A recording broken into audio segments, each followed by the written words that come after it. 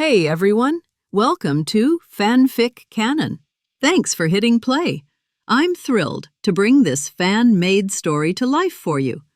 If you enjoy the ride and want more narrated fanfics, smash, subscribe, and tap the bell so you never miss an episode. And if you want audiobook of a novel of your choice, join my Patreon. Request any title that's freely available online, and I'll produce a full narration just for you. Now, let's dive into today's adventure. Mount Justice, July 8th, 12:30 Eastern Daylight Time. Once everyone finished introducing themselves to Miss Martian, most of the teens drifted off to their rooms or back to work. Ben slipped through the teleporter to grab a few supplies and returned minutes later with several boxes in his arms. Recognized. Arc C-010. The yellow light faded, and the first thing he saw was chaos. Holes in the walls. Shattered furniture, a crater in the floor, and at the center of it all stood Superboy, breathing hard, gripping a small gray creature like it owed him money. Miss Martian rushed in behind him. Ben stared at the wreckage. "I have a lot of questions," he said, "but I'm going to start with this one. I'm not cleaning any of this." July 8th, 13:11 Eastern Daylight Time. Red Tornado eventually returned and immediately began vacuuming up the disaster like a disappointed landlord. Ben, Superboy, and Miss Martian sat around a table in the meantime. The little gray creature sat on the surface, happily chewing a celery stick. Superboy gave the short version of the story. It was a G-Gnome, a four-legged, white genomorph with tiny horns and red eyes. And apparently, it had just forced him to relive the Joker's attack on the mountain. Megan leaned in, her expression softening. He's kind of cute." She handed it a carrot. The creature accepted it like it had found salvation. Ben and Azimuth inspected it. "So, this is a genomorph?" Ben asked. Superboy glared at it. "Yeah." Ben frowned. "I didn't get the full Cadmus tour like you did, but creating entire species is a pretty big ethical red flag. And if the goal was pumping out an army," he let the sentence die. Azimuth grumbled inside the Omnitrix. "For humans on this version of Earth, the feat is impressive. Still, their genetic work is sloppy. It explains why they had to splice Superman's DNA just to produce a stable clone." Ben filed that away for later. Superboy exhaled. "They made different classes, different functions, and that one," he pointed to the Giganome, "was the same one they used to force-feed me information." Megan stroked the creature's head. Its horns glowed briefly. "He missed you." Superboy snorted. "Yeah? I didn't miss him. Thing was controlling me almost every minute." Ben crossed his arms. "Then why would it follow you here and trigger the psychic residue?" "Even on Mars, this kind of thing barely ever happens," Megan said. "But if the original break-in was traumatic enough, the echo could linger. With your connection to the G-Gnome, the experience would feel real. Pain included." Red Tornado approached, the G-Gnome floating up into his hands. "The mountain security needs further improvement." He turned to Superboy. "Given the strain, rest is advisable. Such feedback can drain you quickly," Megan added. "I said I'm fine," Superboy muttered. "Superman didn't freak out back then. Why should I?" Ben raised an eyebrow. "Has Superman even talked to you since the 4th? The clone answered with a scowl that could melt steel. Red Tornado nodded. "I will notify the League and return the Giganome to Cadmus." Ben stood. "Mind if I come along? Everything I've heard about that place sounds like slavery with extra steps." "As long as you don't touch anything," Tornado replied. They left together. Miss Martian nibbled her carrot. "So, did you at least learn anything about yourself after all that?" Superboy slumped. "Yeah, I hate monkeys." Megan blinked. "I thought you'd say clowns." Infinity Island, July 8th, 22:18 Eastern Daylight Time. An elderly man with pale skin, white hair, and a scar-laced body addressed a gathering of assassins. A dark gash ran across his chest, and another traveled from forehead to his blind left eye. "Our employers are cutting ties with certain corporations," he said. "They want nothing traced back to them after the Cadmus fiasco. That is why we are being called." He held up a photo. "We are the answer. We are the League of Shadows. Do not fail me." Mount Justice, Aquilad's room, July 9th, 13:28 Central Daylight Time. Kid Flash squinted at the photo in his hands. Okay, who's the lady? Robin answered. Selena Gonzalez. And we care why? Besides the fact she's gorgeous. Robin ignored that. Someone put a hit on her. I don't know why yet, but I think her case links to a pattern I've been tracking. Aqualad folded his arms. What kind of pattern? Robin exhaled. I dug through some of Batman's files. A few recent deaths look unrelated on paper, but when you cross-reference everything, they start lining up. Kid Flash rolled his eyes. You mean you hacked Batman's files? Robin did not dignify that with a response. If the pattern holds, a CEO is next. Every victim's death was staged as an accident or random crime. I figured we should investigate before someone else gets clipped. Aqualad nodded. And what made you look into this? I've been digging into Cadmus since we shut them down. Their partners, the companies they funneled money into, a handful of those people just happened to suffer sudden accidents. Kid Flash grinned. So, we're looking into a possible assassination in Central City? Awesome. A new voice cut in. What's this about an assassination? The three teens turned to see Ark in the doorway. Kid Flash winced. Forgot to lock the door. Desperate, he blurted, assassination? No, man, we were just talking about asses in the nation. We hate politics. Everyone silently regretted letting him speak. Ben folded his arms. Right.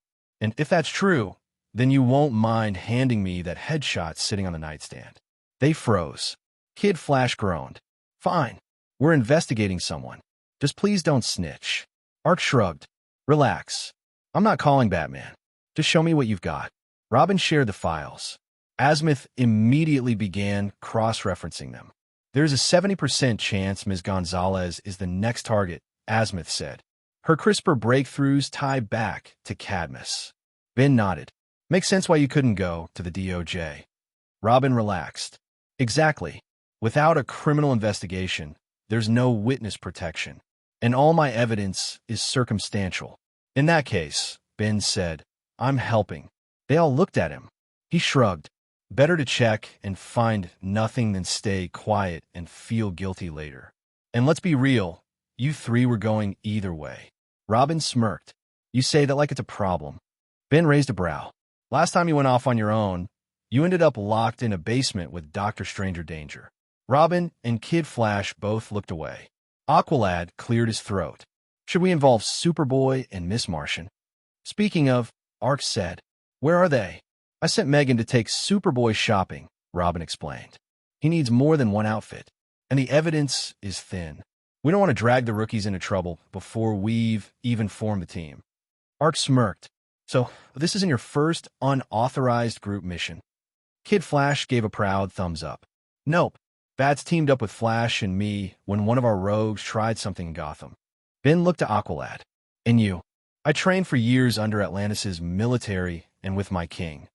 There you go, Kid Flash said. We got experience. Let's roll. Calder still looked uncertain. I do not know about this. I do, Kid Flash announced. Count me in. He glanced at the photo again. You think Selena likes younger guys? Art didn't look up. If she did, we'd be arresting her. Kid Flash stuck his tongue out. Robin tapped his gauntlet. If you want to help, Ark, consider this a warm-up. We rarely get to work together like this. Good time to shake the rust off. Kid Flash laughed. Cobwebs. Dude, you've been living in a cave too long. Art pointed at the files. So, did Cadmus hire someone? Or are we dealing with more genomorphs? Please no, Kid Flash muttered.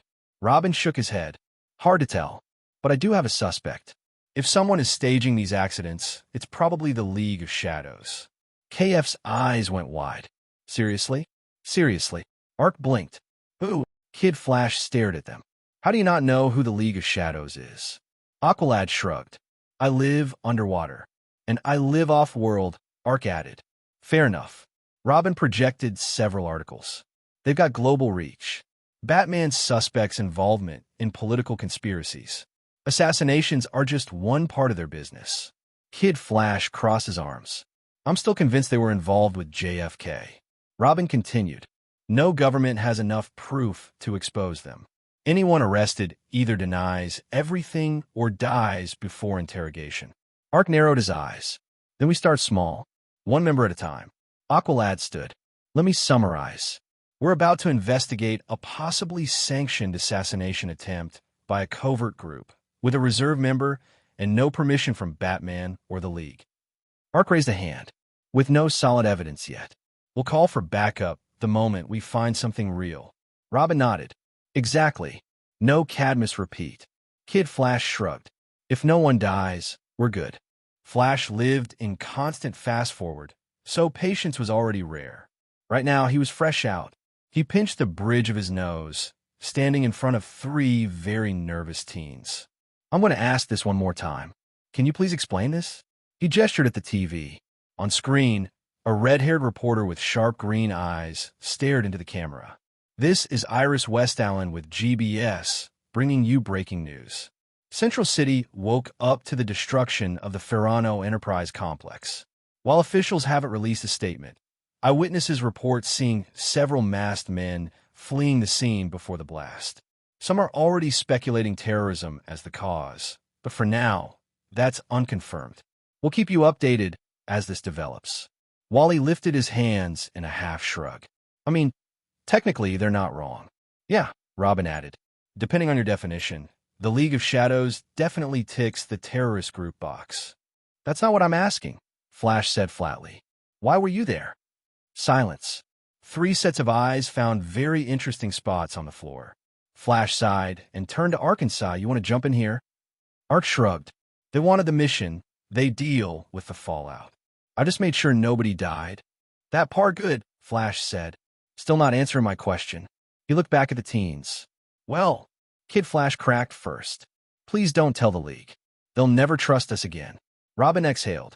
We just got our chance to prove ourselves, and yeah, we might have jumped the gun.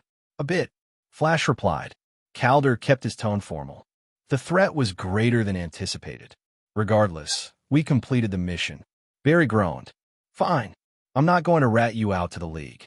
Wally's head snapped up. Seriously? Flash narrowed his eyes. I can't do anything about Robin and Aqualad. But your parents? He pointed straight at Wally. They're absolutely hearing about this. Wally wilted. Robin, on the other hand, sagged with relief. Oh, thank God. Flash folded his arms. Yeah, I stuck my neck out for you 3 in that meeting. I'm not doing that again, just to hear I told you so. Ark snorted. Petty motivation. Honestly, underrated. Flash ignored him. Start from the top. Central City. July 9th, 21:54 Central Daylight Time. About 100 meters north of Mondera Industries. Robin crouched on a rooftop, scanning his wrist computer. Motion sensors still haven't picked up anything weird, he reported. To the south, Wally lay on a piece of cardboard in a filthy alley, disguised as a homeless teen. I can't believe I'm saying this, but can the bad guys please hurry up? It smells like something died. Twice. To the west, Calder sat on a park bench, newspaper in hand. Patience, Kid Flash. We each have a role. To the east, Ark sat at an outdoor cafe table with a laptop, eyes flicking across several screens. You're the one who suggested drawing straws, dude. You lost. I'm aware, Wally grumbled. But did I have to lose this badly? Why am I the one in a sketchy alley looking like I live in a dumpster? Because, Robin said, if we stuck you on a balcony or sidewalk, people would start staring. Remember last time? Wally groaned. Don't. That old lady still thinks I'm some rooftop perv.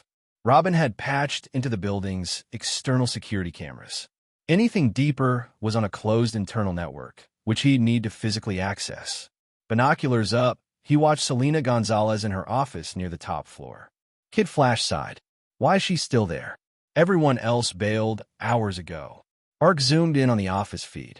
TV dinner trays, empty energy drink cans, a desk buried in files. She's a lead researcher. People like that forget what go home means. Robin thought of Batman in the cave, practically mainlining Alfred's coffee. Yeah, I know the type. Compared to some stakeouts I've done, this is a vacation. Batman once went undercover in a mob family for weeks. Wally squinted. For real? How'd that end? We shut down 4 meth labs, 2 human trafficking operations, 3 military-grade weapons deals, and a cult. Wally cringed. Every time you talk about Gotham, I like it less. You and the rest of the planet, Robin muttered. Now quit complaining. We're working. Sorry, Wally said. It's just, pretending to be mob is still better than pretending to be homeless. I'm cold. I'm hungry. And I'm pretty sure a rat just glared at me. Robin's voice shifted sharper. Use the time. Learn something from it. A memory surfaced, and his tone dropped further. Batman told me once, people like us have a lot to lose. Most people don't. They live on the edge all the time. You've never really been desperate, KF. Everyone went quiet for a moment. Robin closed his eyes briefly, thinking of alleys and shelters and people who had nothing left. There's a world out there most people refuse to see. And people always fear what they don't understand. He's right, Ark said. I've seen people in situations I can't even wrap my head around. I don't know that fear. I've never had to live in it. Calder nodded. If we cannot understand fear, or at least empathize with it, how can we hope to stop it? His thoughts drifted to his old academy classmates, Blubber and Topo, and the cruelty they'd faced. Wally didn't argue. He just sighed. Volunteering with his uncle at soup kitchens and orphanages was one thing. Living like this, even for a night, was something else entirely. Maybe this really was a first step. 3 hours later, Ark's eyes narrowed behind his mask. Sensor 4 just tripped by the south entrance. Anyone have eyes? One of his camera feeds went black. And we just lost camera 3. Thank you, Ark, Aqualad said. Kid, be ready. Robin and I will move in. Finally, Wally muttered. He checked for civilians, then shed his disguise and brushed himself off. Warmth from his insulated suit rushed back into his limbs. Note to self, he thought. Never complain to Mom and Dad about their house again. Kid Flash sped to the outer wall, just past the security gate, pressed his back against it, and glanced up. A dark figure was already scaling the 4th-floor window. I've got our killer, he said. I'm going in. Wait, Kid Flash, don't, Calder started, but the line might as well have been on mute. Wally sprinted out across the lot, past a shed, moving too fast to notice the thin wire until his ankle brushed it. Click! His world slowed. His eyes dropped to the device at his feet, and his stomach dropped with it. Grenade. He exploded sideways in a burst of speed, barely outrunning the blast. The shockwave still clipped him, hurling dust and shrapnel past his heels. I am so screwed, he muttered. When the smoke cleared, he slipped his goggles down and scanned the ground. Tripwires. Mines. Everywhere. You've got to be kidding me, he groaned. It's a literal minefield. Hello, flashy boy. Wally turned. A blond man stood a short distance away, wearing a flak-style vest reinforced with metal plates, a helmet with green lenses, and a smug expression. Okay, Kid Flash said. Who the hell are you supposed to be? The man actually looked offended. Wow, really? I figured the other rogues would have mentioned me. Humor me, Wally said, still mapping possible paths in his head. The man gave a theatrical bow. You may call me Ziggy. Kid Flash just stared. Seriously? Yes, seriously. Ziggy bristled. I'm the greatest explosives expert on the East Coast. He tilted his head back, monologuing to the sky. For years I've supplied black powder, TNT, nitroglycerin, C4, you name it, to the criminal underworld. But now it's my time to shine. Good for you, Wally said. He dropped into a sprinter's stance. But it's going to be a short set. He took off, threading himself between the mines he could see and twisting around tripwires. One tagged his elbow. Every mine in range woke up. Explosions popped behind him in rapid succession, shockwaves snapping at his heels. FCK, FCK, FCK, FCK, F asterisk CK. 3 blasts in a row caught the trailing edge of his suit, scorching the back and launching him out of the field. He flew straight toward Ziggy, arms outstretched. Got you. Unbothered, Ziggy just tapped a control on his wrist. The plates on his vest popped, and a glob of thick brown gunk fired straight into the air. Before Wally could react, it slammed into him and dragged him to the ground. He hit the pavement chest first and tried to push himself up. The material held fast. He tested it with his fingers, then sagged. Is this a human-sized glue trap? Yup. Ziggy started dancing in a circle around him. Wally yanked, trying to vibrate his way free, but the adhesive and the earlier concussion from the blast combined into a brutal headache. Fantastic. You've been talking to James, haven't you? Wally muttered. Ziggy brightened. We're in the same improv class. Of course you are, Wally sighed. West, earlier. Calder shrugged off his disguise and stepped toward the western wall of the complex, water bearers in hand. He didn't make it. Something heavy smashed into his side and sent him crashing into a dumpster. Metal clanged. He rolled and came up ready. The something resolved into a massive metal hook being reeled back along a chain attached to a gauntlet.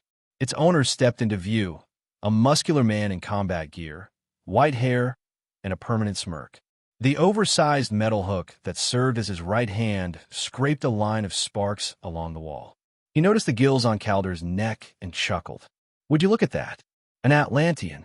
Hook, line, and sinker. Calder groaned at the pun and ignited his water bearers, liquid hardening into glowing maces. He launched himself at the man.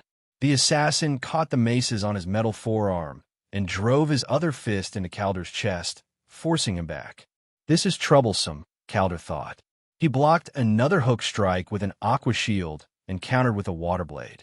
His opponent's sheer size and strength meant it would be a grinding fight, not a quick takedown.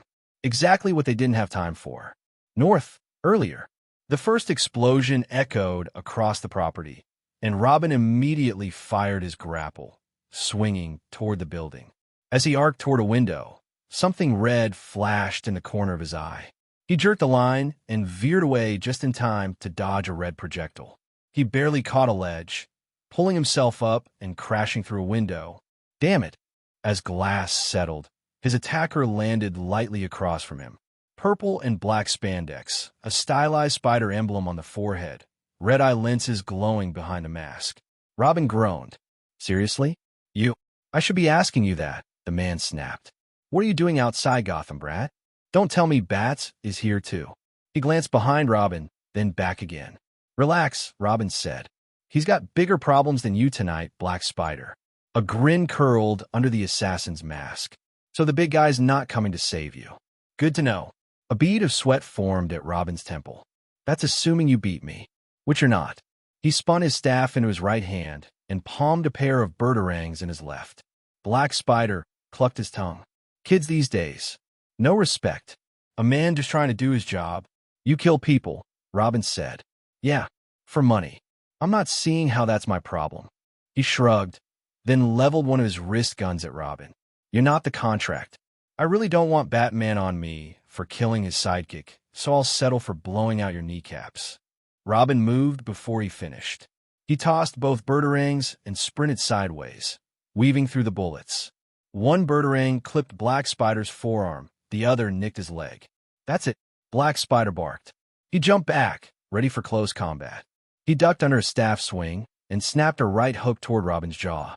Robin redirected it with the staff, only to take a hard kick to the ribs that sent him stumbling. Black Spider swung for a sweep. Robin caught the leg and flipped him, slamming him onto his back. The assassin rolled as the staff came down where his chest had been. Robin thrust forward, only to meet crossed forearms absorbing the blow. Black Spider grabbed the staff and flung it down the hall. Cute toy, he said. Daddy buy that for you? Robin tapped his thigh compartments, extending a pair of Eskrima sticks. Funny. Just remember the warning on small parts. Choking hazard. They crashed into each other again, a blur of metal and limbs. Robin was quicker and smaller, a harder target to pin down. Black Spider had the advantage in experience and raw brutality. A well-timed calf kick slammed into Robin's lower leg, sending a shock of pain up through his nerves and forcing him to retreat. The spot was small, but the damage wasn't. Every step hurt. Hurts, doesn't it? Black Spider said. Compared to the bat, you're trash. He checked his watch and clicked his tongue. You're lucky, kid. I'm on the clock. He pulled a small device from his belt. Chew on this. He slammed it into the floor, and the hallway vanished in a cloud of smoke. Robin choked, waving at the air, but by the time it cleared, Black Spider was gone. He knew exactly where the assassin was headed. Limping slightly from the calf shot, Robin sprinted for the stairs, determined to cut him off before he reached Selina's office. East, earlier. On the eastern flank, Arc slapped the Omnitrix. Green light engulfed him. When it faded, a blue, four-armed, monkey-like alien stood in his place, covered in fur, extra eyes blinking, tail coiling behind him. The Omnitrix symbol sat on a green sash across his chest. Spider Monkey cracked his knuckles. He leaped, swung, and punched through Selena Gonzalez's office window, landing in a spray of glass and momentum. Selena screamed and reflexively hurled whatever she could grab. Pens, paperweights, a stapler, a very overpriced mug. Spider Monkey snagged each item midair with his extra arms. Hey, chill. I'm on your side. She pressed herself behind a filing cabinet. What are you? I'm with the Justice League, he said. You got a price on your head and bounty hunters outside. Her face went pale. I knew those guys on the dark web were sketchy, but knew the board just had to order discount stem cells. Spider Monkey squinted. What are you talking about? Selena squinted back. What are you talking about? Your company's deals with Cadmus. She blanched. Right. Forget I said anything. Uh-huh. He shook his head. We can unpack your crimes later. Right now, we're leaving. The fur on his back prickled. Instinct kicked in. He grabbed Selena and tackled her to the floor just as a volley of throwing knives sliced through the space where her head had been and buried themselves in the wall. A woman stepped into the doorway. Dark green kimono, black knee-high boots, a white cat mask with red markings, and a wide, unsettling smile. We weren't expecting much resistance tonight, she said calmly. But 4 heroes? That feels excessive. I was hoping to be done here while everyone else was busy. Spider Monkey helped Selena up, never taking his eyes off the newcomer. Considering what I'm hearing over comms, 4 assassins for 1 scientist is pretty extra too. She shrugged. Client's money, not mine. He eased Selena behind him, backing toward the window. For on 4, then. Nice and balanced. League of Shadows, I'm guessing. She casually tossed a knife and caught it again. Who can say? Right? Spider Monkey rolled his eyes. Be a good little monkey and hand over the doctor, she said. I'd really rather not get on Peeta's bad side. Spider Monkey scratched his chin with one hand, another arm still guarding Selena. Then he grinned. Yeah, that's going to be a no. His tail snapped forward, firing a glob of webbing straight into her mask. She staggered back, blinded, knives clattering. At the same time, he scooped Selena up, backflipped, and dove out the window, swinging away on a fresh line of web. Cheshire tore the webbing off her mask, fuming. This night just keeps getting better. Omnitrix DNA entry. Name, Spider Monkey. Species, Arachnicimp. Homeworld, Aranissimia. Powers and abilities. Fires incredibly strong. Sticky webbing from his tail, capable of binding or blinding enemies and forming slings or swing lines. Can stick to and climb vertical surfaces with ease. Possesses enhanced strength, agility, and acrobatics, especially in close-quarters combat. 4 arms and a prehensile tail give him excellent grappling, multitasking, and crowd control potential. Using his strength, he broke free from the webs and disarmed Black Spider. Robin struck with the advantage on his side, punching Black Spider in the face. He grabbed Black Spider's gun and assumed a fighting stance, birdarangs at the ready. Black Spider responded by drawing his wrist-mounted guns and firing a barrage of bullets at Robin. The vigilante's agility allowed him to dodge the bullets, and he then threw a birdarang at Black Spider to distract him. The weapon caught Black Spider off guard, and he could not dodge it, causing him to fly backward. Eyes widened in surprise. His body slammed against the wall before attempting to soften his landing. It didn't work as well as he would have liked. Black Spider groaned in mild pain. My back. Oh, my back. Slowly getting back up, he glared. Oh, I'm still going to put some dirt in your eye. Robin quickly disabled Black Spider's web shooters and rushed toward him, determined to end the fight. Black Spider retaliated by shooting webs in all directions, but Robin's agility allowed him to dodge them. The fight was intense, and Robin knew he needed to end it soon before he became too exhausted. The boy retrieved his former weapon with a few flips out of danger. He swung his escrima sticks with all his might, and one of the strikes caught Black Spider in the shoulder, causing him pain. Using the opportunity, Robin spun around and delivered a powerful kick to Black Spider's chest, sending him flying across the room. When Black Spider got up, he heard a beep. He checked a notification on his phone, and he smirked. You haven't seen the last of me today. Like someone else, he jumped out the nearest window, web line at the ready. Robin looked for the man outside and found no trace. Damn it. East. Spider Monkey and Dr. Gonzalez swung to the ground floor and swiftly turned a corner. The alien hero's eyes darted around before landing on a particular object. He put down the woman and looked at her with concern. I know this is going to sound gross, but you gotta hide in the dumpster for now. The woman cringed a bit at the smell, but swallowed her pride. Sitting in a dumpster for a while instead of getting stabbed? I'll take it. Spider Monkey quietly closed the lid over her before darting to the opposite edge of the building. Making a big show of himself somewhere else should be enough distraction. When the alien was about to shoot another line, the microscopic hairs on his left limbs tingled.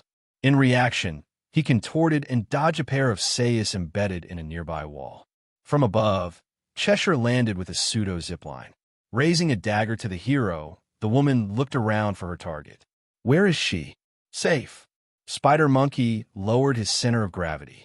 Cheshire took a combat stance. I'll see about that. Spider Monkey darted across the rooftop with spider-like precision. Cheshire flicked her wrist, sending a pair of shurikens whistling. Spider Monkey dodged easily, flipping backward and latching onto the side of a nearby wall. Cheshire lunged, her twin blades gleaming. Spider Monkey met her head-on. Two limbs stopped the blades while the other two grappled her. They stopped inches from his face. Spider Monkey swung his tail, aiming to knock Cheshire off balance, but she dodged. Spider Monkey scurried up a wall, launching webbing at Cheshire's feet. She leaped, narrowly avoiding the sticky trap, and retaliated with a flurry of kicks. Spider Monkey caught her leg with one hand, twisting her midair and crashing her to the ground. Cheshire rolled with the fall, springing back up instantly. Cheshire's eyes narrowed as she unleashed a smoke bomb. Spider Monkey may have been blinded, but that wouldn't stop his natural instincts. A shift in the air was a split-second warning.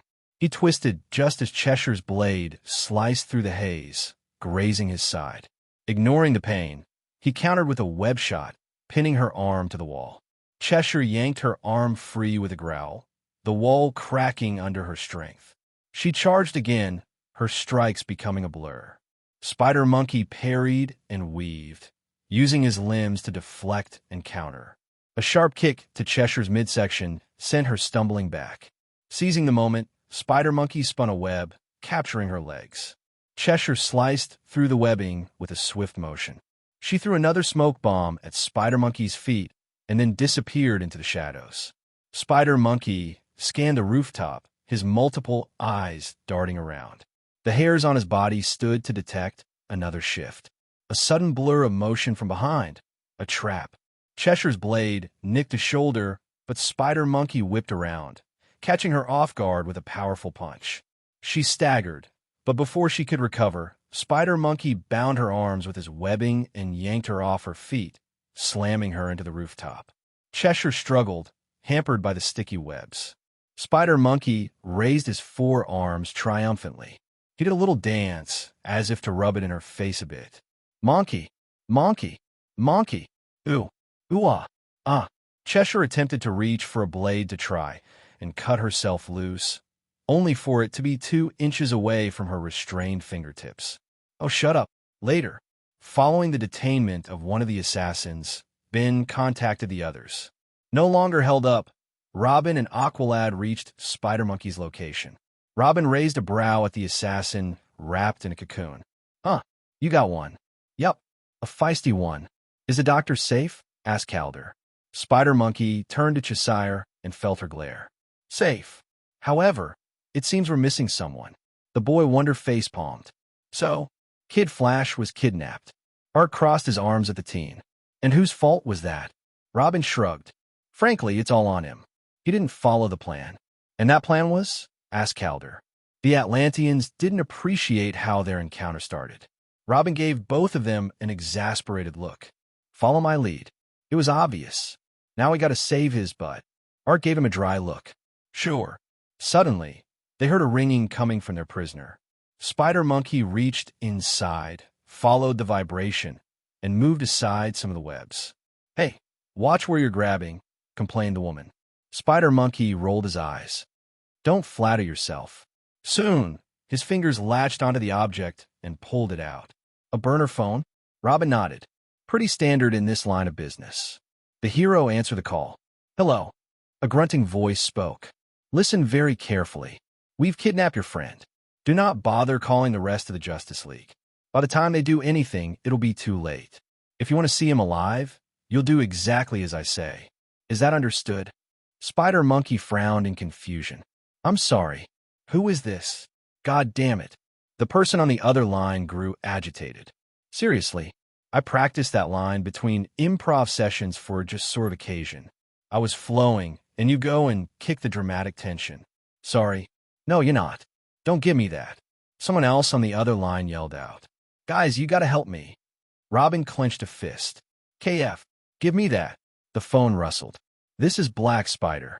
We have Kid Flash, and I'm 92% sure you got our Catgirl and Gonzalez. The imprisoned Cheshire groaned at the nickname. They can't be serious. Robin glared at the phone. This is not a negotiation. Kid Flash audibly gulped.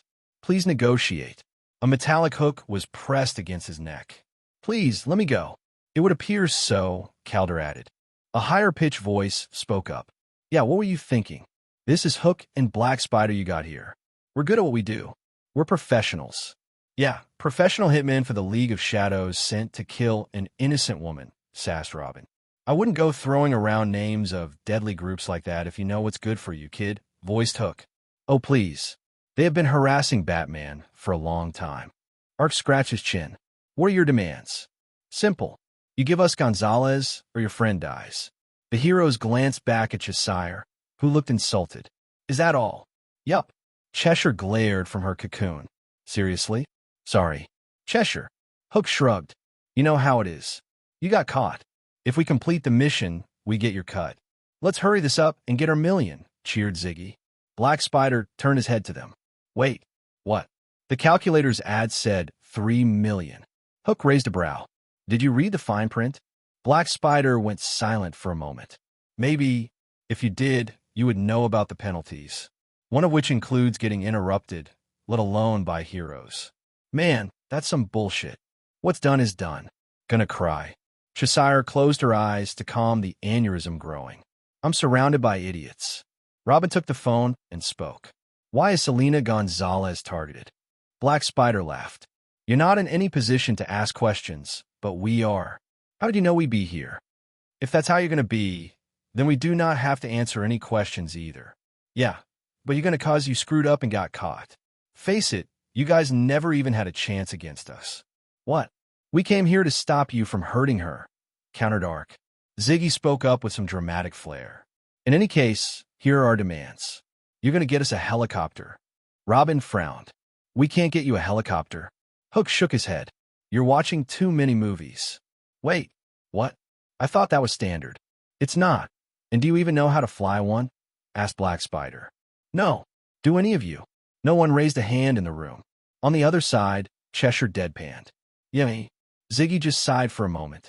Like my whole worldview is just shattered right now. I'm going to need to process this for a second. Why is it never like this in the movies? Give me that.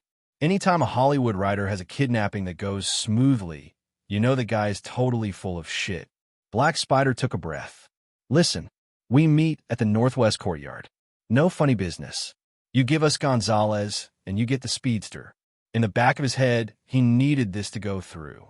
He wouldn't want to paint a target on his head and get punched at light speed by the older hero if they mutilated Kid Flash. Ark was silent for a moment before answering. Okay, seems simple enough. Oh, and if you don't show up in the next 10 minutes, I'll blow up the building, continued Ziggy. Black Spider blinked. We are. The alien hero paused at the escalation. Well, shit. Yeah, answered the improv demolition villain. It's only hearsay if all the physical evidence is destroyed. True. By the way, your phone will self-destruct in 5 seconds. Robin's eyes widened at the burner phone in his hands. Wait, what? Calder quickly slapped the device to the ground as it fizzled and smoked like a small firework. So what now? Sighed Robin. We're not actually going to trade her, right? Ark smirked. We will. Sorta. Northwest Courtyard. The sun had long ago set on the city. A tense silence filled the air as the heroes and villains approached the agreed location, which was filled with shadow and minimal light. Both sides faced each other, apprehensive of the other breaking their verbal deal. "We have your hero," the lead villain growled, holding a bound and gagged figure in front of him. "You hand over the doctor, and we'll release him unharmed." The good doctor grimaced at the people in front of her. Black Spider nudged a bound and gagged speedster forward. KF hopped forward. "What the hell, Rob? You can't be okay with this." "That's it. Just a quick trade, and we can all go our separate ways." "Not gonna lie, I didn't expect you to agree with us as soon as you did," commented Ziggy. "Goes to show that these sidekicks break easily," snarked Hook. Kid Flash struggled through his restraints to no avail, glaring at his so-called team. "What the hell are you guys thinking? Where the hell is Ark?" Aqualad grits his teeth. "We care for our own. Unlike some of us here," glowered Robin at Black Spider. He turned back to KF. "We know what we're doing." The villain shrugged. "Survival of the fittest. Seems like Cheshire isn't cut out for the business if she's going to get caught that easily." Robin growled. "Let's just get this over with." Black Spider crossed his arms. "Fine by me." Slowly, Kid Flash hopped toward his friends as Dr. Selena Gonzalez took slow steps toward her would-be killers, her eyes down to the ground. "I'm sorry it had to come to this, kid. I won't have you dead because of me." After hearing that, it was more and more laborious with each hop. "That's it, nice and easy," gestured Ziggy. They were grabbed and moved to the back when they reached their respective destinations. Aqualad quickly ripped the gag off of Kid Flash. "Are you okay?" Kid Flash fumed at the Atlantean. Am I okay? Am I okay? Do you have any idea what you've done?" He looked at Robin. "You signed her death warrant." Robin looked away. "This was for you. We did what we had to do." "Listen to your friend," called out Hook. "You were lucky we had nothing to gain by killing you." The doctor took a step into the darkness and closed her eyes. "Please, just make it quick."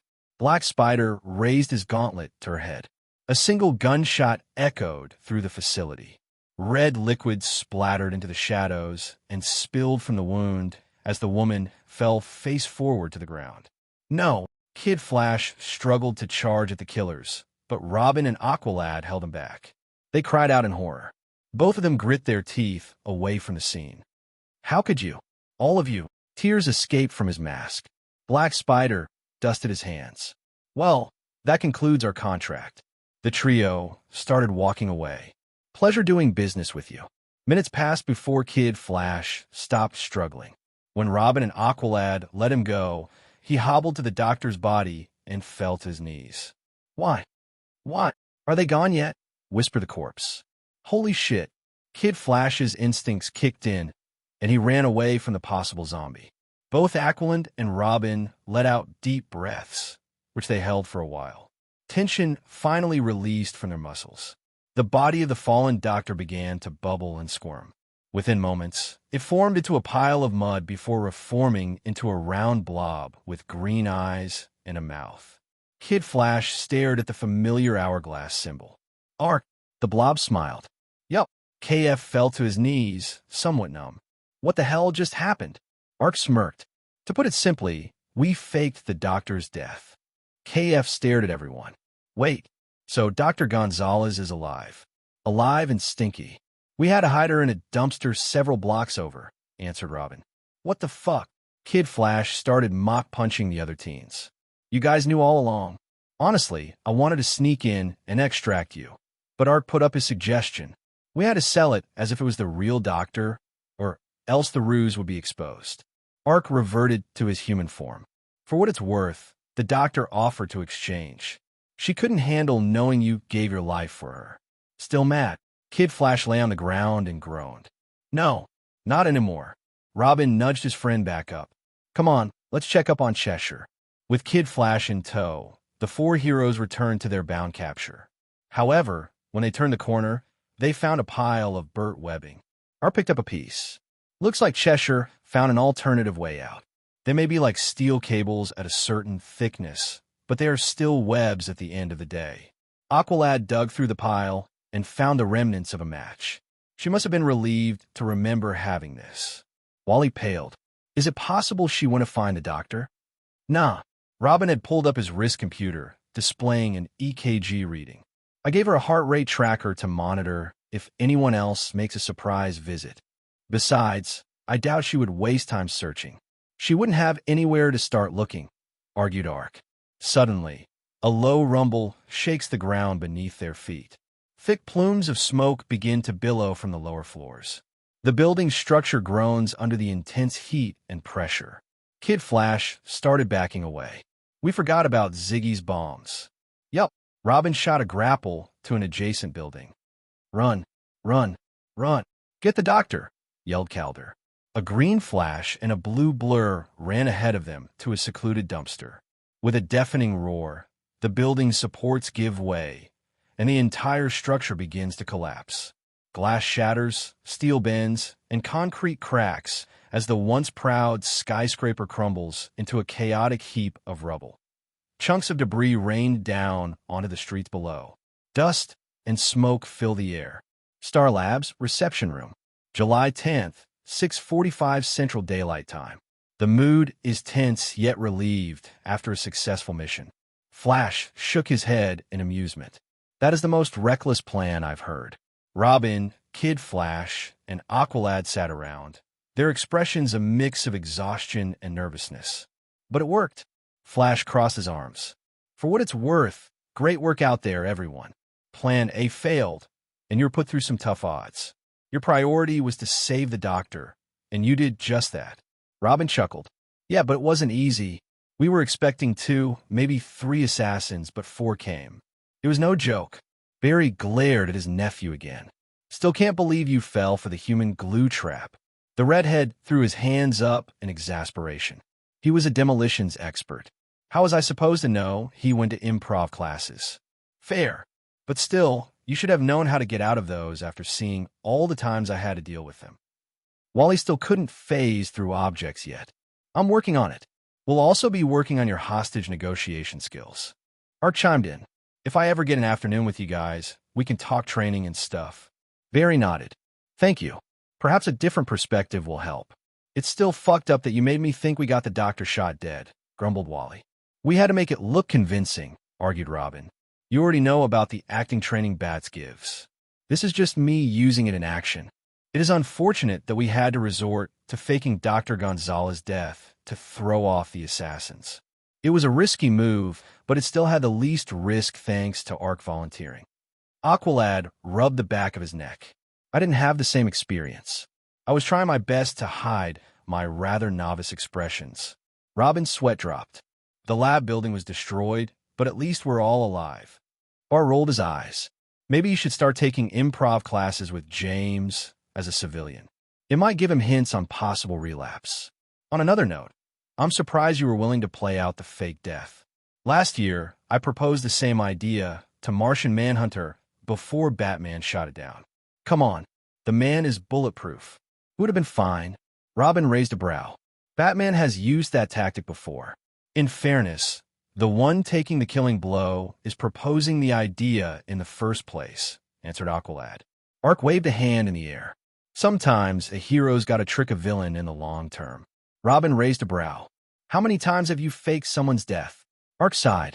More than I would like there to be. Thankfully, they're all under witness protection, which I'll be accepting gladly, interrupted Dr. Gonzalez. Considering my building is gone, it's possible that not even the backup server survived. She shuddered. I don't want to imagine more assassins in my home, trying to find my records. Flash walked over and patted her gently on the shoulder. Don't worry. The League is officially on the case. We'll send people to secure your belongings and start processing your new residents. He turned back to the teens. In the meantime, you guys should head home. You're lucky today isn't a school day. Ark said goodbye to the heroes and Dr. Gonzalez as the teens chuckled. Now, what am I going to tell Harley to explain why I was gone all night? Omnitrix DNA entry. Name, Slop Shifter. Species, Lenopan. Home world, unknown. Powers and abilities. Lenopans can take on different shapes and features, such as skin and hair. Current records describe Lenopans as some of the galaxy's toughest, nastiest, meanest beings. Lenopans can stretch, morph, and shape-shift their bodies in any way, shape, or form it will. By changing their color and texture, they can mimic flesh and fabric. Linopans can detach their body parts and stick them back on, reattaching them. If they are disembodied, their pieces will instinctively come together again and reconstitute them. Linopans can shape-shift their body parts and sometimes themselves into other objects, including melee weapons. Using their sludge, they can look like another shape made of purple sludge while they can still move in liquid form. Linopans can shape-shift into non-existent or imaginary species, complete with unique abilities. Linopans' liquid bodies can be gelatinous, akin to a large muscle mass, which allows tangibility and the ability to be mobile. Linopans can generate slime and shoot masses of it like adhesive projectiles. A Linopan's normal slimy form is dense and adhesive enough to trap other creatures in themselves. This form also gives them the capability to go underground infinitely. Two people were unloading a truck under the cover of the night. As they removed the first crate, an arrow landed between them. The red arrow blinked bright red before releasing smoke, causing the two to stumble and drop the load. The container smashed open, revealing a high-tech gun and sliding to the feet of a large African-American male with a muscular frame and red skin, Brick. He had a short white goatee and wore his hair in cornrows. With an aimed kick, the gun shot up and landed in the large man's hand. Brick aimed, the barrel illuminating 3 red streaks. Following the arrow's trajectory, he aimed at the crane above, zeroing in on the interloper. It was revealed to be a familiar red-headed teen in yellow and red, Speedy. "You again," Brick yelled. "I'm starting to get insulted that green arrow's not messing up my operation personally." With a smirk, he pulled the trigger. The red archer dove to the right, grabbing the crane's support beams, barely staying ahead of the shots. As Speedy dropped down to the next level, the shots followed. As Speedy sprinted along a walkway, he flipped as he knocked an arrow and released it. The arrow shot it right down the gun's barrel, causing it to explode in Brick's hand. While the blast left him physically unharmed, it tore through his suit. "Do you know what I pay for a suit of my size?" he yelled, angrier than before. "Scorch the earth, boys," he ordered. Four henchmen raised their guns on the side, but a yellow blur came through, leaving 2 of them disarmed. The other 2 turned toward the blur, only for their guns to be knocked out of their hands by birdarangs. With a happy cackle, Robin swung over them and out of sight. In his place, Aqualad dropped down with his water bearers, turning them into whips. Both hit the smugglers in full force, knocking them into a truck and to the ground unconscious.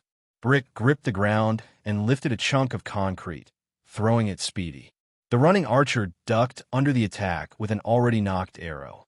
He stopped, bracing his foot on one of the shipping containers, and launched an arrow that exploded as it hit Brick's massive shoulder.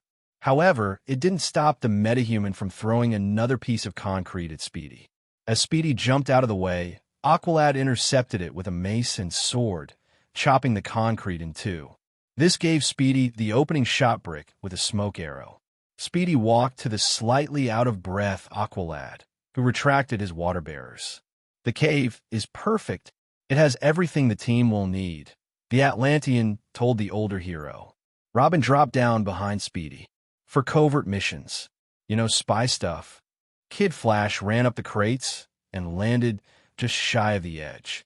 "And wait till you see Superboy and Miss Martian," he said excitedly. "But I saw her first."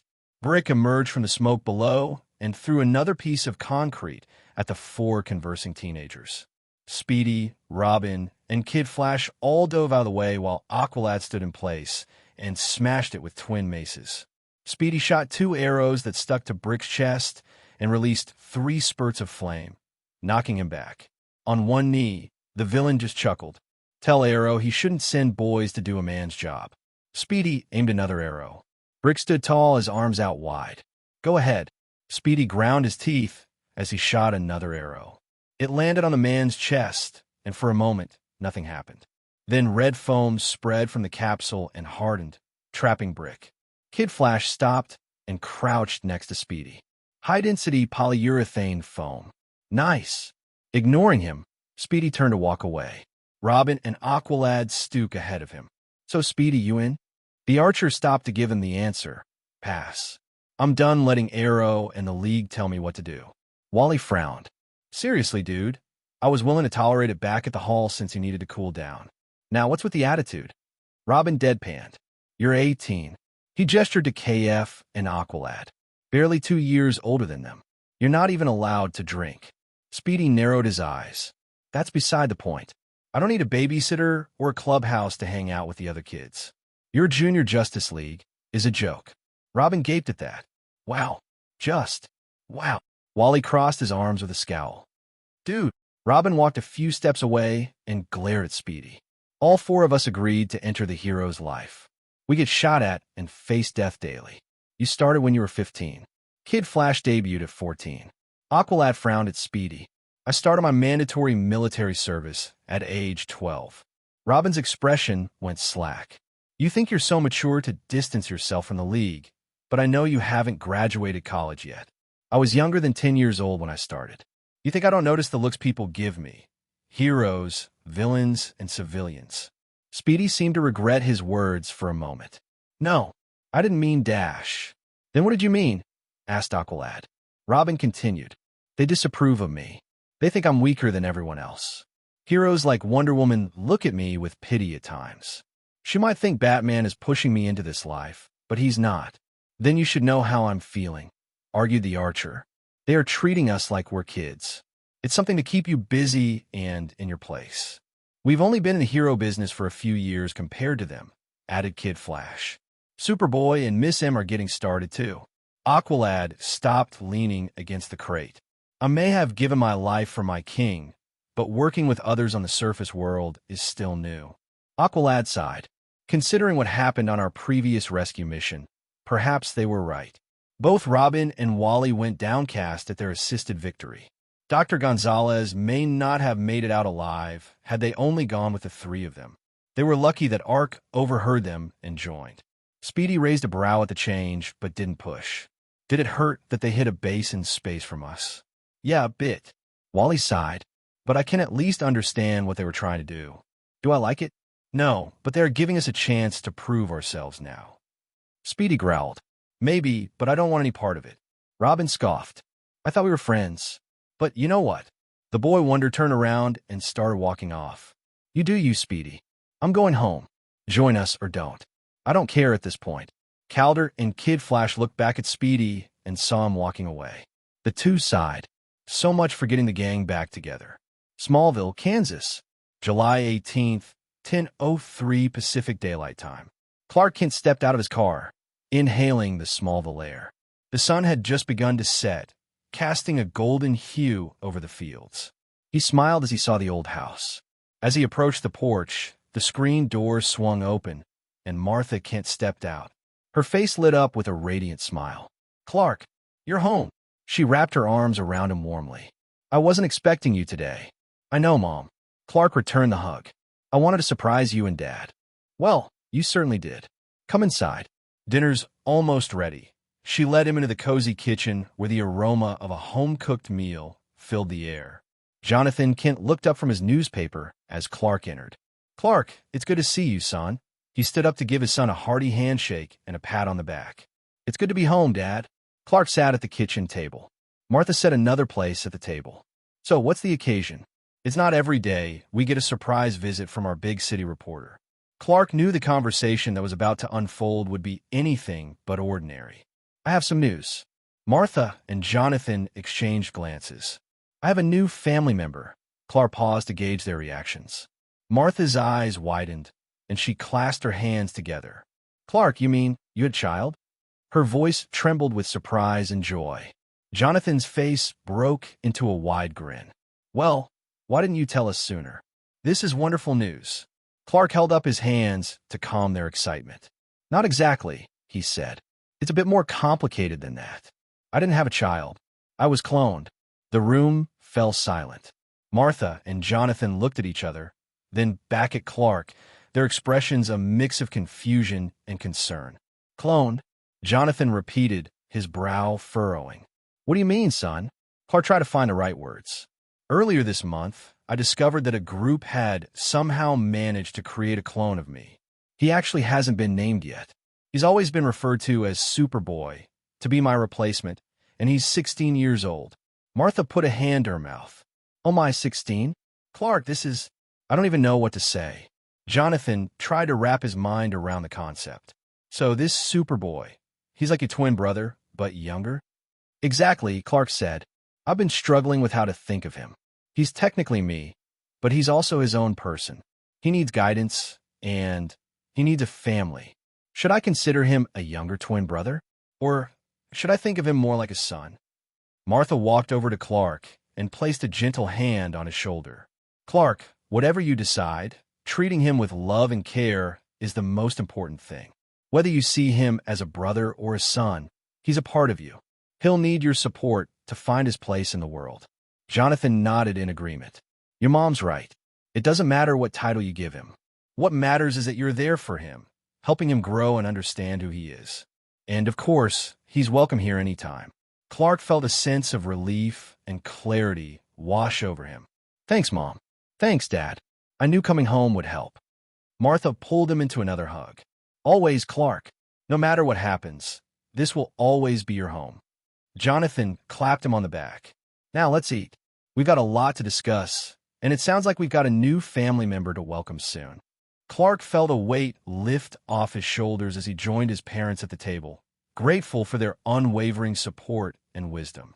At that moment, he knew that no matter how complicated life got, he would never face it alone. Clark rubbed the back of his neck.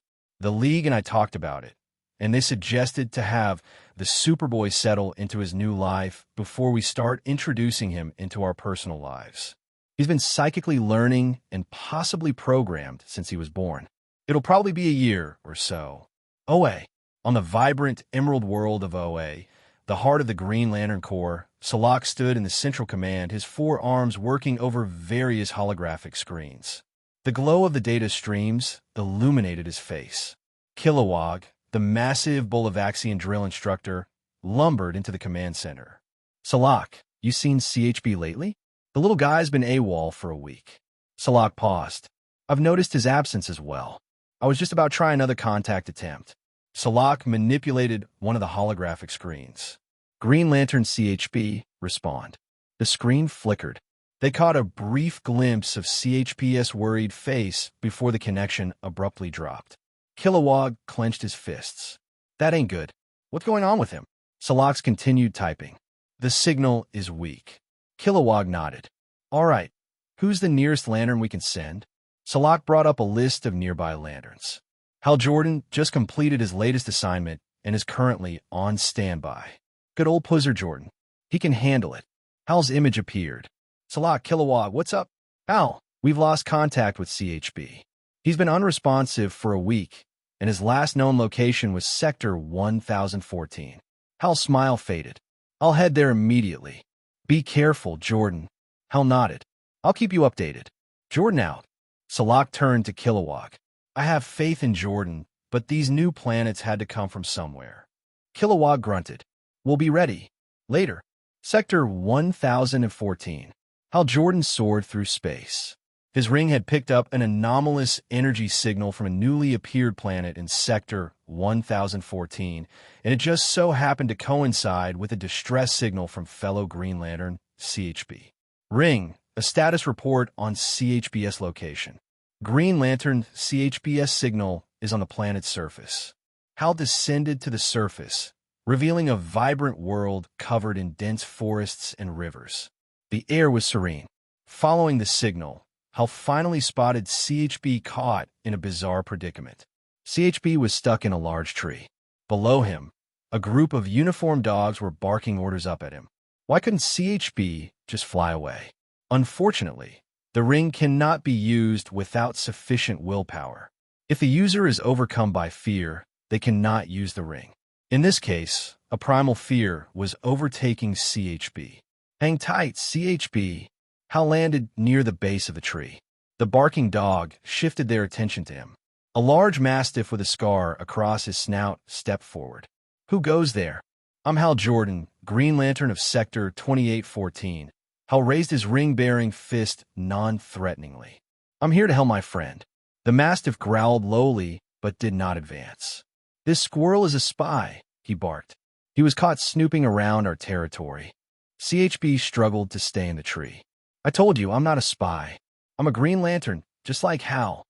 "We don't even know what that is." Hal glanced up at CHB and then back at the Mastiff. "Look, there's been a misunderstanding. CHB is a member of the Green Lantern Corps. We protect the universe. We don't spy on it." The Mastiff's eyes narrowed. "How do we know you're telling the truth?" Hal let his ring project a holographic image of the Green Lantern symbol and a few of the Guardians in the air. "I work for these guys. I'm not sure what else to show without actually taking you off the planet." The dogs murmured amongst themselves. "Let me get my friend down from there, and then we could talk." The Mastiff hesitated, then gave a curt nod. "Very well, but if this is a trick, there will be consequences." Hal didn't wait for a second invitation. He flew up the tree, CHB, and brought him back to the ground. "Thanks, Hal. I thought I'd be stuck there forever." "No problem, buddy." Hal turned to the Mastiff. "Now, can someone explain what's going on here?" The Mastiff lowered his head slightly. "This planet is our home, and we found your friend wandering around. We assumed the worst." Hal nodded. He couldn't help but feel a sense of unease. A planet appearing out of nowhere, talking dogs. Something strange was afoot. Hashtag. Hal Jordan and CHB walked alongside uniformed dogs who had grudgingly accepted Hal's presence. The dogs led them into a meadow. The sight that greeted them was unlike anything Hal had ever seen. "Welcome to Corginia," the Mastiff announced. The meadow was filled with dogs of various breed. Near the meadow center where food and water dispensers stood. "Are those dispensers automatic?" Hal raised an eyebrow. "They're filled themselves automatically." "Yes, they've been here since the beginning of our history. We don't know how they work." Hal noticed more peculiarities. Sunbeams scattered across the area were perfectly positioned for sunbathing dogs. Several dogs lay sprawled out in the warm rays. "Those sunbeams don't look natural." CHB observed their placement. "They're not," the Mastiff confirmed. "They move throughout the day. We didn't question it. We just enjoy it." Hal and CHB realized the strangeness of the situation. They passed a line of machines. Each one had a mechanical arm. A happy golden retriever lay under one and received a thorough belly rub. "Belly rub machines?" Hal couldn't help but chuckle. "This place is something else." The Mastiff's stern expression softened. "It's a paradise for us, but it's also why we were so suspicious of your friend. We didn't want anything to disrupt our home." They finally reached the heart of Corginia, a large pavilion. The pavilion was made of intricately woven branches and leaves. "Here is where our council meets," the Mastiff explained. "We can discuss what brought you here and how we can assist each other." The comforts and peculiarities of Corginia were too perfect. Hal knew that whatever had brought this planet here and provided these amenities had to be investigated. In the grand pavilion of Corginia, Hal Jordan and CHB were ushered into the presence of the esteemed leader, King Atticus. At the far end, atop a raised platform, sat King Atticus, a Cardigan Welsh Corgi. Beside him stood his trusted advisor, Erwin, a golden retriever. Around them, a group of Corgis sat attentively. King Atticus rose to greet them. "Welcome, Green Lanterns. I am King Atticus, the one who united the Cardigans and Pembrokes into the kingdom of Corginia." Hal inclined his head respectfully. "Thank you, King Atticus. I'm Hal Jordan, and this is CHB. We come on behalf of the Green Lantern Corps." Hal glanced at CHB, who nodded in agreement. "We need to understand more about your kingdom." King Atticus gestured for them to sit. "Our kingdom consists of 399 Corgis, both Cardigans and Pembrokes, and Erwin, our loyal advisor."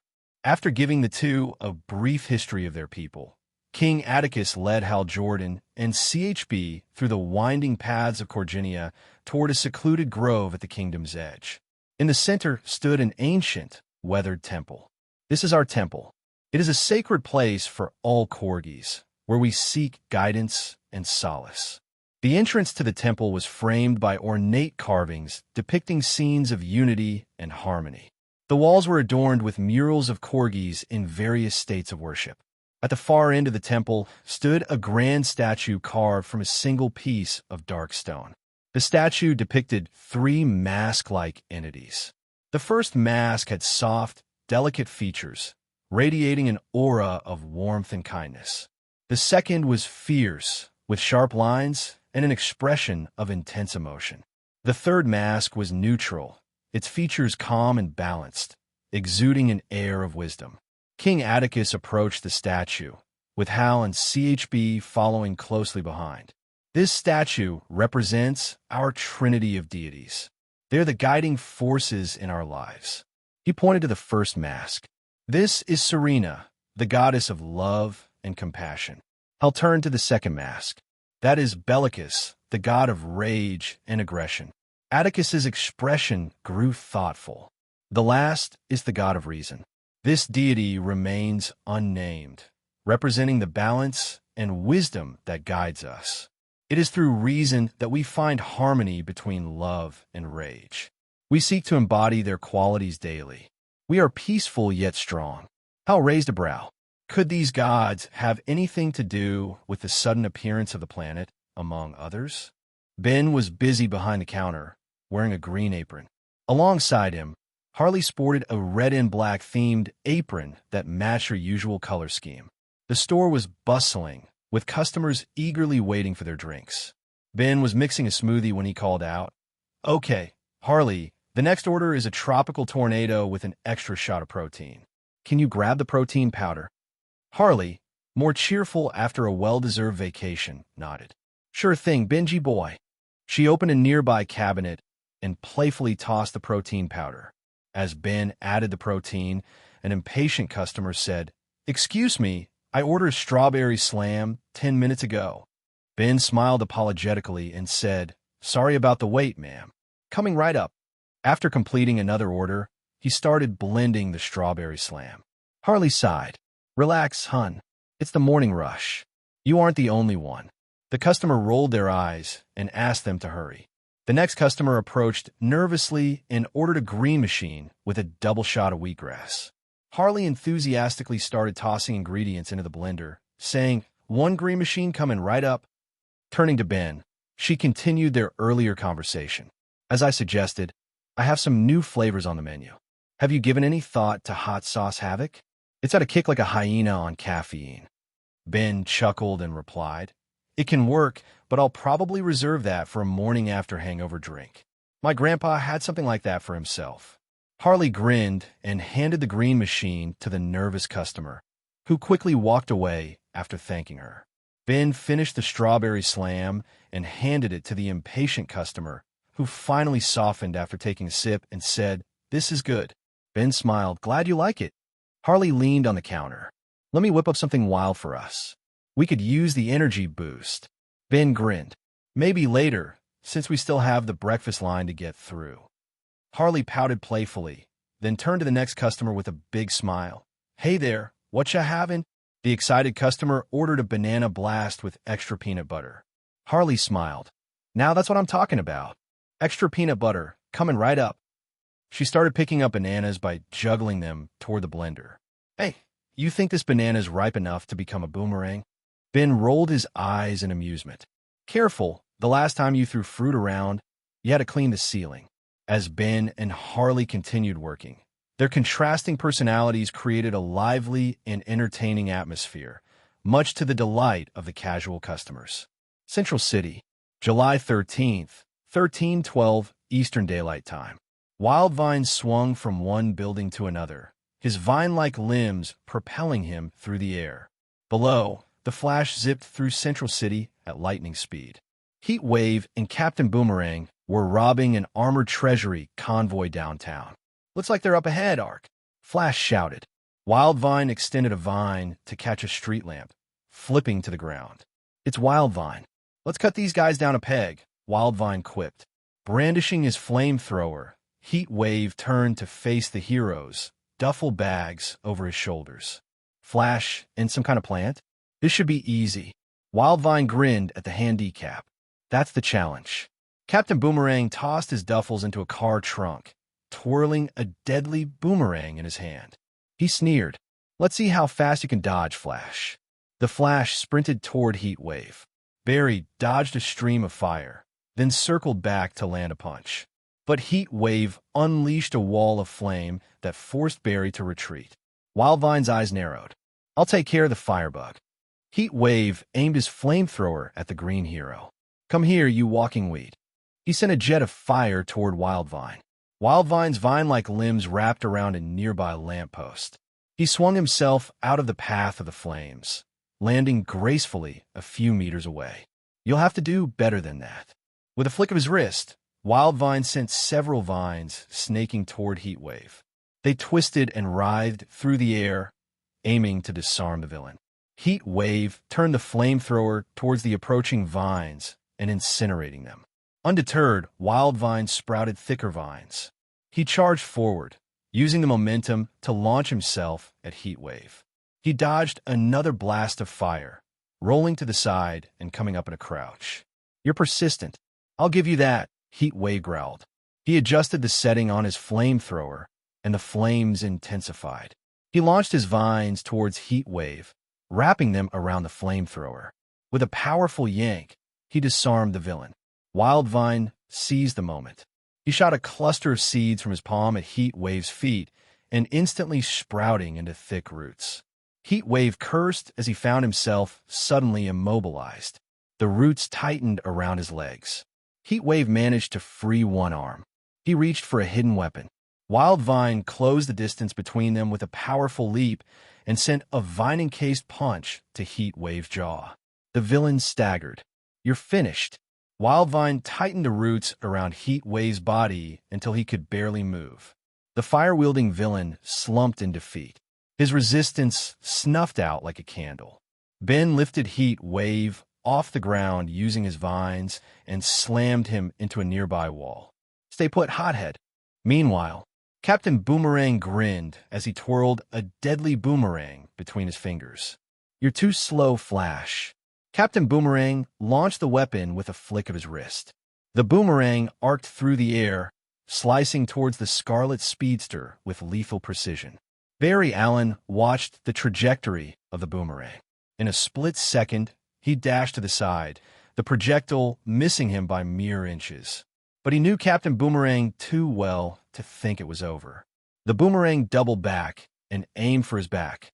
Anticipating the move, Flash ran in a tight circle, generating a vortex of wind.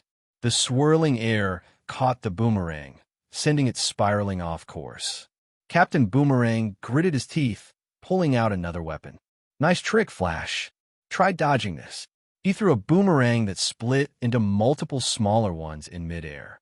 Barry dodged and weaved through the swarm, but one nicked his arm, drawing blood. "You're starting to annoy me," he said, gritting his teeth. "You never learn, do you, Digger?" Flash called out. Captain Boomerang hurled a trio of boomerangs in rapid succession. Flash zigzagged through the air and dodged each one. He quickly closed the distance between them and aimed a punch at Captain Boomerang's jaw. But Boomerang was ready. He sidestepped at the last second and swung his leg in a sweeping kick that caught Flash off guard. Barry recovered his balance just in time to dodge another attack. "You think you're so fast." Boomerang pulled out a specialized boomerang with a glowing, electrified edge. "Let's see you dodge this." He flung it with all his strength, the electrified boomerang crackling through the air. Flash felt the hair on the back of his neck stand up as the weapon approached. He moved, but the boomerang adjusted its course, it tracking his movements. Realizing he couldn't outrun it, Barry changed tactics. He sped towards a nearby car and grabbed a metal hubcap in one fluid motion. In the blink of an eye, he threw the hubcap like a frisbee, intercepting the boomerang mid-flight. The two projectiles collided. Sparks flew as the electrified boomerang short-circuited. Captain Boomerang's eyes widened in disbelief. "Impossible." Barry charged forward and delivering a rapid series of punches, each landing with pinpoint accuracy. Captain Boomerang reeled, his defenses crumbling under the onslaught. With a final, powerful uppercut, Flash sent him sprawling to the ground, unconscious. Barry tied Captain Boomerang with a heavy-duty cable. "Looks like we make a good team," smirked Wildvine. "Being fast doesn't mean I can do everything all at once." Barry smiled, his breathing steadying as he looked at their handiwork. Not bad for a plant. Let's get these guys to Iron Heights before they cause more trouble. Suddenly, Flash's communicator beeped, so he answered. Yeah? I'm sorry. They fought a what? We'll be there. After hanging up, he turned to Wildvine. Seems like the kids stumbled onto something troubling. The alien raised a non-existent brow. It couldn't be that bad, right? Central City. Harley's room. July 13th, 1424 Eastern Daylight Time. Pamela easily reclined in her seat. The room had many exotic plants. Ivy's fingers gently caressed the leaves of a nearby fern as she listened to the evening news. And in Central City today, the Flash, along with an unknown ally, successfully thwarted a robbery by Heatwave and Captain Boomerang. The screen displayed footage of the battle, a green, vine-covered figure swinging through the air. Ivy's interest peaked. What? She leaned closer to the screen. The camera zoomed in on Wildvine. Amazing. We have a new hero that can control over plants. Pamela's eyes widened in shock. A living plant? She heard rumors of one living in the swamplands near the city, but she never took the time to confirm them. Was this Wildvine the rumored creature? She watched Wildvine subdue the heat wave and help the Flash secure Captain Boomerang. This unknown hero's control over plant life was intriguing. She felt an unexpected kinship. The appearance of another with similar powers was thrilling. Perhaps they could learn from each other or join her environmental crusade. Mount Justice, July 18th, 1816 Eastern Daylight Time. After Mr. Twister had been defeated, Flash and Red Tornado arrived to assess the situation, the former bringing Ark along. The teens gathered the android's remains and shipped them to the cave in the bioship. It was then brought to a table, where Tornado dissected the Mr. Twister armor and the android. Wally blinked at the scene. Well, this is disturbing. Barry nodded with his nephew. It would seem that this armor was not only based on my design, but also contained several methods of overriding another android's programming. Fortunately, you were able to stop my would-be saboteur. The damage that I could have done would have been considerable, remarked Tornado. It was clearly created to sabotage or destroy you. Calder told the Leaguer. Agreed, Red Tornado said, looking over the android pieces and computer readouts. After several moments of silence, Ngan said, Is that why you wouldn't help us? She asked. No, he stated firmly and without remorse. This was your battle. I do not believe it is my role to solve your problems for you, nor should you solve mine for me. Red Tornado's tone was of cold logic. In any case, having the level of trust to stop Twister alone was refreshing. Barry held up a hand. That's great and all, but why are you saying as if we won't help you with your evil cousin? Robin, Wally, and Superboy all paused. You'll be in danger. Gan objected. Consider this matter closed. Red Tornado turned to leave, dismissing them all with a stoic stare. Flash face-bombed at his fellow League member. Ark deadpanned. Kinda defeats the purpose of being a League of Heroes, no? Yup. I consider this a private matter, answered the android. I'm guessing this was made by the same guy who made you, no? Ark asked. I guess if we're going to have a babysitter, a heartless machine is exactly what we need. Dick pointed out. Dude, harsh. Wally hissed, but didn't object to it in any other way. An inaccurate, cut-in Tornado. Both boys stopped dead. The others raised brows. Red Tornado turned around again and tapped his right metallic pectoral. I have a heart. It is composed of a carbon steel alloy, he said, turning his head for just a second. I also have excellent hearing. Kid Flash's eyes clenched closed, and he frowned, just opening one at a look at the boy wonder. A silent, help me, gesture that he doesn't want Tornado to see. Robin forced out a nervous chuckle and rubbed the back of his neck. Right, I'll strive to be more accurate. Calder grabs Robin's shoulder and brings the boy wonder's attention to him, and more respectful. Going back to the console, Tornado ran a diagnostic. I doubt I can retrieve any remaining information from its systems. The custom hardware needs to be replaced, and it is very damaged. Megan laughed nervously. Sorry, Tornado waved it off. It is fine. Better broken than a danger, offered Flash. Ark glanced at the disassembled armor, already calculating his next move. Let me try something. I have just the guy for the job. Art transformed into a diminutive, red-skinned alien with boundless energy in a flash of green light. Jury-rig bounced on his heels, rubbing his hands with glee at seeing the mechanical carnage before him. All right, let's see what we have here, Jury-rig said, high-pitched and rapid. He darted towards the largest piece of Mr. Twister, eyes scanning the intricate machinery with laser focus. Superboy, still skeptical, crossed his arms. Can he fix this? Jury-rig shot him a quick look, grinning widely. Just watch.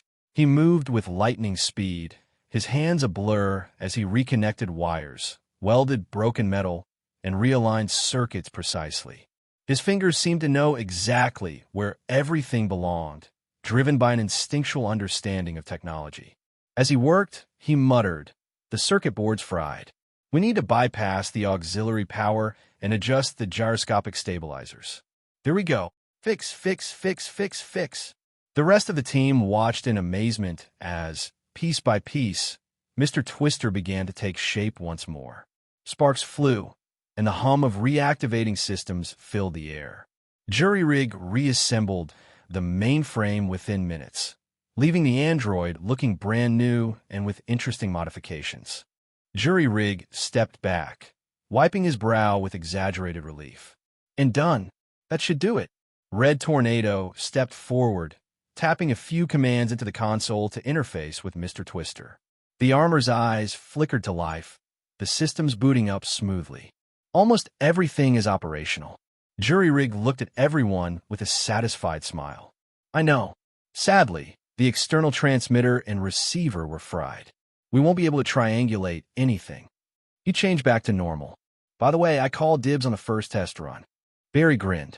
Whoa. Aqualad placed a hand on Ark's shoulder. Thank you, Arkansas. This will greatly help us find the creator. Ark nodded, glancing at the now functional Mr. Twister. Anytime. Let me know when you need a helping hand, claw, or whatever. Kid Flash zipped over to Arkansas. Dude, that was awesome.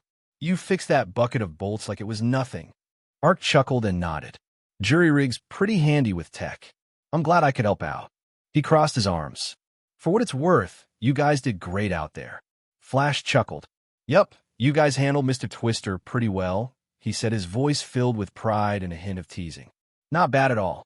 Aqualad, standing with his teammates, smiled appreciatively. Thank you, Flash. It was a team effort. Robin stepped forward. As much as I hate to admit it, we couldn't have done it without everyone. Superboy, ever stoic, gave a rare nod of agreement. Yeah. Miss Martian floated down beside them, her eyes reflecting her admiration for her teammates. There were some hurdles, but we managed to make it work. Flash looked over the group. No kidding. Mr. Twister should have been as strong as Tornado, and you guys handled him. Robin chuckled. Nice to have a recognition. Aqualad nodded in agreement. Indeed. All right, heroes, Flash said. I've got to review the debriefing with the rest of the league. You guys go on and celebrate. You've earned it. The teens shared a grin, but Superboy shook his head. We only fought Twister, the clones said. Gan beamed at the praise. Flash nodded at Superboy's words. Maybe, but I'm sure Bats will send you on an official mission soon. Sweet.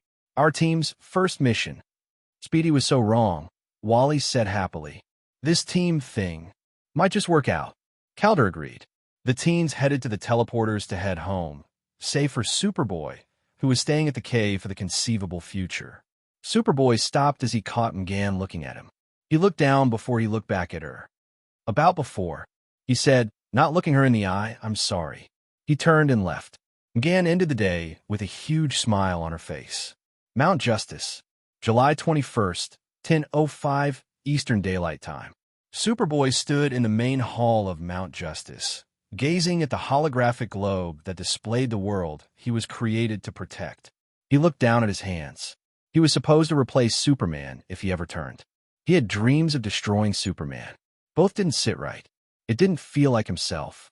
The soft hum of the base's equipment was a constant background noise. Superboy then heard footsteps approaching. He turned his head, and his stomach sank. It was Superman. Superboy, Superman began, his voice gentle. I see that you're still awake. Is everything okay? Superboy decided it was best not to mention the dreams. It's different from what I'm used to. Superman rubbed the back of his neck. The others told me you felt more comfortable resting in the tub. Yeah. Did you need something? Clark's heart was heavy with the words he needed to say.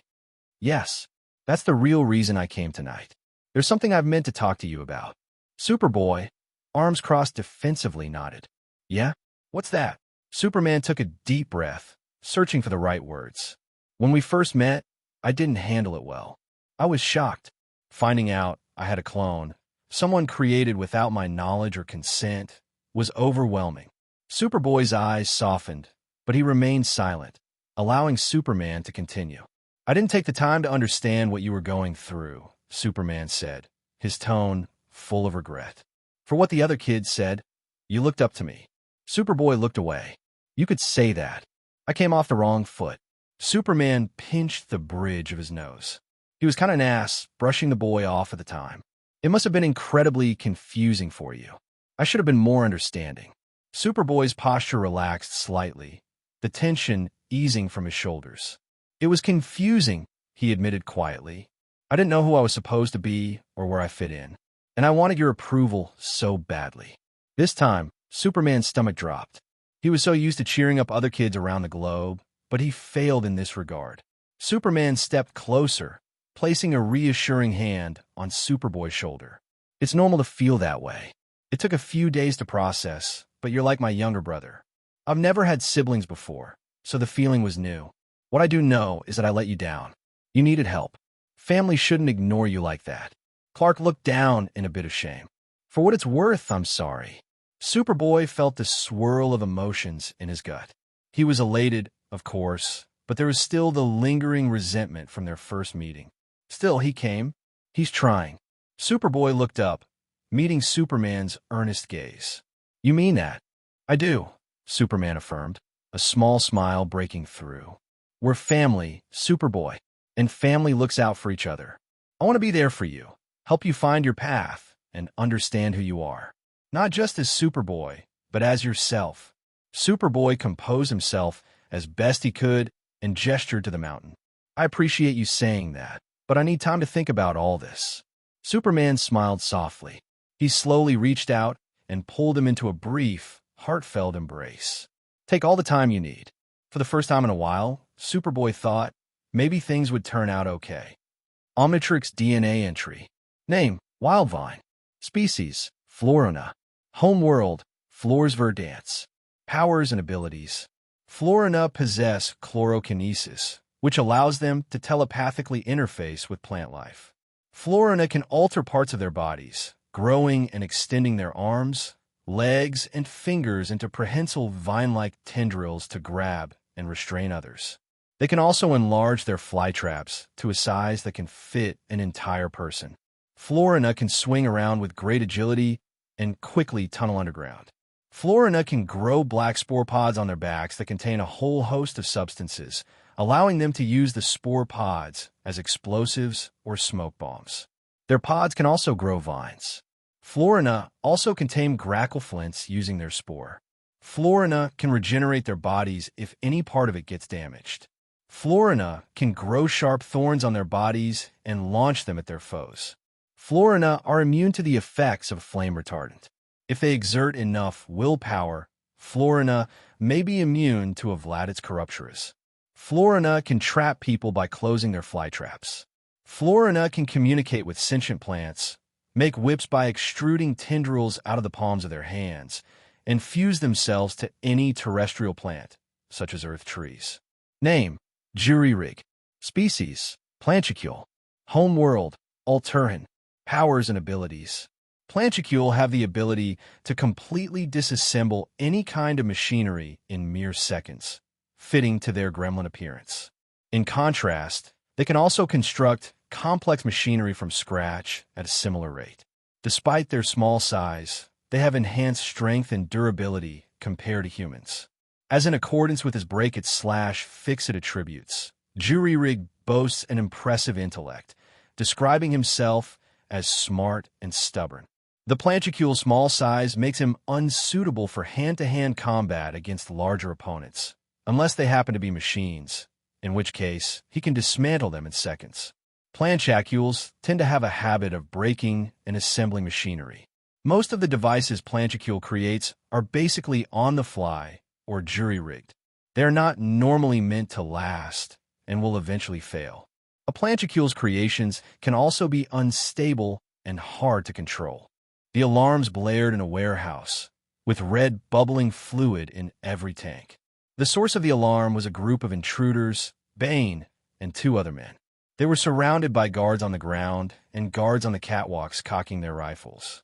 Nuestro Maestro Sublime Proclama, que el saldrá de esta instalación. Así, uno de ustedes derrota a su campeón en combate singular. Our Sublime Master proclaims he will depart this facility if one of you defeats his champion in single combat. A Cobra agent told the trapped trespassers. Bane pushes aside the foot soldiers that came with him, walking to the gated door with pride. A buzzer goes off, and Bane holds the door. Solo que si interesante. Just make it interesting. Then he shoves the door open and walks in. The soldier smirks as the door shuts behind Bane. Inside, Bane sees that there are many more soldiers on the interlocking catwalks, all of them armed with rifles. A buzzer goes off, drawing the bodybuilder's attention to the door on the other side of the arena, where 2 people stand. Both are blonde brunettes with black pants, boots, and blue tank top cut off to expose their stomachs. Only the male walks through, but he's thin, which gets Bane's attention, albeit with confusion. Behind Bane, a black gauntlet with red tubes attached to a long clear tube falls to the floor. He picks it up, confused. "Me devuelto mi mayor arma? You give me back my greatest weapon?" Bane asks, confused. "¿Cuál es el truco? What's the catch?" "Ningún truco. No sería una prueba de la destreza de su campeón si no estuviera en su mejor." No catch. It would hardly be a test of his champion's prowess if you were not at your best. The soldier said. Bane attached the gauntlet. "Quieres mi mejor? You want my best?" He activated the venom feed and connected it to the back of his head. His pupils dilated as he grunts the venom flowing through his body. As it finished, he was panting and turning towards his opponent. "Lo consiguist. You got it." He cracked his neck. His opponent hasn't moved, though the girl behind him steps up with a needle gun filled with a purple serum, which she injects into his shoulder. The effect was immediate. His eyes shrunk to pinpricks, and his hair stood nearly on end. He stumbled forward, his head held in his hands as he fell to his knees. His shoulder grew massively, ripping his shirt. Bane watches closer. The choker around his neck rips off as he grows fangs, and his body grows to match his arm size. His skin turns green-gray with red slashes. The girl closes the door. Panting, he got off his knees and roared at Bane. The downward punch is caught, and Bane slides a foot back but doesn't fall, returning the feet with a solid uppercut to his opponent's jaw.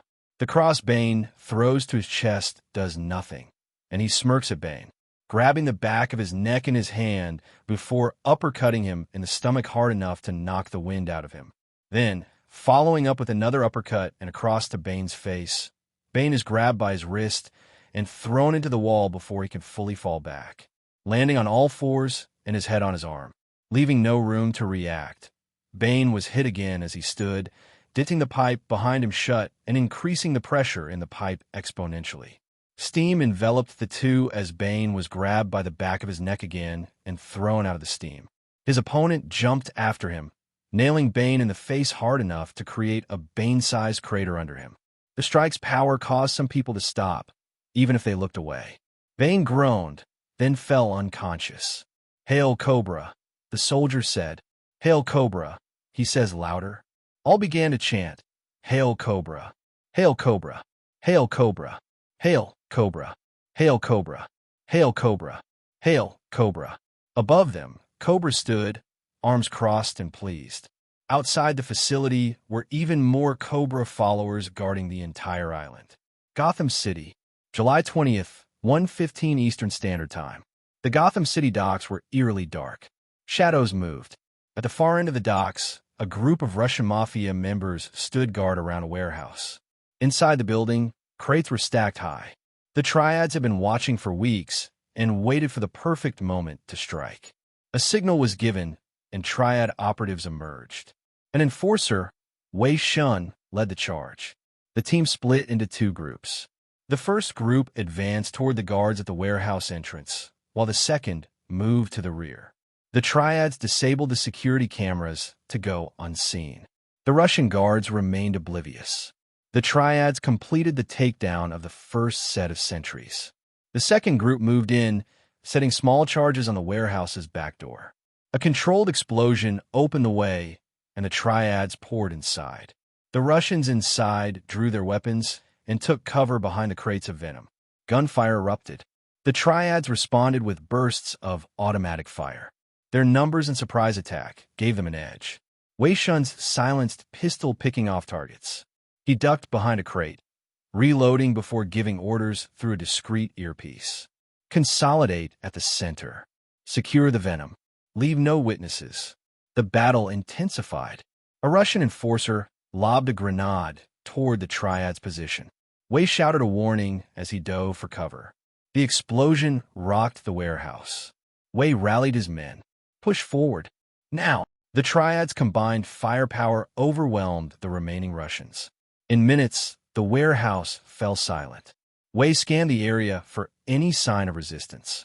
Satisfied, he motioned to his men to begin loading the crates of venom onto waiting trucks. A soft sound reached Wei's ears as they worked, a faint click from the shadows. He turned just in time to see a figure step into the light. Boris, the bear, Ivanov. Boris pulled a vial of venom from his jacket and injected it into his neck. His muscles popped as the drug took effect. Boris's eyes glowed green. He swatted triad members aside like rag dolls. Bullets had little effect. Boris grabbed a triad soldier and threw him across the warehouse into a stack of crates. Wei knew they had to stop Boris before he tore them all apart. Focus fire on him. Boris barreled through the hail of bullets. He swung a massive fist and forced Wei to dive out of the way. The punch dented a steel crate. Wei drew his knife. He needed a plan and fast. Li Mei, his trusted lieutenant, appeared beside him. We need to take him down together. Wei signaled for the remaining triads to distract Boris. As his men fired from multiple directions, Wei and Li Mei aimed for the tendons. Boris roared and swung wildly, but unable to land a hit. Li Mei managed to stab her blade deep into the back of Boris's knee. He stumbled and dropped to one leg. Wei leaped onto Boris's back and driving his knife into the base of his skull. Boris's roar became a gurgle as he collapsed, venom's effects wearing off rapidly as his lifeblood pooled around him. Panting, Wei wiped his blade. Is everyone okay? He looked around at his men. Li Mei nodded. We've lost a few, but we have the venom. We need to move. With the last venom crates secured, the triads quickly exited. The warehouse was left in ruin. The triads had what they came for, but victories were always temporary in Gotham. July 20th, 9:20 Eastern Standard Time. Broken crates and scattered debris lay strewn about, evidence of the altercation that had raged only hours before. It was unfortunate, but Batman and Robin were unavailable. They were occupied with another gang-related incident on the other side of the city, which could be deduced to be a distraction from the crime scene in front of them. Batman moved through the wreckage. His cowl's lenses scanned the scene. Names from the bodies are all registered under known Russian mob affiliates. Bullet casings match weapons commonly associated with the triads. While it could have been a false flag operation, he had doubts. He paused near a shattered crate. Its contents spilled across the floor. He knelt, examining the residue with a gloved finger. Venom. Several broken crates showed the same issue of having stored vials of venom. His confidential informants around Gotham have mentioned rumors regarding the drug. Diluted doses of the performance enhancer were getting harder to come by. This was escalating. Behind him, the flashing lights of Gotham PD illuminated the scene. Officers moved methodically, cordoning off the area and documenting evidence. Commissioner Jim Gordon, trench coat flapping in the breeze, stood with Detective Harvey Bullock, both men casting weary eyes over the scene. As Batman moved deeper into the warehouse, following the trail, Gordon noticed him and approached. "Batman," Gordon greeted, his voice gravelly but steady. "I figured you'd show up." Jim bent down and prodded at a body with a gloved hand. "Russian." He turned to Batman. "You found out what was stored here? Weapons? Drugs?" Batman stood, his eyes narrowing behind the cowl. "Both." He gestured to a few broken vials in the room. "The perpetrators, I presume the triads, were targeting the venom stored here." Bullock, who had been listening, grunted. "So what? Another gang war? Just what we need. Why now?" Batman's eyes hardened. "That's what I need to find out. There's more to this than a simple turf war. Chances are we will find a body with traces of the drug." As he spoke, Batman's lenses picked another profile of one of the bodies, Boris the Bear Ivanov, a hulking figure with telltale signs of venom use. Batman examined Boris's body, noting the injection site on his neck. "Must have been a final stand," guessed Jim. Batman nodded. "My intel spoke of a supply chain break leading to this." "Ain't that supposed to be good?" asked Bullock. Batman shook his head. "It's more complicated than that. Supply and demand. Supply was limited, but the demand never changed. More and more metahumans criminals are appearing, and organized crime groups are trying to catch up. They're willing to fight over the remaining scraps to get the edge. This wasn't just a hit. It was a takeover." Gordon and Bullock exchanged glances. "We need to step up our game," Gordon said. "If the triads are moving in on the Russians' territory, we're looking at a potential escalation. So we must keep watch on further infighting until the supply completely dries out," surmised Bullock's. "Assuming a replacement doesn't appear, yes. However, this may not be the case. Government authorities haven't moved against Bane or Santa Prisca, the main source of venom production. Someone is behind this." Jim raised a brow. "Gonna have your friends in the League investigate?" "Officially, we can't. And unofficially, I have an idea in mind. Perhaps his Ward and their team would have their opportunity soon." Gordon approached, a questioning look on his face. "What's our next move?" "I'll follow the leads. You need to keep the pressure on the streets. If the triads are consolidating power, they'll make mistakes. We need to be ready to capitalize on them." Gordon nodded. "We'll do what we can. Just be careful out there. This city needs you." "We'll do what we can. But be careful out there." Bullock and Jim turned away to assist a CSI guy in removing a fallen crate on a body. Batman gave a curt nod. "I'll be in touch." Gordon opened his mouth to say something more, but as he turned to address Batman, he found only empty air. The dark night had vanished, leaving nothing but a whisper of wind and the faint rustle of his cape in the distance. Bullock shook his head, a bemused expression on his face. "How does he do that?" Gordon chuckled softly. "That's Batman for you." Bullock sighed, rubbing the back of his neck. "Well, let's get to work." Mount Justice, July 22nd, 10:12 Eastern Daylight Time. "Isla Santa Prisca," Batman said, showing the team the island map. They all stood watching, but Kid Flash was also eating chips.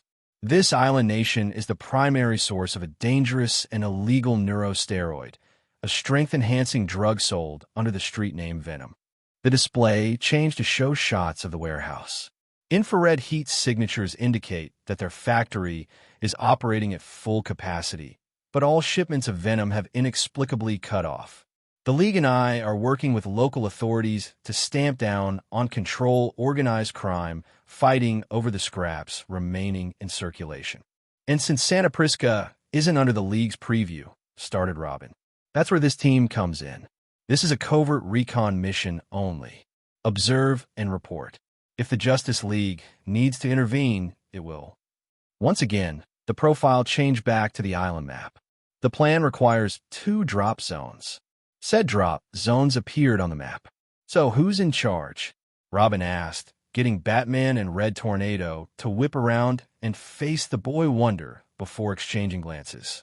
"Work that out between you," Batman commanded. Robin nodded, a smile forming on his face. The Watchtower. The Justice League sat around the circular table in their meeting room, each hero in their designated seat. Superman, at the head of the table, opened the meeting with a serious tone. "The first order of business is the Mr. Twister incident. Thanks to the efforts of our wards, the immediate threat has been neutralized. Ark's assistance repairing Mr. Twister's armored suit has given us new leads. Star Labs is already analyzing the suit, Batman added, his voice a low growl. Wonder Woman nodded. They did well in stopping Mr. Twister. There was a murmur of agreement around the table. Flash grinned, his eyes sparkling with pride. Kid and the others stepped up. It's good to see them holding their own. Green Arrow, leaning back in his chair, crossed his arms. What else do we know about the robot? Their preliminary findings are promising. We might be able to trace the origin of Mr. Twister's control signals, answered Batman. Red Tornado, sitting stoically, finally spoke. I insist on pursuing this investigation myself. Black Canary frowned. And why is that? Mr. Twister's attack was personal. I already have my suspicions of the culprit. You believe your former creator sent it against you, correct? Argued Batman. Red Tornado looked away. I do not deny that is a reasonable hypothesis. Green Arrow rubbed his temples. Daddy issues. Captain Atom leaned forward, his metallic skin glinting under the lights. We understand your position, Tornado, but going after this alone is risky and inefficient. Martian Manhunter added a note of caution. While you may be the primary target, who knows who else may be roped into the conflict? They have already shown a willingness to harm the public to draw you out. Superman turned to Red Tornado with compassion. Based on the current leads, I can see how your expertise and experience can be invaluable. However, we're a league for a reason. Star Labs will keep us updated, and we'll act on their findings as a team. Red Tornado's tone didn't change, but a subtle shift in his posture conveyed his internal conflict. I understand your concerns. However, I must be directly involved in this investigation. Wonder Woman reached out, placing a hand on Red Tornado's shoulder. That can be arranged. Black Canary brainstormed a possible session with Red Tornado to discuss his parental issues. Captain Marvel, ever the optimist, chimed in with a smile. This shouldn't be too hard. There was a moment of silence as Red Tornado looked around the table, taking in the resolve and support of his teammates. Finally, he nodded. Very well. We proceed together. Superman smiled, relieved. Good. After a brief review of the data Star Labs has sent so far later, the Justice League meeting progressed smoothly, transitioning to the next agenda item. Superman turned to the second point of discussion. Our next order of business is to evaluate impressions of the newest addition to our reserve members, Arkansas. At this, a holographic image of the hero Ark, in his various forms, appeared in the center of the table. Each transformation, distinct in appearance, rotated slowly for all to see. Wonder Woman leaned forward, studying the images. In my limited interactions with him, he seems sincere about his motivations. Regarding his combat effectiveness, we've observed him utilizing more than 5 different alien transformations. His versatility is impressive. Batman added, each of his forms possesses unique abilities. Any limitations to the maximum number of transformations have not been determined. He refrained from voicing his concerns on the possible dangers of such an individual. Who knows if Ark could turn into a Kryptonian or Martian? Batman turned to Jon Stewart. Are you familiar with any of his alien transformations? The Lantern shrugged. I haven't met any of them personally in our sector of the universe. My ring wasn't any help either. Captain Marvel raised a brow. They aren't in your ring system, or whatever. John shook his head. I found some species very similar to Ark's, but nothing one-to-one. Granted, the universe is a big place. Not even the Guardians are omniscient. His thoughts drifted to the current core dilemma of new start systems appearing. If initial reports are to be believed, one was entirely made of metal covered with towering cities, metallic plains, spiraling metal mountains, and neon-lit chasms. Wonder Woman turned to Flash. What are your thoughts on Ark, considering you share the same city? Flash shrugged with a smile. He's pretty cool. No issues so far. He's got a pretty casual attitude. He's cool to hang out with when you guys are busy. Martian Manhunter raised a hand. Have any of you looked into his claims during his interview? Green Arrow chimed in. It's a mixed bag. Any records of lake monsters and Santa Claus have hit a dead end. In hindsight, I shouldn't have been surprised. Captain Marvel clapped. The Santa at the Fawcett Mall last year was very convincing. Suffice it to say, soul-stealing clowns and space mummies were also hard to confirm. They were also hesitant to ask the government about time travel experiments. Arthur shook his head. I would advise against venturing into the Bermuda Triangle to find some extraterrestrial craft. Even in Atlantean tradition, we refrain from those deep waters. They reek of dark magic from ancient times. They would have to put a pin on Arch's profile. Superman turned to Red Tornado. What's your assessment? Red Tornado hummed. Arch has demonstrated sincerity in assisting other heroes. He was not asked to assist me in the Mr. Twister matter, yet he did. Captain Marvel, always optimistic, added, I like him. He even offered to come by Fawcett sometime. Superman concluded, it seems he's left a generally positive impression. Reading the docket, Superman sighed. Next, a review of the Cadmus investigation. The atmosphere in the room grew more somber. Superman began, as you're all aware, Cadmus kidnapped our young wards and attempted to clone them, likely to swap them with the originals. I was also a victim of their plans. In addition, they created a genetically engineered workforce called Genomorphs. Batman had his share of suspicions. What concerns me is their confidence in cloning the teens upon their capture. Cloning individuals, let alone ones with superhuman abilities, is a huge advancement in genetic engineering. How many failed and successful trials occurred before they proceeded with cloning Superman? Wonder Woman's eyes flashed with righteous anger. You believe there may be other clones we may not even know about? Captain Atom hummed in contemplation. The escalation makes sense. Clone regular humans, then superpowered humans. If those are successful, clone an alien, then a superpowered alien. Those successful trials have to exist somewhere. Due to the fact they are clones, a DNA test wouldn't help prove who is a clone. Martian Manhunter's expression was grave. He added, this does not bode well. Their procedure of flash memory learning may work on a level that can't be detected with a typical telepathic evaluation. Cadmus is well aware of my existence and may have planned with me in mind. He turned to Superman. Superboy's observation period is imperative to further clues on the matter. Superman took a breath. I'll be working with him more going forward. He's family that I didn't ask for. He chuckled. Then again, that's the same for all siblings. Flash grimaced. I don't know how to feel if Kid Flash was replaced, and I didn't notice. Green Arrow's voice was edged with determination. It's an invasion of the body snatchers scenario. Batman sighed. All Cadmus research files will be analyzed. We already visually inspected the facility, but we all know it can't be this simple. Captain Marvel frowned.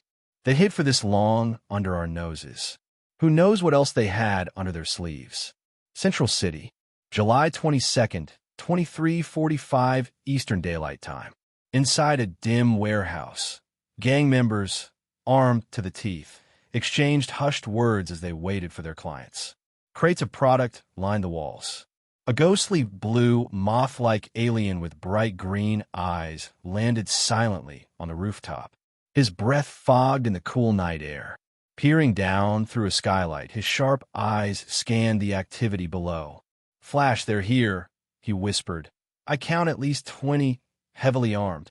A blur of red and gold materialized beside Big Chill. Flash's eyes narrowed as he observed the scene. Bats was right about Venom. You freeze them, I'll disarm and round them up.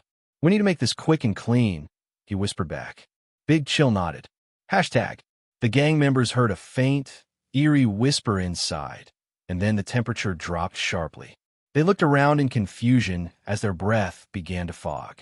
What the hell is going on? The gang leader demanded, just before Big Chill phased through the ceiling, descending upon them like a specter. He spread his wings wide, releasing a burst of icy breath that encased several gang members and their crates of venom in thick layers of frost. It's a ghost, one gang member panicked. In the same heartbeat, the Flash zipped through the warehouse, a red streak disarming the gang members at lightning speed.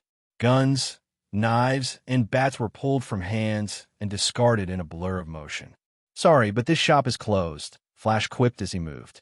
A few gang members found cover behind a stack of crates, aiming their guns at Flash and Big Chill. Open fire, one shouted.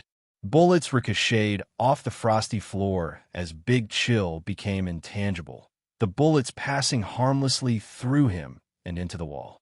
The Flash vibrated his molecules, dodging the barrage effortlessly. Big Chill swooped down, phasing in and out, using his freezing touch to immobilize the remaining gang members. Ice crawled up their legs and arms, pinning them to the ground. "This must be what it feels like to have Captain Cold on my side," joked Flash. He finished securing the last gang members with a few quick punches and a twist of zip ties. He dusted off his hands as Big Chill landed beside him, the warehouse now eerily quiet and cold. "Nice work, Arkansas, real cool," Flash said with a grin. Big Chill internally rolled his eyes and chucked. "Thanks. So, I was meaning to ask." Flash winced as his league communicator rang. The two heroes thought about what had happened the last time he answered. "What did you say the teens were doing?" Flash cringed. "They are not on a mission in a foreign country." "Right?" Big Chill stared at him. "Please tell me we aren't disavowing them." Flash rolled his eyes. "Don't be stupid. It couldn't have been that bad." He paused as he listened to his nephew's voice. "Some of you guys were exposed to what? We are not telling your parents that." "Wait, what do you mean the island blew up?" Big Chill gawked. "This is the second time the mission area exploded. Is this going to be a common occurrence?" Flash hung up. "God, I hope not." Omnitrix DNA entry. Name, Big Chill. Species, Necrophrygian. Homeworld, KYLMYYS. Powers and abilities. Necrophrygians have the power of cryokinesis, meaning they can influence the direction of the ice that grows from their breath and palms with extreme precision. This allows them to create simultaneous ice constructs that bend and weave through the air before solidifying. Necrophrygians can breathe a wind or beam that can reduce the temperature surrounding it to just this side of absolute zero, turn ice constructs either midair or upon touching a target, or encase a target completely in ice. Their breath can also be used as a strong gust of wind without freezing anything. Necrophrygians can freeze strong adhesives using their ice breath and make them brittle. Necrophrygians are capable of firing freeze rays from their hands. They can also freeze objects and surfaces just by touching them. Necrophrygians can become intangible and pass through solid matter. They can even cause opponents and objects to freeze by phasing through them, if they choose to. They can also turn themselves partially invisible by becoming intangible. Necrophrygians can fly at high speeds with their wings. Deep beneath northern Siberia, miles of stone and ice vanished in an instant. In their place was a hidden world in the twilight of underground caverns. The temperature, warmed by geothermal heat, created a prehistoric landscape illuminated by a soft glow. Lush jungles stretched beneath an eternal twilight sky. Towering ferns and colossal trees formed a dense forest where dinosaurs roamed. A lone Neanderthal, Narc, moved cautiously through the ancient woods. He wore a patchwork of furs and skins and scanned his surroundings for both prey and predators. Narc pushed aside a thick frond and entered a clearing with a crystal-clear lake. At the water's edge, hadrosaurs drank and watched for danger. Narc crouched nearby. A thunderous roar broke the calm. A Tyrannosaurus rex burst from the trees, its jaws wide. The hadrosaurs fled, their cries echoing. Narc's heart raced as he climbed the nearest tree, gripping the bark tightly. From his perch, he watched the T-Rex chase its prey.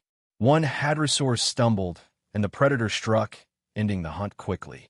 Hours later, the dim light above cast shadows across the jungle. Narc climbed down and returned to his hidden cave. The entrance, concealed by vines, led to a spacious chamber inside. He sat by his fire pit and kindled a flame, its warmth a small comfort. A rustling at the cave entrance interrupted his thoughts. He grabbed his spear and prepared for danger. Instead, a juvenile Triceratops appeared. The dinosaur sniffed the air and cautiously approached. Narc stayed still. The Triceratops nuzzled his hand, seeking safety. Narc stroked its rough hide, feeling a bond with the creature. This ancient world, untouched by time, would one day meet the modern world. Its origins, known only to celestial creators, remained a mystery. Planet KWYZZ. XX days ago. Green Lantern Bulletin. Anomaly detected in Sector 1136. The planet KWYZZ glowed softly as it orbited its static Sunday. Unlike any other, this sun did not emit light in the conventional sense. Instead, it pulsated with a steady, unchanging frequency throughout the cosmos, bathing KWYZZ in a constant, soothing hum. KWYZZ was known as the most beautiful world in all transmission. Its landscapes shifted colors and patterns, a living tapestry woven from the very essence of electromagnetic waves. The white noise rapids, KWYZZ's oceans, churned and roared randomly. Even its inhabitants were composed entirely of electromagnetic waves. There was no defined shape to them, their bodies shifting and changing in rhythm with the world around them. Hashtag, Crackle streaked across the surface of KWYZZ at light speed. He suddenly stopped near the outskirts of Frequentalis, the heart of KWYZZ. There, lying in the radiant fields of shifting electromagnetic patterns, was a being unlike any Crackle had ever seen. The stranger was an unconscious waveform, his structure foreign to the native inhabitants of KWYZZ. His appearance resembled a bronze scale, his limbs composed entirely of shimmering energy, each arm holding a scale, supporting his head. Crackle approached cautiously, his frequencies vibrating with curiosity and concern. He extended a waveform, gently shaking the stranger to wake him. The being stirred, his energy fluctuating erratically before settling into a more coherent pattern. "Are you all right?" Crackle asked, his frequencies soothing and steady. The stranger's form brightened slightly as he awakened, his glowing eyes opening slowly. He looked around, clearly disoriented and confused. Where am I?" "You're on KWYZZ," Crackle replied. "My name is Crackle. Who are you?" The stranger blinked, his form flickering as he processed the question. I am Libra." Despite his initial confusion, there was a gentleness to his presence, a passion that flickered within his energy. "Libra," Crackle repeated, his waveform resonating with a calming frequency. "You seem lost. How did you end up here?" Libra took a moment to gather his thoughts, his scales shifting slightly as he stabilized his energy. "I was looking for my king." Suddenly, a new shadow had cast itself over the planet. All the planet's inhabitants stared up in shock and confusion. How did they get new moon? Brazil. In the dense heart of the rainforest, an ancient temple was hidden beneath a canopy of verdant foliage. Inside, the air was thick with the pungent scent of smoke and the heady aroma of pure, uncut cocaine. At the head of the main chamber was a single white-haired man. He stood before an altar adorned with gleaming white powder, chanting fervent prayers to his cocaine god. His red eyes stared intently at the mountain of cocaine as if waiting for the answers to spring forth.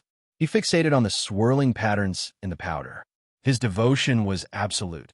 Every inhale filled him with divine power, and every exhale was a prayer of allegiance. But suddenly he froze. The air shifted, carrying with it a whisper of unease. The man felt a sharp pang in his chest, a disturbance rippling through the metaphysical drug force. He had learned long ago that there were gods for every concept: good, evil, love, and war. The man who had given up his real name was a believer of the stoned ape theory, that the transition from Homo erectus to Homo sapiens and the cognitive revolution was caused by the consumption of mushrooms around 100,000 years ago. Drugs transformed apes into man, which would once more transform man into something greater. "No," he muttered, his voice low and dangerous. Something is wrong." His eyes narrowed, and he reached out with his mind, seeking the source of the disruption. "What dares interrupt my prayers to the will of the cocaine god?" The voice echoed through the temple, filled with righteous fury.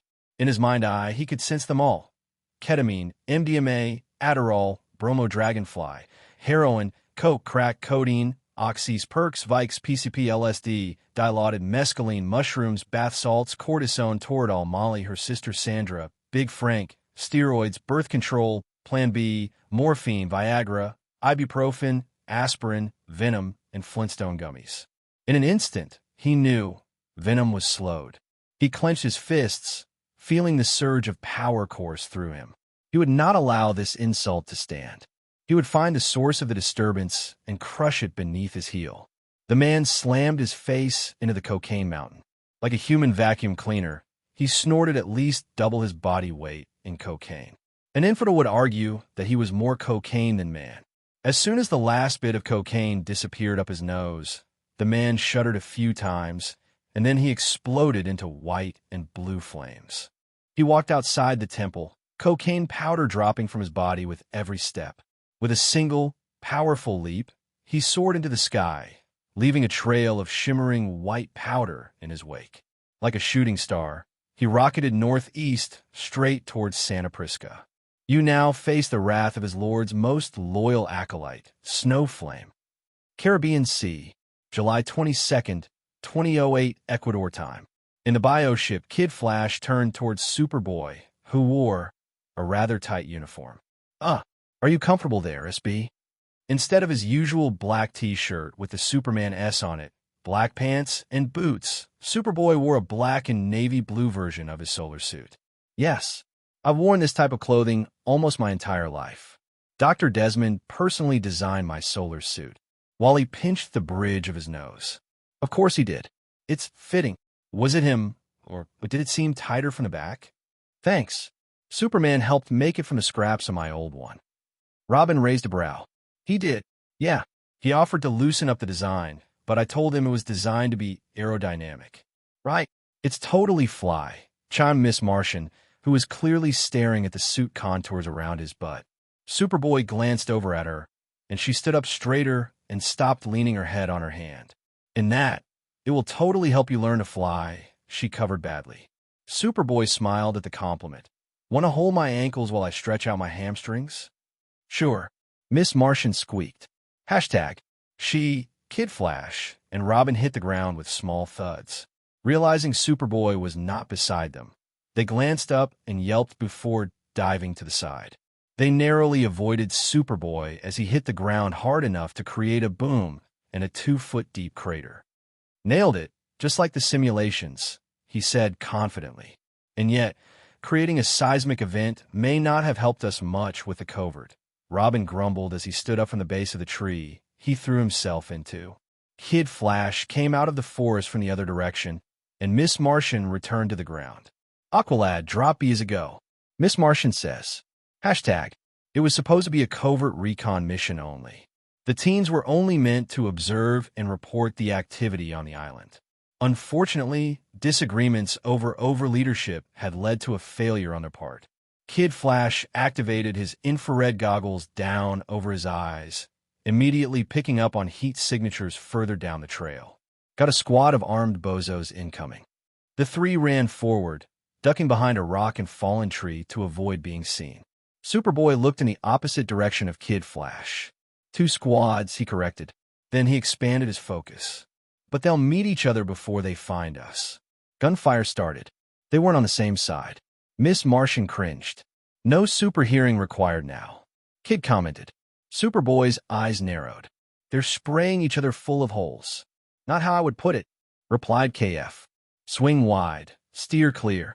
Aqualad commanded as Kid stepped forward to be next to Superboy.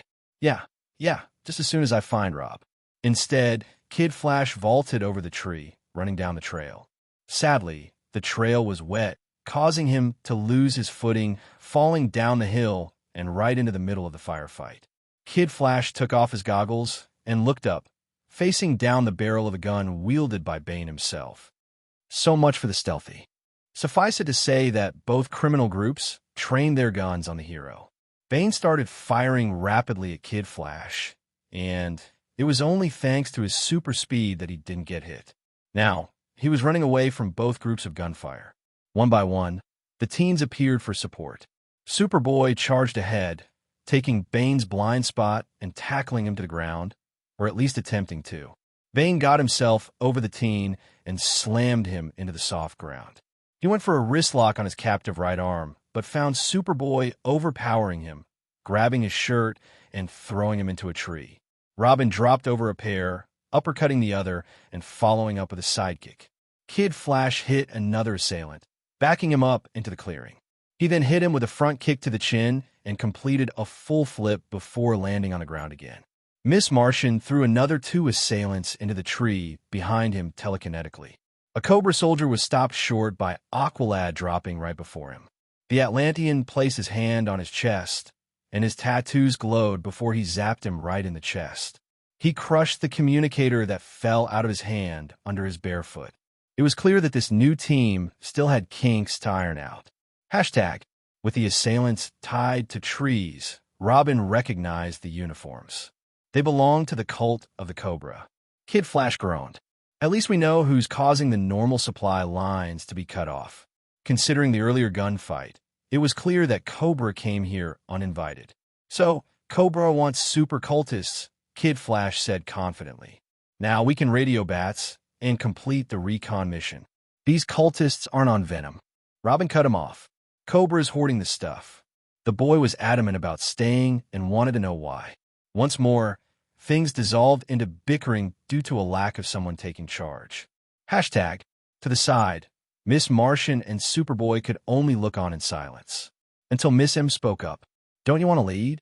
The Kryptonian shook his head and scoffed, then turned to look at Miss M out of the corner of his eye. You? Miss M nearly leaned back and raised her hand as if to shove the idea away from her physically. After the Mr. Twister fiasco, Superboy smiled, looking at her directly. You did all right. Miss M's cheeks turned bright red as she looked away and tucked her hair behind her ear. However, Superboy doesn't notice as he hears someone come to behind him. His super hearing picked up on the Spanish with ease. Miralos, argumentan. Liberart, why asomerlos mientras están distraídos. Look at them argue. Free yourselves and take them while they're distracted. It's one of Bane's lackeys. Calade. Quiet. Bane hissed at the other man tied to the tree. Por el momento lo llamaré. Why entonces me darán lo que necesito. For now, I'll play along, and then they'll give me what I need. Superboy smirked, understanding every word and knowing just how to play Bane at his own game. However, he was mildly distracted when Kid Flash shouted again. Yeah? You don't even have superpowers, he said. Kid Flash went to walk away from the conversation, but the boy wonder followed close behind. Neither does Batman, is the 13-year-old's retort. Kid Flash stopped. Duh, he snapped, then rounds the boy wonder again. You're not Batman. Cha, I'm the closest thing we've got, Robin retorted, jabbing his thumb at himself to prove his point. As Bane finally gave his consciousness away to the two teens, both boys snapped their heads in his direction. Kid Flash was still annoyed, but Robin's eyes went wide. Such clever niños. But you only know half the story. Bane baited them. The whole team now stepped in so they could see Bane. Let me show you the rest. Get you into the factory via my secret entrance. Miss Martian stepped up. There's a secret entrance, she said, kneeling and placing her hand on her temple to concentrate. But he's also hiding something, she said, her tone going sour and her eyes glowing white. Ah, chica, Bane is not that easy, he said smugly. He's mentally reciting football scores in Espanol. She looked over her shoulder at the boys. This could take a while. Superboy nudged her aside. Let me try.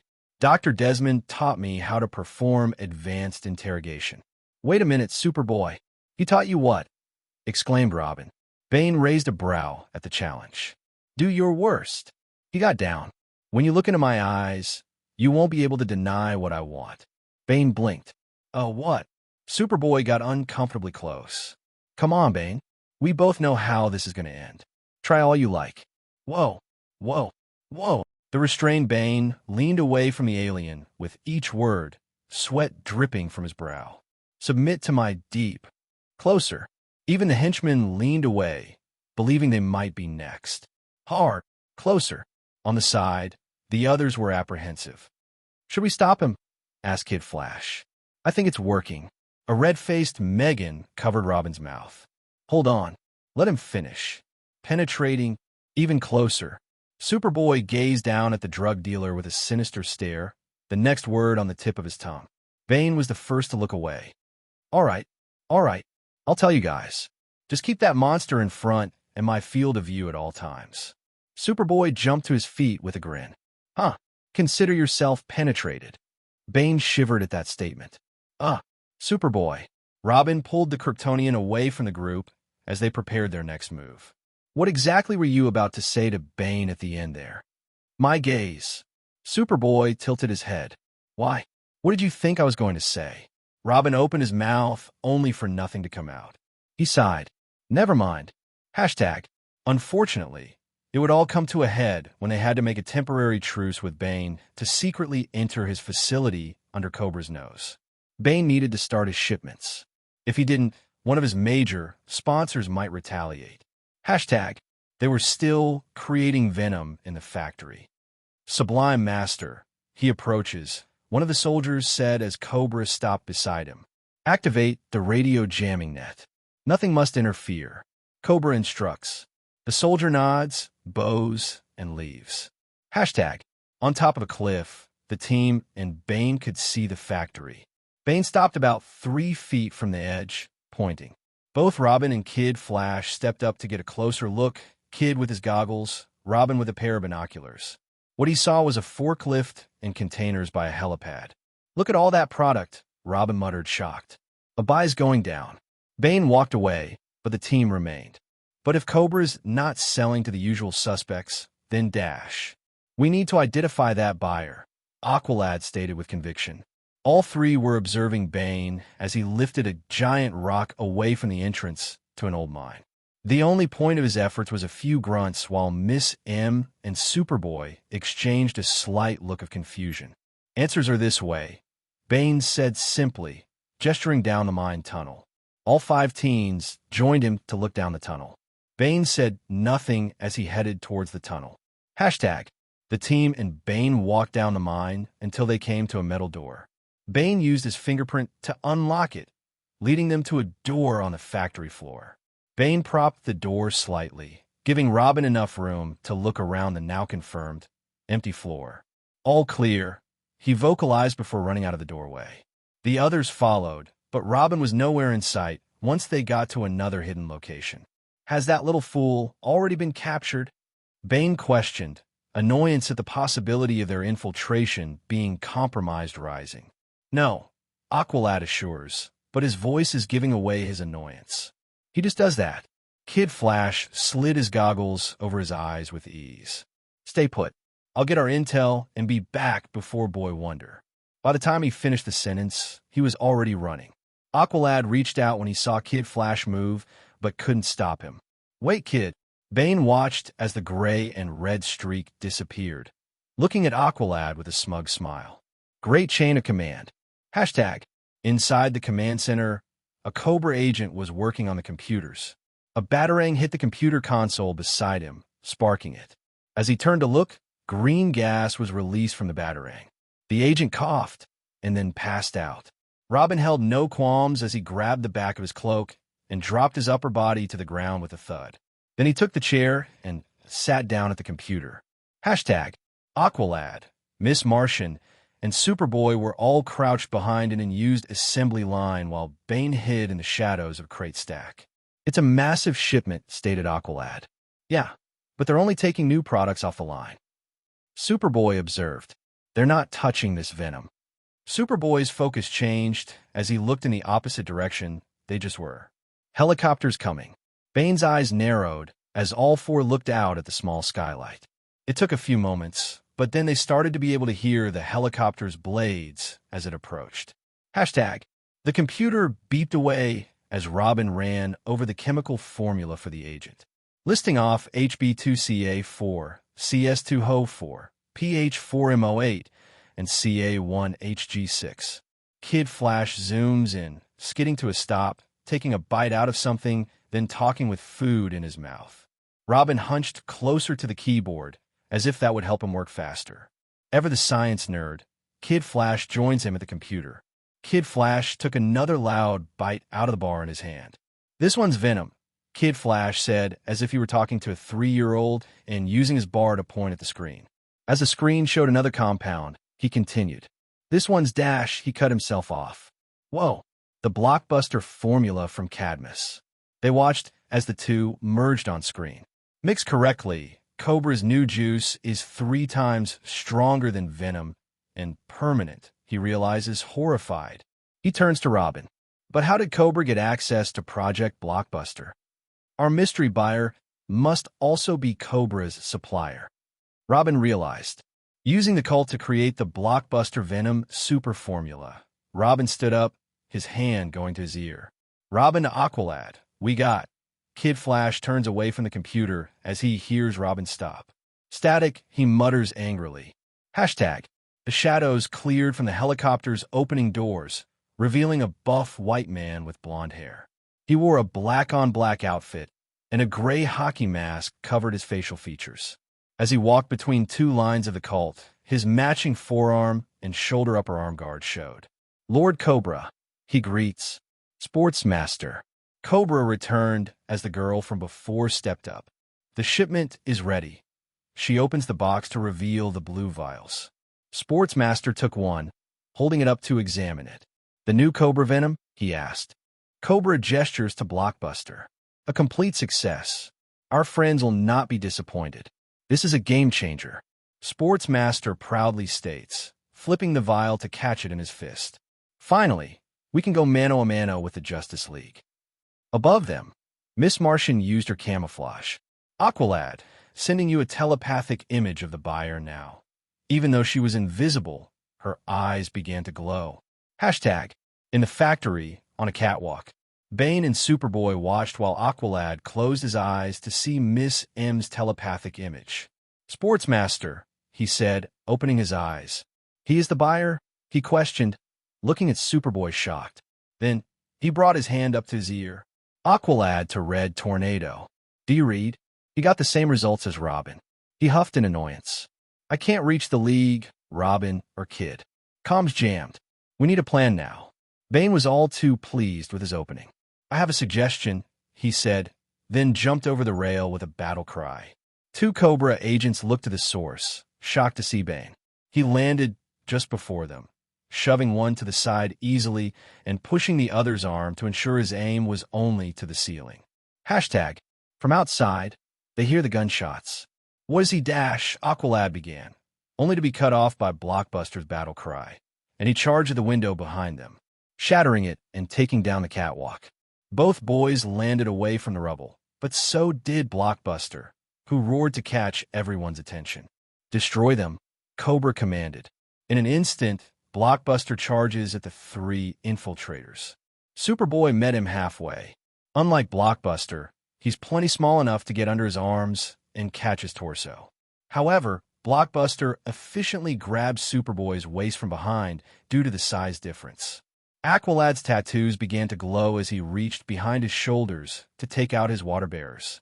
The Cobra agent started firing on him, but couldn't land a hit as he crouched behind a shield and used his other water bearer to fire non-lethal projectiles at their chests and knock them out. Suddenly, as the 2 sides clashed, a new presence suddenly tore through the sky, drawing all eyes upward. The stranger descended like a comet, landing amid the fray with a resounding impact. A cloud of white powder erupted around him, and he rose from the ground, his eyes gleaming with vigorous intensity. The fighting paused, both sides momentarily stunned by the dramatic entrance. The newcomer surveyed the scene, his gaze sweeping across the combatants. Oh fuck, it's Snowflame, Bane growled, his eyes narrowing as he took in the new arrival. The teen heroes stayed behind cover, each having the same confused look. Ooh, Snowflame's lips curled into a wicked smile. I am Snowflame, servant of the cocaine god. He turned to Bane. My brother in substance, I felt your shipments and venom stop across the globe. I take it that these snake-headed fools are the reason.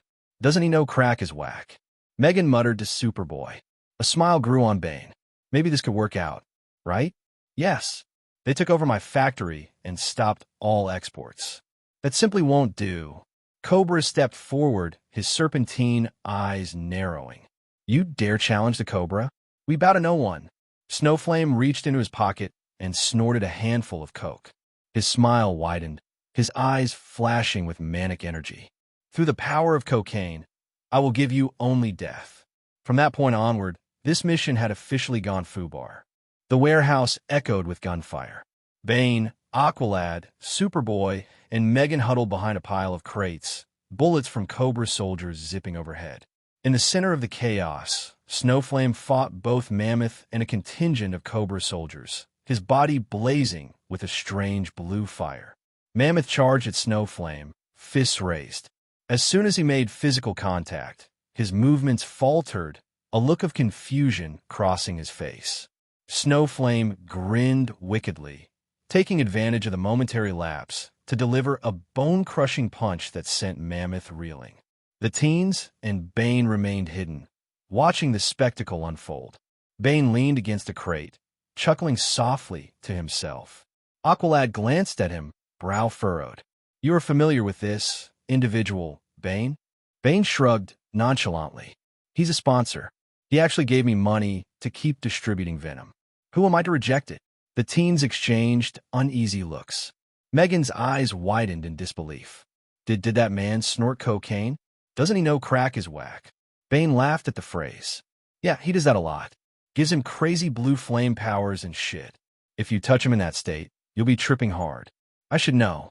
As if to punctuate Bane's words, a Cobra soldier was blasted by a wave of blue flames, his body slamming into a wall and crumpling to the ground.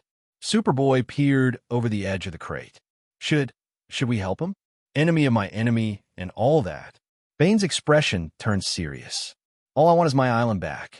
How we do that doesn't matter. Besides, we agreed you would take down my enemies or die trying." Megan frowned, her eyes narrowing. "We did not agree to that last part." Bane waved a hand dismissively. "Semantics." Aqualad sighed, his gaze fixed on Snowflame. "What could we expect with Snowflame once Cobra is defeated?" Bane shrugged again. "All he cares about is that drugs are circulating across the globe. Turns out he liked the way the venom felt as it traveled the world." Superboy blinked in confusion. "Feels." Bane chuckled darkly. "Don't look at me. That's all his drug god religion mumbo-jumbo." Aqualad's expression grew thoughtful. "If I did not know any better, I would have assumed he was an acolyte of Dionysus." Superboy tilted his head. "Who's Dionysus?" Aqualad explained. "He is the god of winemaking, insanity, madness, ecstasy, and theater." Superboy crossed his arms. "Well, if I can't beat off a room full of dudes, then what have I been training for this whole time?" Bane's gaze lingered on the boy. What?" Before anyone could respond, Snowflame let out a triumphant roar, sending another wave of blue flames that scattered the remaining Cobra soldiers. The battlefield fell into a tense silence, the crackling of Snowflame's flames the only sound. Aqualad tightened his grip on his water bearers. "We need to decide our next move. If Snowflame is this powerful, he could become an even greater threat once Cobra is out of the picture." Bane's eyes gleamed with a dangerous light. "Then let's make sure he stays useful to us. For now." Superboy narrowed his eyes at the fight. "Okay, let's try this. Megan and Aqualad can cover us at range. Bane, the two of us can sneak around their backsides and slip on in. I hate this plan, but it's not like I have anything better." Hashtag, Cobra's minions attempted to fend off the cocaine-fueled terror that was Snowflame.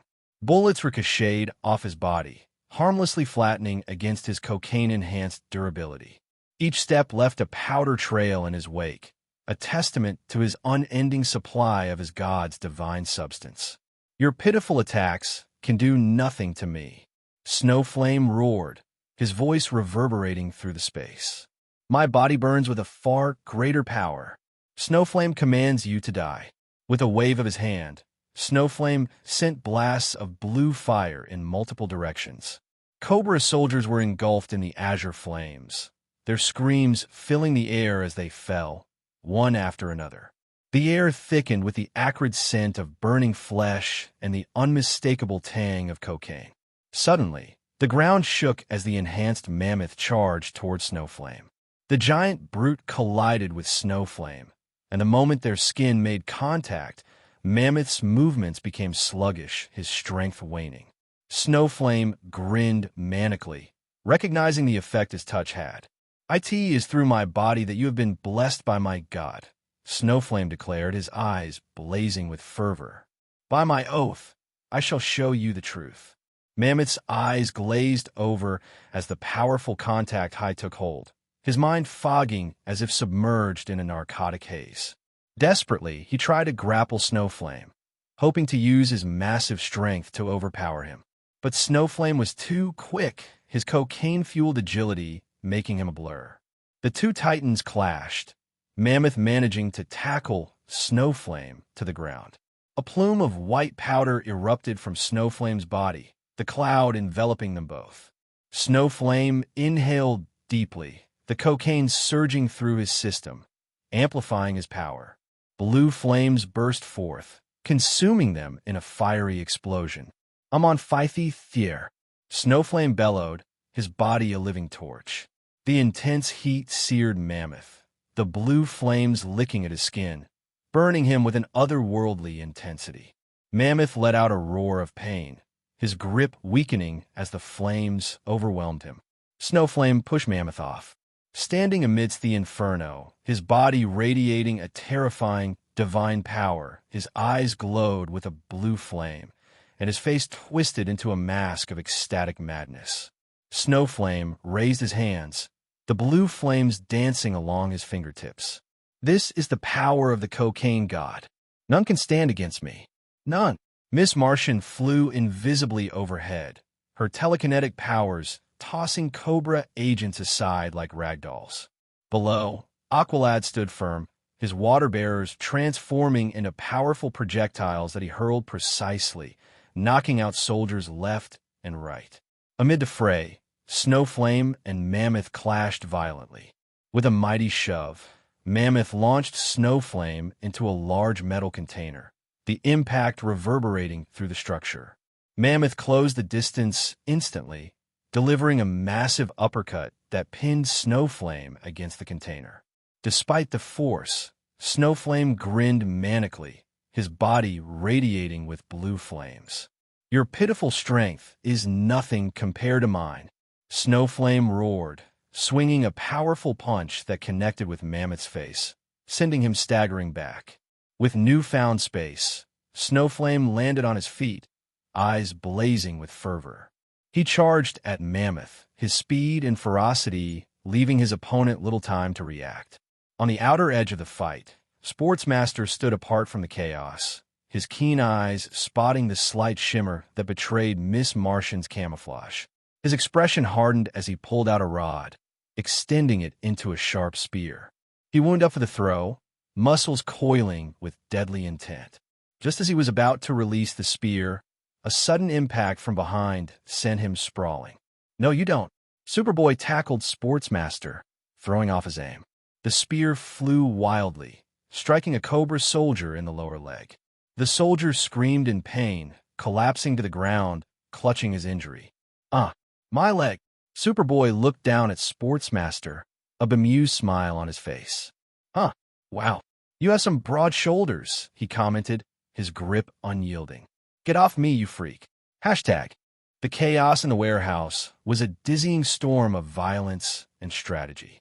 Robin sprinted along the catwalk above, his eyes scanning the battlefield below. Kid Flash followed closely, skidding to a stop beside him. They paused, taking in the scene. Aqualad struggled to hold his ground. Snowflame was wreaking havoc, and the Cobra agents were relentless in their assault. Robin cringed. Snowflame was one of the few people who could give the Joker a run for his money in the Insanity Department. "I'll go give Aqualad a hand," Kid Flash said, and in a blink, he was gone, a red and yellow blur darting into the fray. Robin stayed for a moment, a mischievous grin spreading across his face before he turned and ran back the way he came, his mind already formulating a plan. Aqualad was now upright, but steadily pushed back despite his shield and water-based projectiles. He ducked behind some piping, catching his breath and momentarily putting down his water bearers. Suddenly, two more Cobra agents appeared on his other side, their guns trained on him. Before they could fire, Kid Flash barreled into them, his feet slamming into their chests and sending them sprawling unconscious on the ground. But the victory was short-lived as 3 more agents arrived on the catwalk above, their weapons aimed and ready. Kid Flash barely managed to duck behind a pillar as bullets rained down. Aqualad reached for his comm, only to remember it was jammed. Frustration etched on his face. He called out to Miss Martian telepathically. "Miss Martian, the radio is jammed. Link us up." Miss Martian's eyes widened as she processed Aqualad's message. Bringing her hand to her head, she reached out with her telepathy. "Everyone online?" Superboy ducked under Sportsmaster's punch only to be hit by a baseball bat. "Yeah," he grunted, clearly annoyed. "You know it. Beautiful," Kid Flash replied with a grin, even as bullets pinged around him. Aqualad focused on the task at hand, ignoring Kid Flash's flirtation. "Good. We need to regroup." "Busy now," Robin's voice cut in, a hint of tension but also determination. Hashtag. The Boy Wonder landed gracefully on the helicopter pad, his eyes quickly scanning the area. Cobra stepped forward, his expression twisted into a sneer, the girl shimmer at his side.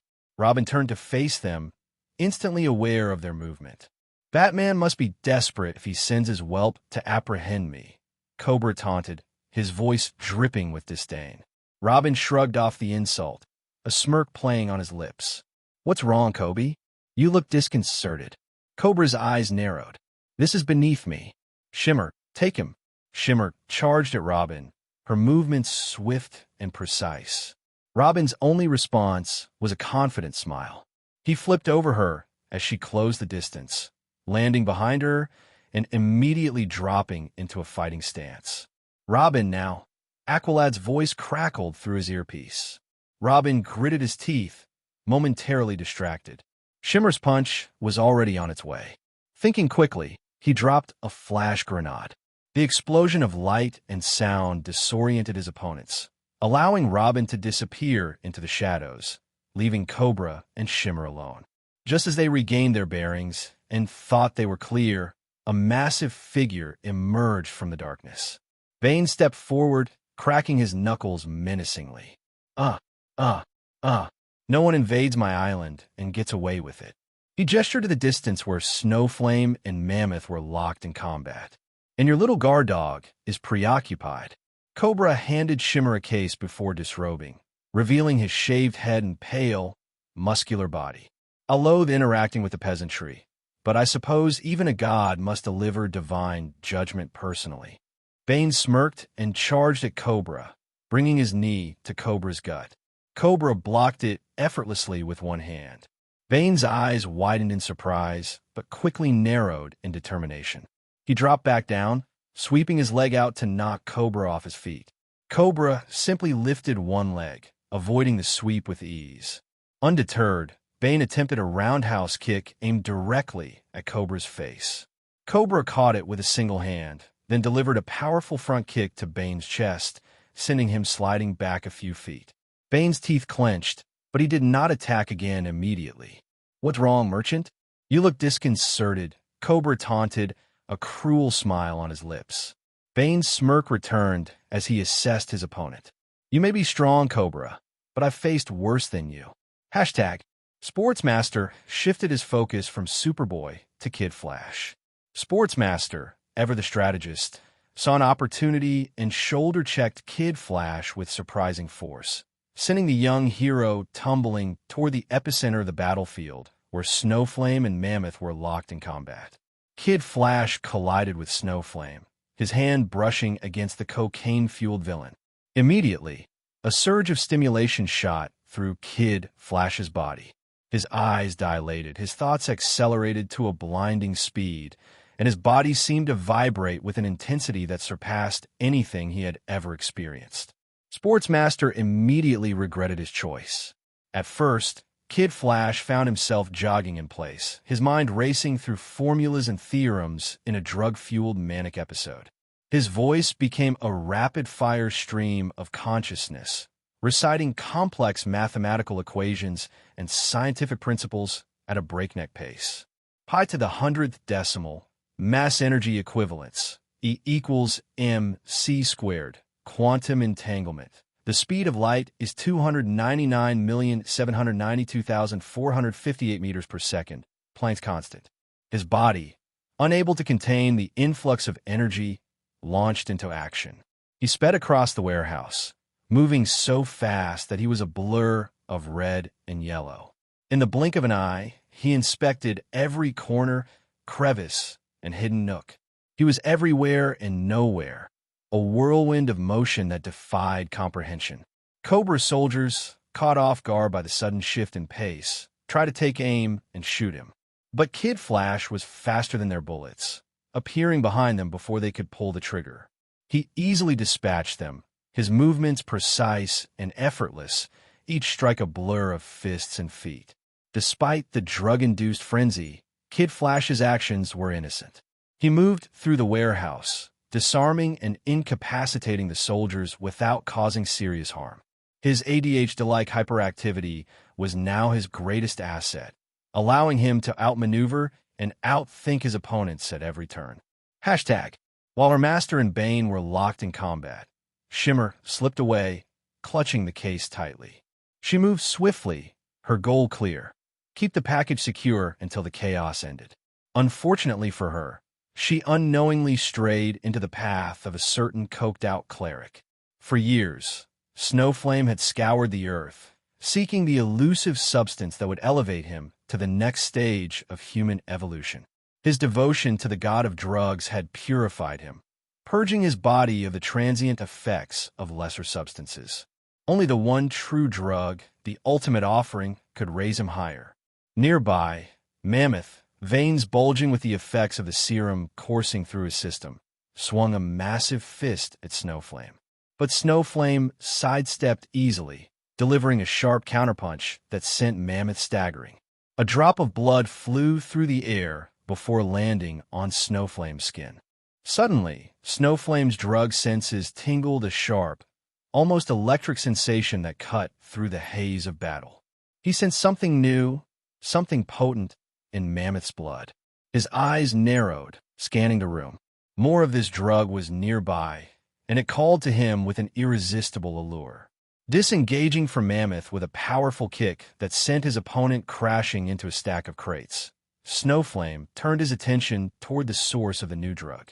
A figure moved swiftly in the corner of the room, attempting to blend into the shadows.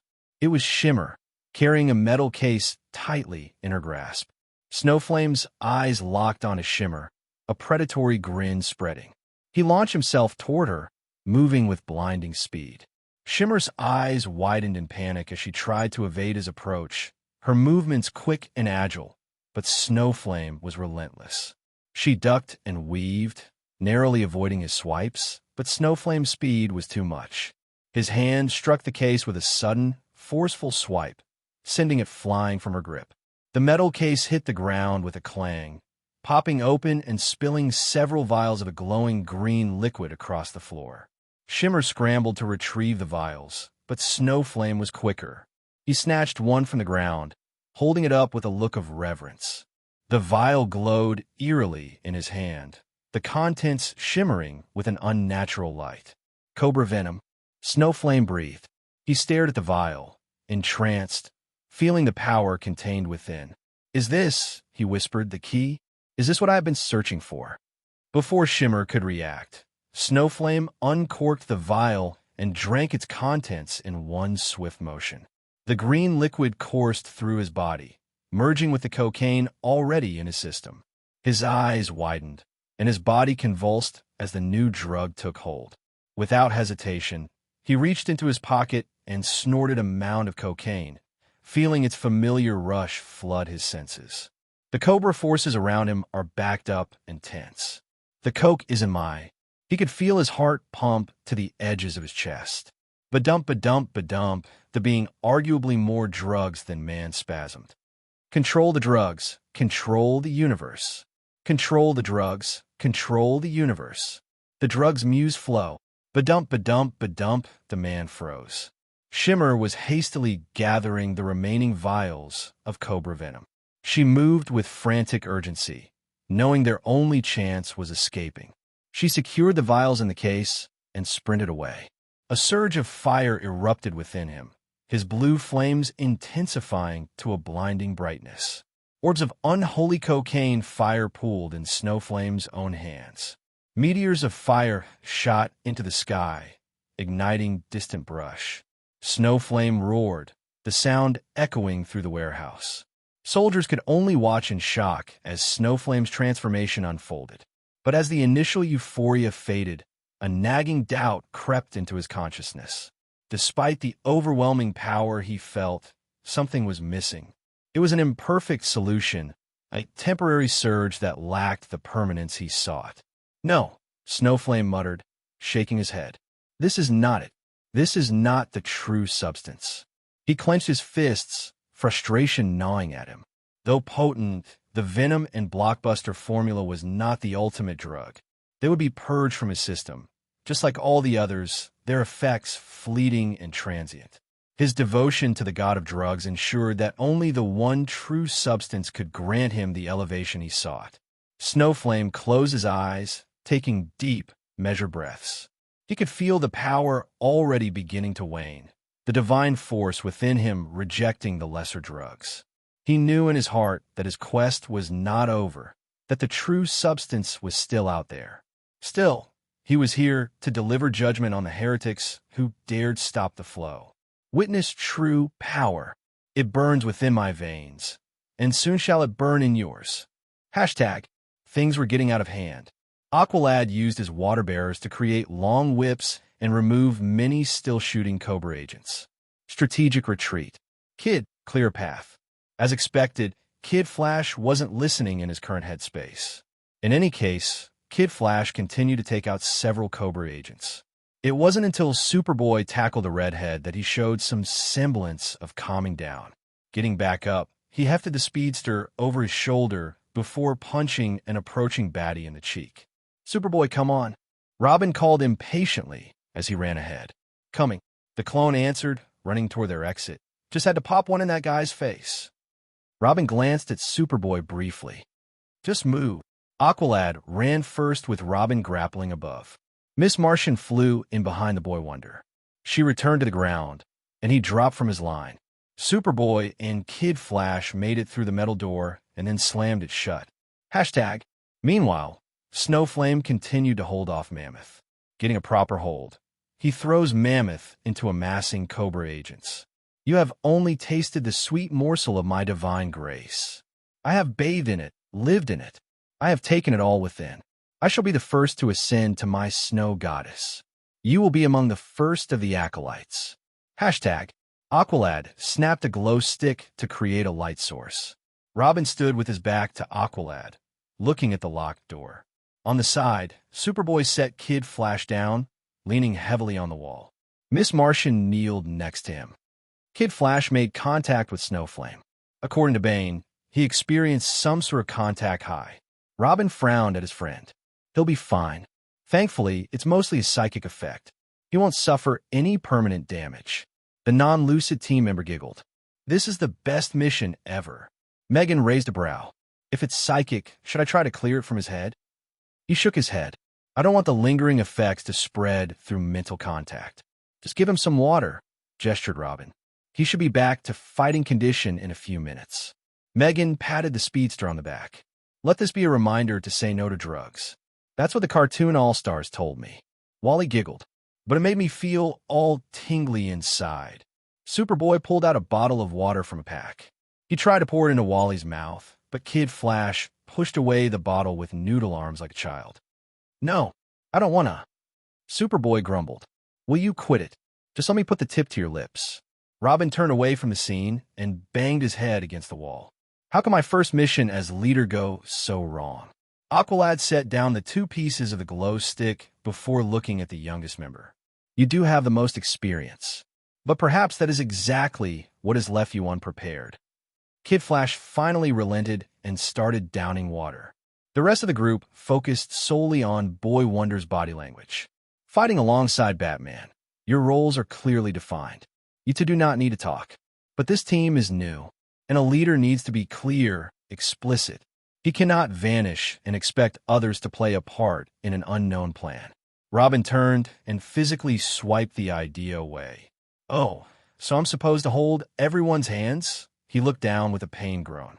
Aqualad did not back down.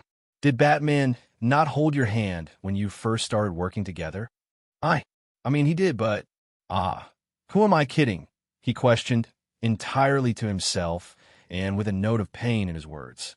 You should lead us, Calder. You're the only one who can. What? I didn't vote for him. Kid Flash whined. This is treason. I thought this was a democracy. Superboy stuck the bottle back to his mouth. Drink. Okay. Wally grabbed the bottle once more. Ignoring that little outburst, Superboy and Megan agreed with the change wholeheartedly. Hello, Megan, Miss M said, placing her hands on her hips. It's so obvious. He's the one we need right now. Coulda told ya. Superboy concurred with his arms crossed and smiling. Everyone turned to the slightly high Kid Flash with a frown. Wally gave a playful pout. Fine, but I expect a re-election next year. They all chuckled. Sure, kid. Then I accept the burden, Aqualad said as he walked towards Robin, pausing to place his hand on the smaller boy's shoulder. Until you are ready to lift it from my shoulders. You were born to lead this team. Maybe not now, but soon. Robin smiled the whole way through the speech and confirmed the terms with a small nod. Aqualad turned away and looked at the entire team. All right, our first priority is preventing the shipment from leaving the island. They all gathered around. Robin laughed, crossed his arms, and took on a Wally-like smirk. Funny, I had the same thought. Suddenly, the ground seemed to shake. A large boom echoed in the distance. What was that? Asked Megan.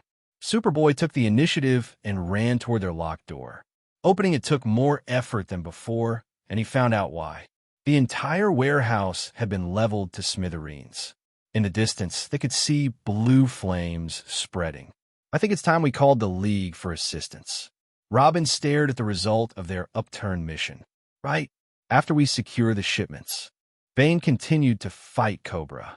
The fight had drawn closer to Snowflame's rampage. You'll regret coming to my island, Bane growled. Cobra smirked. Your island is but a stepping stone to greater things. You will bow to me, just like the others. Bane roared and charged, throwing a powerful punch at Cobra's head. Cobra moved unnaturally, dodging the attack and countering with a precise strike to Bane's ribs. Bane grunted, feeling the impact, but barely slowing down. He swung again, catching Cobra in the side, sending the cult leader stumbling back. You're strong, but strength alone won't save you, Cobra sneered. He straightened up and launched a series of rapid strikes that Bane struggled to block. Each hit was like a sledgehammer, and Bane was driven back, his confidence waning. Bane retaliated with a powerful uppercut that connected with Cobra's jaw, but Cobra absorbed the blow, his eyes burning with determination. He grabbed Bane's arm, twisting it and bringing Bane to his knees swiftly and brutally. Bane gritted his teeth, trying to break free, but Cobra's grip was like iron. You think you can break me? Bane spat, his voice filled with defiance. Cobra leaned in, his voice a chilling whisper. I will not only break you, I will make you beg for mercy. Bane broke free with a sudden burst of strength, delivering a powerful headbutt that sent Cobra reeling. He sprang to his feet, adrenaline surging through his veins. But Cobra was relentless, recovering quickly and attacking with renewed fury. Bane was strong, but Cobra was faster and more agile. Despite his best efforts, Bane was overwhelmed, his strength waning as the fight dragged on.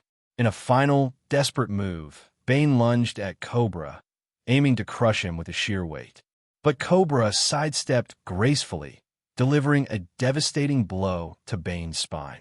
Bane cried out in pain, collapsing to the ground, his vision blurring. You are finished, Cobra declared, standing over Bane with a look of triumph. Bane knew he was beaten. His vision swam, and every muscle in his body screamed in agony. But he wasn't ready to give up yet. With a last, desperate effort, he rolled away from Cobra, using the brief moment of surprise to scramble to his feet. This isn't over, Bane growled, retreating into the forest shadows. I will reclaim my island. Cobra watched him go, a satisfied smile on his lips. Run while you can, Bane. The next time we meet, you won't be so lucky. As Bane disappeared into the darkness, Cobra decided it was time to leave. Hashtag Sportsmaster, Shimmer, and Cobra jogged through the dense undergrowth, Bane's warehouse fading into the distance. Snowflame's rampage echoed through the forest, punctuated by the screams of scattering soldiers and the roar of blue flames consuming everything in their path. The surrounding forest was ablaze. Trees ignited like matchsticks, sending plumes of smoke spiraling into the sky. The loss of their helicopter in the fight had forced them to rely on their backup transport, a submarine hidden along the coast. It was their secondary means of escape. As they neared the coastline, the sounds grew fainter, replaced by the rhythmic crashing of waves against the shore. Shimmer glanced at Cobra, her expression a mix of fear and determination. "Do you think the enemies will follow us?" she asked. Cobra's eyes narrowed. Snowflame is a wild card, but if his reputation precedes him, he only cares about us being off the island. Sportsmaster grunted. "As for those kids, I do not doubt that they'll be on our asses if they have the chance." "Crude but accurate," muttered Cobra. Sportsmaster held out his hand. "We need to split the package." Cobra grumbled. "Fine. We have to keep moving." With that, Shimmer handed the man 2 secure vials. Hashtag The teen heroes gathered in a secluded spot, huddled together as they discussed their next move. Wally, now more lucid but visibly embarrassed by his earlier behavior, sheepishly rubbed the back of his neck. "Okay, so let's recap," Robin said, his voice steady and analytical. "Sportsmaster's the supplier/buyer, but it still doesn't track. He doesn't have the juice to acquire the blockbuster formula or to get Cobra to do his dirty work." Wally nodded, still a bit flushed. "And neither of them has the chops to bond Blockbuster with Venom." That took some major nerdage. Aqualad crossed his arms, his expression thoughtful. "It's likely that Sportsmaster is just the middleman for the real mastermind. I believe the expression is tip of the iceberg. Regardless," he continued, "here are our current objectives, the remaining Cobra Blockbuster crates, Cobra's group, and Bane's group." As they began to move toward the battlefield, Kid Flash used his thermal vision to scan the area. His eyes widened as he spotted 3 figures running away from the chaos. "We've got 3 bogies heading out," he reported. Robin's mind raced as he pieced it together. "That's Cobra, Shimmer, and Sportsmaster. If they're leaving the crates behind, they must have some samples on them." Robin volunteered immediately, determined. "I'll pursue them." Aqualad shook his head. "It would take too long for you to engage them alone. Kid Flash and Miss Martian, you two will go with Robin." Kid Flash pumped his fist excitedly. "Yes, we get to go after the big bad of the cult with Megan." Miss Martian nodded, her expression serious. "We'll get them." Aqualad turned to Superboy. "In the meantime, you and I will run interference on the soldiers while also destroying the remaining drug supply." Superboy cracked his knuckles, a confident grin spreading across his face. "Sounds like a plan." Meanwhile, Snowflame unleashed blue flames that incinerated everything in his path. Cobra soldiers and Mammoth were caught in the inferno, struggling to hold their ground. Bane observed from a distance. Despite the destruction of his factory, Bane held his tongue. Snowflame was his benefactor for a reason, and Bane knew better than to question his eccentric ally. Rumors whispered that Snowflame had a finger in every pie of the pharmaceutical world, his wealth surpassing most expectations. It was said that Snowflame contributed to every drug crisis across the globe, from Mexico and Brazil to China and Europe. Bane didn't care about the specifics. He knew that Snowflame would fund the rise of a new factory from the ashes of his old factory. His mind briefly wondered where the teen heroes had gone, but he dismissed the thought. They were not his concern right now. His focus remained on the immediate threat, the small army of Cobra soldiers that continued to press their attack. Suddenly, the sound of gunfire erupted from the tree line. Bane turned, his eyes narrowing as he saw a new wave of soldiers pouring in. But these were not Cobra soldiers. They were his men, the loyal warriors of Santa Prisca, who had managed to escape their restraints and re-equip themselves. "For Santa Prisca!" they shouted, their voices filled with determination and fury. Bane's men charged into the fray, their gunfire cutting down the Cobra soldiers in a hail of bullets. The masked man grinned. Time for a revolution. Hashtag. The group split up, Robin, Kid Flash, and Miss Martian moving swiftly toward the fleeing figures while Aqualad and Superboy returned to the battlefield's heart. Kid Flash ran ahead, using his speed to scout the area. Miss Martian floated just above the ground, her telepathy providing a mental link to coordinate their movements. Robin motioned for them to stop as they closed in on the fleeing villains. They're just up ahead. Kid Flash nodded, his excitement barely contained. Got it. Miss Martian's eyes glowed briefly as she scanned the area. They have some sort of escape in mind. We need to move fast. Hashtag. The sound of gunfire and explosions grew louder as Aqualad and Superboy approached. They pushed toward the stockpile of Cobra blockbuster drugs. Peeking from cover, they could see the trade of gunfire and fists continue from last time. Aqualad glared. Seems Bane's men escaped. Superboy hummed. Don't worry. I'm no stranger to taking shots to the face. Aqualad knew that destroying the remaining supply was crucial to crippling Cobra's operation. Very well. Superboy, cover me. While Aqualad took to the shadows to circle to reach the cargo, Superboy acted as the distraction. Any stray shots his way easily crumpled against his body. Soon, Aqualad reached the objective. He quickly retrieved a set of explosives from his pack, set them to work, and planted them around the stockpile. He attached the detonators to the crates, ensuring the blast would be strong enough to destroy the entire supply. Almost there, he muttered, securing the last explosive. Superboy's voice cut through the noise. Aqualad, we've got more soldiers incoming. Aqualad glanced up, seeing a fresh wave of Cobra soldiers advancing on their position. He activated his communicator and spoke quickly. Explosives are set. We need to clear the area. Superboy nodded, his eyes narrowing as he prepared to hold off the attackers. Go. I'll cover you. Aqualad gave a brief nod of thanks before sprinting away from the crates. Once he was safe, Aqualad turned back and raised the detonator. He pressed the button.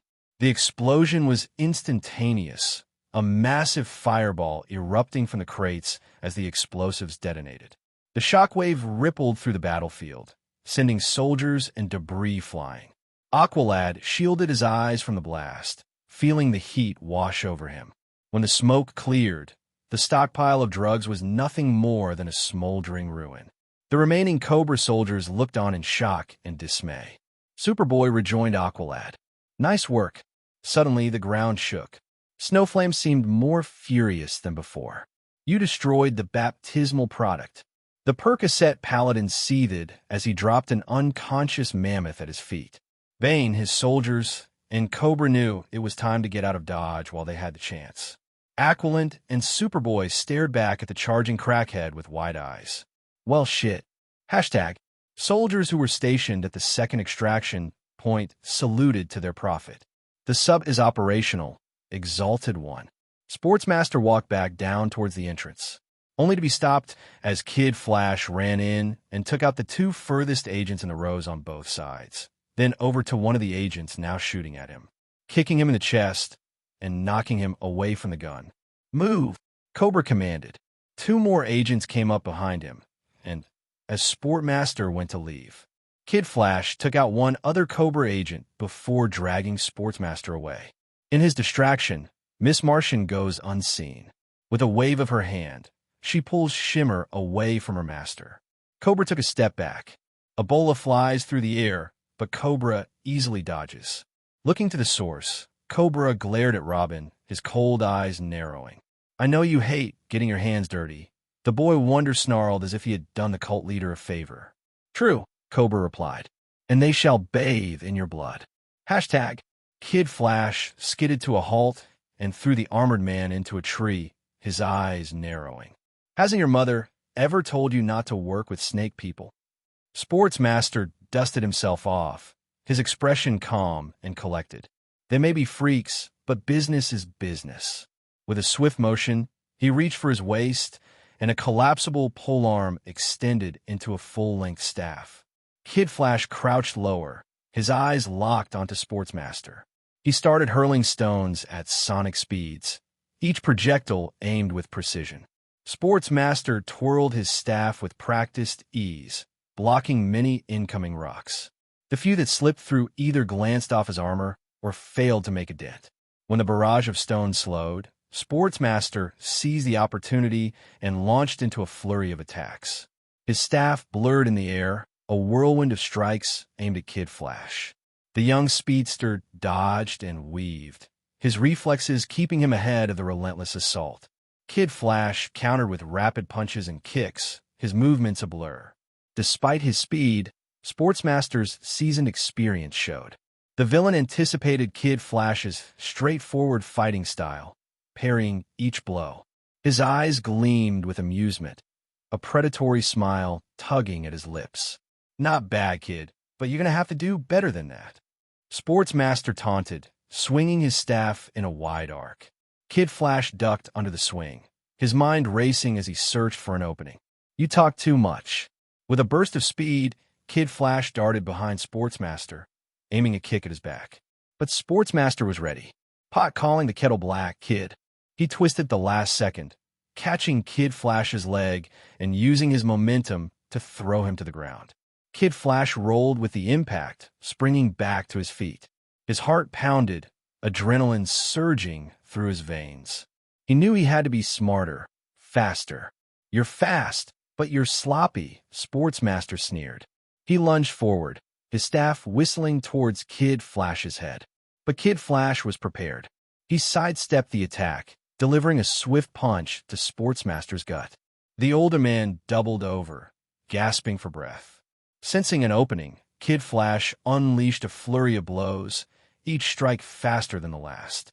Sportsmaster staggered under the onslaught, but wasn't out of tricks yet. As Kid Flash moved in for the knockout punch, Sportsmaster faked a stumble, dropping a flashbang at their feet. The explosion of light and sound was blinding, disorienting Kid Flash and making him stagger back. His hands flew to his eyes, trying to block the overwhelming brightness. In that moment of vulnerability, Sportsmaster struck. He swept Kid Flash's legs out from under him and slammed his staff down onto the young hero's chest, pinning him to the ground. Kid Flash struggled, but Sportsmaster's weight and leverage were too much. The villain grinned down at him, triumphant. "Too easy." Sportsmaster reached into his pocket, ensuring that the sample was still intact. Seeing that the others would be busy, he dropped a smoke bomb and dashed for the sub, leaving the redhead in a coughing fit. He tried getting back up, only to fall from a slight sprain in his leg. Without anyone else the wiser, Sportsmaster made his escape from the island. Hidden among the dense canopy of the forest, Miss Martian watched the scene with a keen eye. Cloaked in her camouflage, she observed Shimmer, Cobra, and Sportsmaster moving cautiously through the underbrush. They were alert, wary of any ambush, but not wary enough. Megan focused her telekinetic powers, her mind honing in on Shimmer. With a subtle gesture, she separated the villainess from her companions. The ground shifted under Shimmer's feet, pulling her away from Cobra and Sportsmaster. Surprised, Shimmer staggered and glanced around, her eyes narrowing as she scanned the surroundings. "Who's there?" Shimmer shouted into the darkness, her voice tinged with anger and frustration. She tried to taunt her unseen attacker, hoping to draw them into the open. "Too scared to face me head-on, huh? Coward." Miss Martian suppressed a smile. She knew better than to fall for such a simple trick. Remembering Robin's strategic advice, she decided to play with her opponent's expectations. With a flicker of thought, she levitated a rock and sent it hurtling through the shadows. It struck Shimmer squarely in the chest, eliciting a grunt of pain. Shimmer glared into the darkness, her eyes wild. "Where are you? Show yourself." Instead of a reply, more rocks began pelting Shimmer from all directions. Megan targeted specific joints, forcing the villainess to her knees.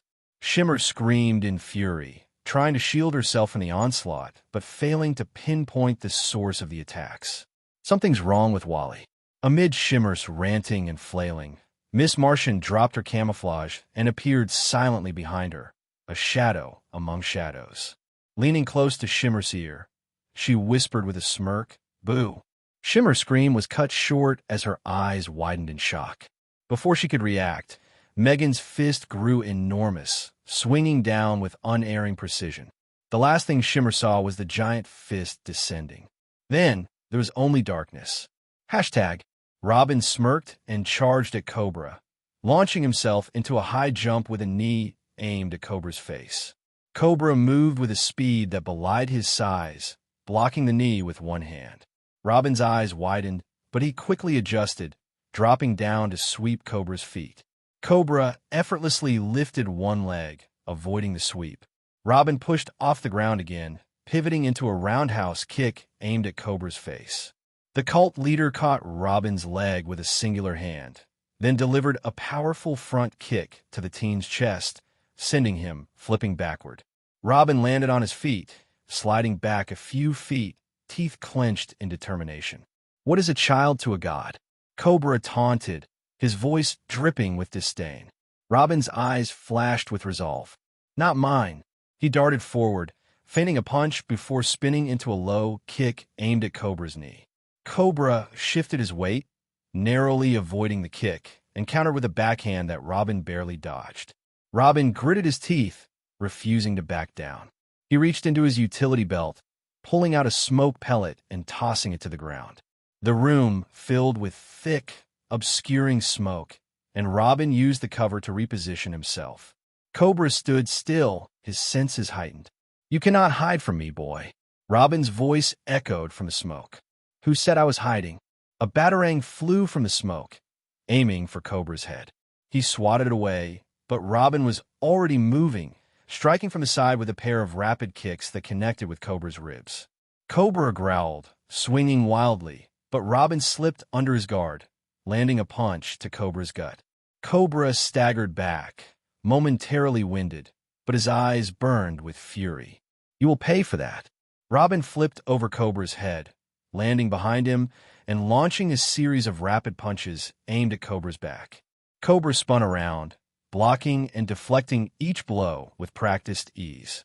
With a sudden, powerful strike, Cobra landed a punch to Robin's side, causing him to stagger. With a sweep of the leg, the young man was sent to the floor. Robin gasped as the air was forced out of his lungs. Cobra's massive foot pressed down on his chest, pinning him to the ground. Despite all his training and strength, the boy wonder found himself unable to budge under the cult leader's weight. Cobra glared down at Robin with disdain. "Mosquitoes plague me." Despite the pain, Robin managed a smirk.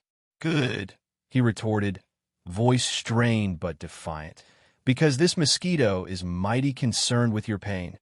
With a sudden burst of strength, he executed a dual helicopter kick, twisting his body to knock Cobra's leg off his chest. Using the momentum, Robin rolled into a handstand and sprang back to his feet, landing with a flourish. The moment of triumph was interrupted by an explosion of blue embers from the tree lean beside them. Outcharged a slightly smaller snow flame than before, blue flames licking at his form. Incidentally, Superboy was latched onto the supervillain's back, a dopey, bubbly expression plastered across his face. Snowflame tried to shake the teen off, but Superboy clung on tightly, laughing all the while. At the same time, Aqualad arrived, having followed the trail of destruction. He took in the scene quickly, assessing the situation. Cobra looked at the new arrivals and smirked. With an air of dismissive arrogance, he stepped back. "He's your problem now. Another time, then." With a fluid motion, he disappeared into the shadows, leaving nothing behind but the whisper of leaves and the encroaching darkness.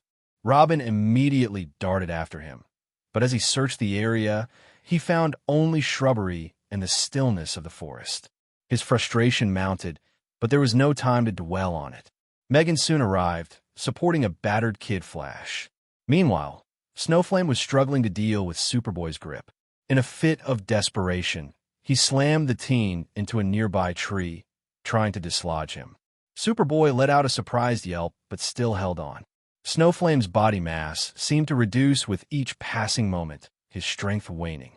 Robin noticed this and said, "I think his drugs are wearing off."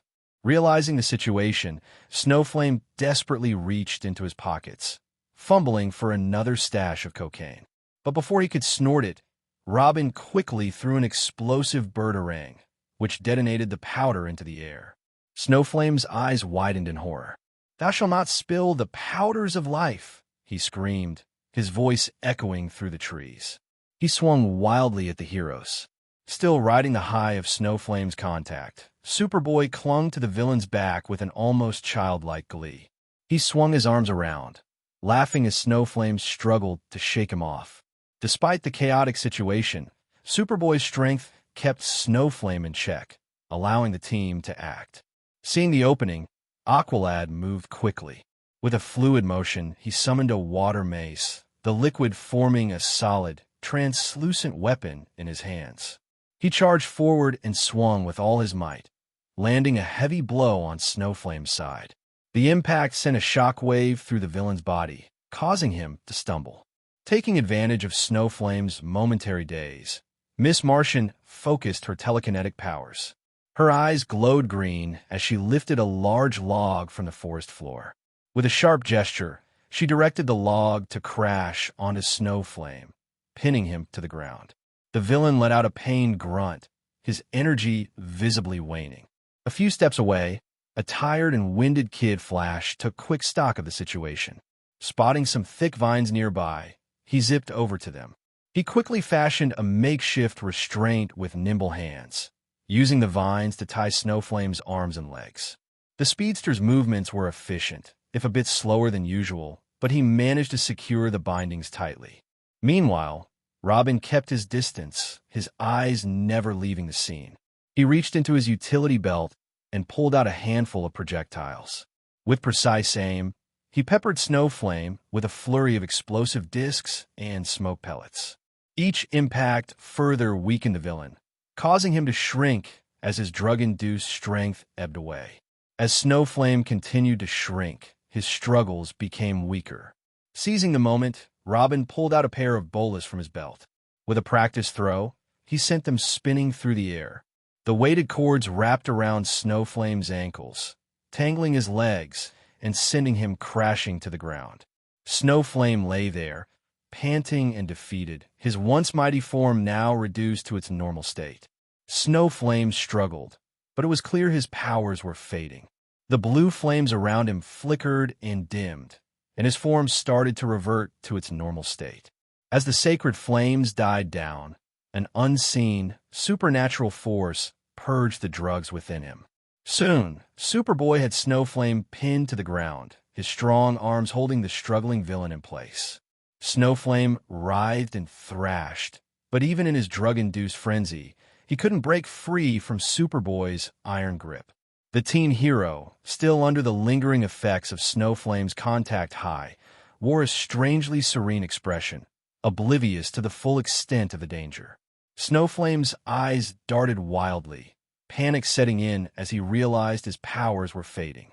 Desperation filled his voice as he screamed, "Great God of cocaine, hear my plea. Take me from this wretched place and return me to my temple. I beseech you." As if in response to his desperate invocation, Snowflame's body began to shimmer.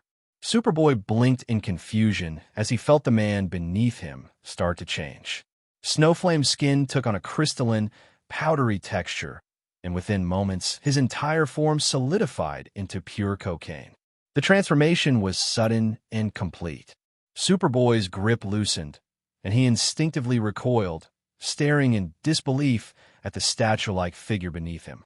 Snowflame's features were frozen in a final, crazed expression, a twisted grin on his face. Before anyone could react, a strong gust of wind swept through the forest. The air swirled around the clearing, lifting leaves and debris. The powdered form of Snowflame began to disintegrate. The cocaine particles lifted into the air and carried away by the wind. The heroes watched in stunned silence as Snowflame's body dissolved into a cloud of fine powder, swirling up into the sky. The cloud drifted higher and higher until barely visible, scattered to the winds. The eerie quiet that followed was broken only by the rustling of the leaves, the final remnants of Snowflame disappearing into the distance. The heroes stood in stunned silence, watching the bizarre and surreal sight unfold. Kid Flash finally broke the silence. What the hell just happened? The inebriated Superboy, still kneeling on the ground, looked up at the others, confusion and shock clear on his face. He became a snowman? No fair. Robin nodded slowly, still processing the surreal turn of events. Yeah, he did. The boy wonder shook his head, letting out a breath he hadn't realized he'd been holding. The group remained silent momentarily, each trying to understand what they'd just witnessed. Robin walked over to Aqualad and patted him on the back. Well, as our leader, it is your responsibility to explain this mess in your mission report to Batman. A wry smile tugged at his lips. With that, he chuckled and walked away, leaving Aqualad looking down at where Snowflame disappeared. This is my life now. Mount Justice, July 23rd, 10:01 Eastern Daylight Time. The air shimmered as Flash and Big Chill teleported into Mount Justice. Just as they arrived, the teens landed and exited the bioship. Barry Allen, the Flash, wasted no time, running up to his nephew with a look of concern. "Are you okay, kid? Your mom's gonna kill me if she hears you were on cocaine," Barry said, giving Wally a quick once-over. Kid Flash scratched the back of his head sheepishly. 3. Big Chill raised a non-existent eyebrow. "Do you feel the urge to snort Bolivian marching powder? Devil's dandruff." Miss Martian recalled her time watching Goodfellas, The Godfather, and Home Alone 2. Disco Dust? Forrest Bump. Superboy, still under the influence of Snowflame's contact high, grinned dopily. "I want to go snowboarding." Flash and Big Chill exchanged bewildered looks regarding the clone. Aqualad stepped in, trying to appease the Flash. "Don't worry. Snowflame's contact high is only psychic." Big Chill deadpanned. "Contact high? The villain Snowflame is powered by drugs, and how high he is." Flash blinked in disbelief. "Okay, that's new." Robin, ever the responsible one, added, "They didn't snort anything on the mission." Kid Flash rolled his eyes. "Allegedly, the god of drugs and cocaine gave him superpowers." Robin raised his arms in exasperation. "Allegedly? Did you not see the man turn into cocaine and disappear into the sky? That doesn't mean a god did it. It was probably some sort of illusion or matter manipulation," Wally argued, his voice rising in frustration. "I mean, come on. Just because something weird happens doesn't mean you slap the label God on it." Big Chill crossed his arms, unfazed by his skepticism. "Well, that depends on what you define as a god. If I read the museum exhibit correctly, Wonder Woman was created with help from the Greek gods. For the alien hero, god is a loose term." At that moment, a familiar voice chimed in through Ben's earpiece, the tiny but wise Azimuth adding his 2 cents. "It is possible they are manifestations of primordial and extra-dimensional energies," the Galvan stated, his voice tinged with intellectual curiosity. "In some cultures, such entities are revered as gods, but that is a matter of perspective." Kid Flash felt on the spot for a moment. A god should be. He trailed off, struggling to articulate his thoughts. Big Chill watched him, silent and patient, waiting for him to continue. While he finally spoke, his voice softer, more thoughtful. "A god should be more than just someone with powers. It should be about, I don't know, something bigger. Something." Robin sighed and turned to Kid Flash, raising an eyebrow. "You didn't accidentally breathe in any while I wasn't looking, right?" Kid Flash shook his head vehemently. "No." Superboy, still riding the high, laughed. The strange man touched me, and now I feel great." Robin sighed, glancing at Superboy, who was swaying slightly. "He's been like that the entire flight." Aqualad shook his head. Unfortunately, his exposure was drastically longer than Kid Flash's. Superboy nodded enthusiastically. No matter how hard he bucked, I held onto him tight. Robin facepalmed, groaning. "We should probably get him to the infirmary to sleep it off." Along with Megan, Aqualad didn't understand why Robin and Kid Flash admonished Superboy's speaking style. He nodded. "The effects might take a few hours to wear off." Flash nodded slowly, still processing the situation. So, I take it you guys finally picked a leader." Superboy, still in his haze, grinned broadly. Yes, I'll get behind Aqualad any day. Unaware of any other meaning, Aqualad simply patted the teen on the shoulder. Your support means much. Robin groaned louder, clearly exasperated. I'm both glad and upset that I don't have to deal with our ragtag group. Flash chuckled, a smirk forming on his face. Now, you're thinking like Batman. How do you think he feels having to help manage all of us in the league? Hashtag. Suffice it to say that by the time the mission debriefing came, even Batman had to rub the bridge of his nose in irritation at the bizarre circumstances. The Dark Knight stood before the team in the main hall of Mount Justice, his expression as stern as ever. The young heroes lined up before him, each standing at full attention, their faces a mix of exhaustion and anticipation. A simple recon mission, Batman began, his voice cold and precise. He stepped closer to Aqualad, getting within inches of his face. Observe and report. His voice carried a low growl, the words a clear reprimand for the mission's unplanned escalation. Batman held Aqualad's gaze for a moment longer, then backed off, turning his attention to the rest of the team. You'll each receive written evaluations detailing your many mistakes. He walked past the line of young heroes, each one standing rigidly.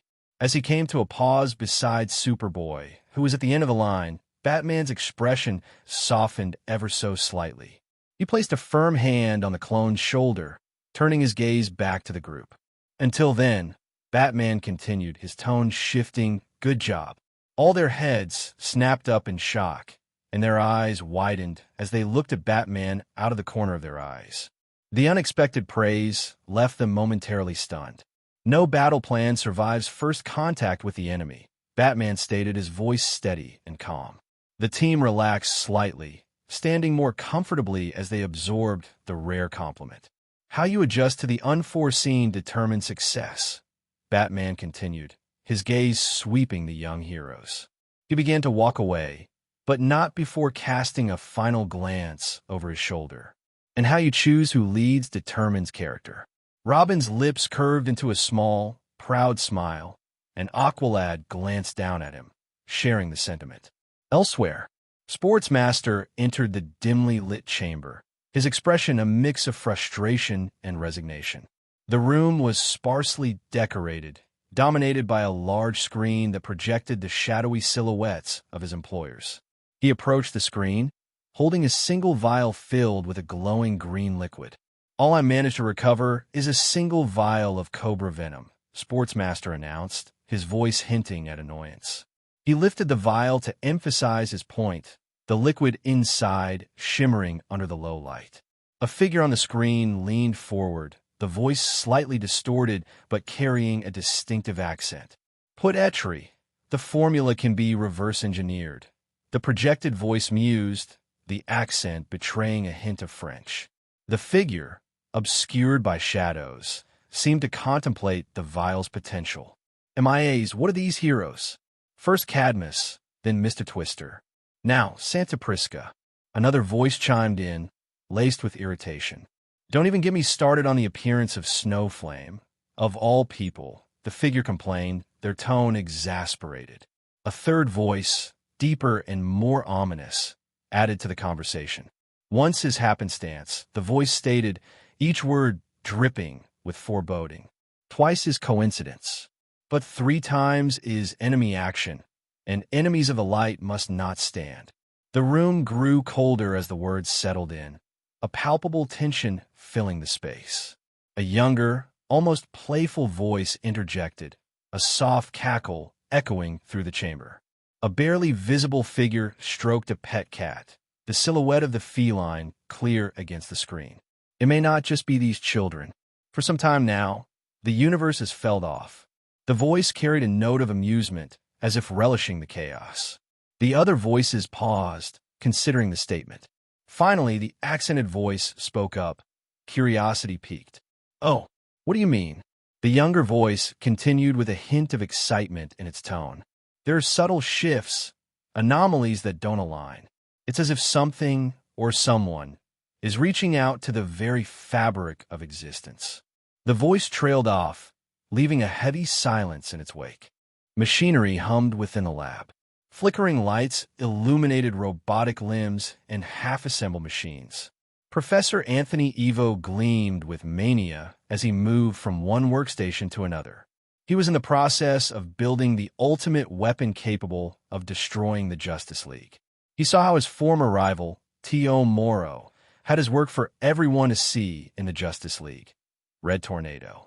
Evo was well aware of how old Morrow was, and he would be damned if Morrow died before he could prove himself the better. Several small, green, monkey-like robots swung throughout the room, moving items and gathering tools and parts for their creator. He had faked his death long ago, fooling the Justice League. All the years in Recluse were leading to this moment, the genesis of his magnum opus. If everything went to plan, there would be no more Tornado, no more League, only Amazo. He focused on the central platform and the nearly completed android. Amazo's creation had been slow. The flesh was weak, and he knew robotics were the future. One of the few benefits of organic beings was the ability to evolve and adapt. If he could do the same for his creation, it would be the perfect being in his eyes. How ironic would it be for an enemy to defeat the Justice League with their powers? Evo's early experiments with adaptive technology had been frustrating. He needed a way to replicate the abilities of the League, ranging from aliens, other robots, mutations, and science experiments. The experiments would prove to be successful, and Amazo began to take shape. If there was one thing Evo was reluctant to admit, it would be that Morrow was better at making artificial intelligence comparable to an actual human. At this time, his Amazo could not think on his own. Yes, it could learn and copy abilities rudimentarily, but it was far from becoming something sentient. Yet, perhaps this was a good thing. Without a will of its own, Amazo would always answer to him. A nearby screen displayed a software update 100% completed. Evo stood over the android. Amazo was ready. Evo reached out and inserted the final component, a power core. The core clicked into place. Evo stepped back and approached his control console. This was the moment he had been working toward for so long. He entered the final sequence of commands. The activation sequence began. The lab started feeding energy into the android. "Wake up, Amazo," Evo whispered. "It's time to fulfill your purpose." The power core jump-started. The android's eyes snapped open as it sat on the platform. There was silence. Amazo's head turned to Evo. "Amazo, what is your primary directive?" "Whatever my creator demands." Evo smirked. "Correct. Now let's get down to business." Amazo slowly rose to its feet. Evo opened up several computer windows, displaying images and CCTV footage. "Let's start with something simple. Your first targets will be Green Arrow and Black Canary. They'll be on patrol in Star City. One meta and one human shouldn't be too difficult. I shall destroy them." Amazo finished. Evo stepped back with pride. "Yes, you will." Without another word, the android turned and began to walk toward the laboratory exit. Star City, August 3rd, 6:38 Eastern Daylight Time. So far today, the streets have been quiet. The typical morning commute has gone on around them. Green Arrow and Black Canary went on their first joint patrol in a while. "Is the new girl settling in fine?" asked Canary. GA shrugged. "We had some things to iron out with her mom, but it seems to be going well. She's supposed to meet up with us soon." "That's good." "Does Speedy know?" He sighed. "No. Have you talked to him lately like Ark and I suggested?" "I just think he needs more time to cool off." "Ollie, it's been weeks. Just reach out to him. Show that you care and respect him." "I'll try later tonight." There was a moment of silence between them. "So, how's Central treating you?" Dinah shrugged. "It's fine. Getting my apartment in order and making some new friends while I was at it." "Happy to hear. You want to stop by that bagel place?" asked Dinah. Oliver shook his head. "Nah, I'm going to wait. Felicity and I are going for brunch where they had that honey toast tower." An explosion shattered the mundanity. Both heroes quickly took cover. "What was that?" Dinah whispered. Before Oliver could respond, a figure crashed onto the rooftop across from them. It was over 7 feet tall and clearly made of some sort of metal. Strangely enough, it was bare-chested with a pale gray color scheme. Its eyes glowed red. A band of dark green metal encircled its wrists and legs, resembling clothing, while the crown of its head was colored orange as if to imitate hair. The figure's face was stern and unsettlingly human, with chiseled cheeks, a square jaw, and a narrow, aquiline nose. Pointed ears made it look like an elf. "A robot," Oliver muttered, already drawing an arrow. The android's head turned toward the two heroes' location. It scanned them with a flicker of light. Target located, green arrow and black canary. Oliver rolled his eyes. "Well, it looks like someone wants to assassinate us." Dinah groaned. "And while we're on an empty stomach, too. Any idea who sent it?" "Well, not many people can build robots like that, and none of them know me personally." Oliver loosed an arrow at the android, aiming for its chest. The arrow struck, but instead of piercing through, it merely glanced off the android's metallic skin, leaving no mark. "Yeah, I expected that to happen." Thankfully, he had several custom arrows ready. The android began moving toward them. Its gaze remained on Dinah. Target acquired, black canary. The android raised a hand toward her. Energy crackled around its fingertips. "Get down," Oliver shouted. Dinah darted to the side, narrowly avoiding a blast of energy that seared the air. The rooftop shook with the force of the blast. She quickly regained her footing. "All right, let's see how it handles this." She took a deep breath and unleashed her iconic canary cry. The focused sound wave erupted from her, aimed directly at the android. The force sent the surrounding debris flying. The android staggered, but to Dinah's frustration, it didn't fall. Instead, its eyes glowed brighter. "Power detected," sonic screams. Replicating, their eyes widened upon hearing that last word. The duo quickly split up to get out of the line of sight. Deciding who the bigger threat was, the android opened its mouth and released a scream identical to hers. While it wasn't a direct hit, the ambient sound still knocked her off her feet, sending her crashing into the rooftop behind her. "Dinah!" Oliver released another arrow, this time an explosive one, at the android. The arrow struck its shoulder, detonating in a burst of fire and smoke. But when the smoke cleared, the android stood unharmed, its gaze now fixed on him. Oliver needed to give his partner time to recover, so he kept running. The android opened its mouth again with a scream aimed directly at Oliver. Oliver dove off the building without missing a beat as the sonic blast reverberated above him. A quick, grappling arrow slowed his descent back to street level. The android advanced. Resistance is futile. Dinah shook off the ringing in her ears. This wasn't the first time the echoes of her screams went back at her. Thankfully, sonic screams came with more durable eardrums. She pushed herself to her feet. Damn it. Still, she wasn't expecting that. She looked up at the robot chasing after Oliver. She activated her communicator. "Arrow, thanks for the save. Copycat is on your tail." "I know. What direction are you running?" "I'll intercept. Metropolis. August 3rd, 7:38 Eastern Daylight Time." A school bus filled with children on their way to school drove across a suspension bridge. The morning sun glinted off the water below. Everything was business as usual. Without warning, the concrete support underneath cracked and crumbled into the waters below. The increased tension caused two support cables to snap, falling across multiple lanes of traffic. Several cars, including the school bus, slammed the brakes to avoid them. The bus veered right, hit the concrete guardrail, and came to a full stop. Unfortunately, a LexCorp semi-truck behind them couldn't stop fast enough. The semi-truck collided with the rear of the school bus and a white sedan, while the latter crashed into the sidewalk and safety barrier without falling over. The school bus was rammed through the sidewalk barrier. Luck was not on their side as a red sports car also crashed into the bus, forcing it through the final safety barrier. The school bus was left balancing over the edge of the bridge. Hashtag. Bruce Wayne saw the situation across the water in an office above the streets. His expression hardened. He moved to his desk, where an ornate bust of Alfred Pennyworth sat. He tipped back the bust's head, revealing a hidden red button beneath. Pressing it, Bruce slid a drawer open, revealing his Batman costume. But just as he reached for it, a loud sonic boom sounded. He turned toward the windows. In the distance, a familiar blue and red figure streaked through the sky at incredible speed.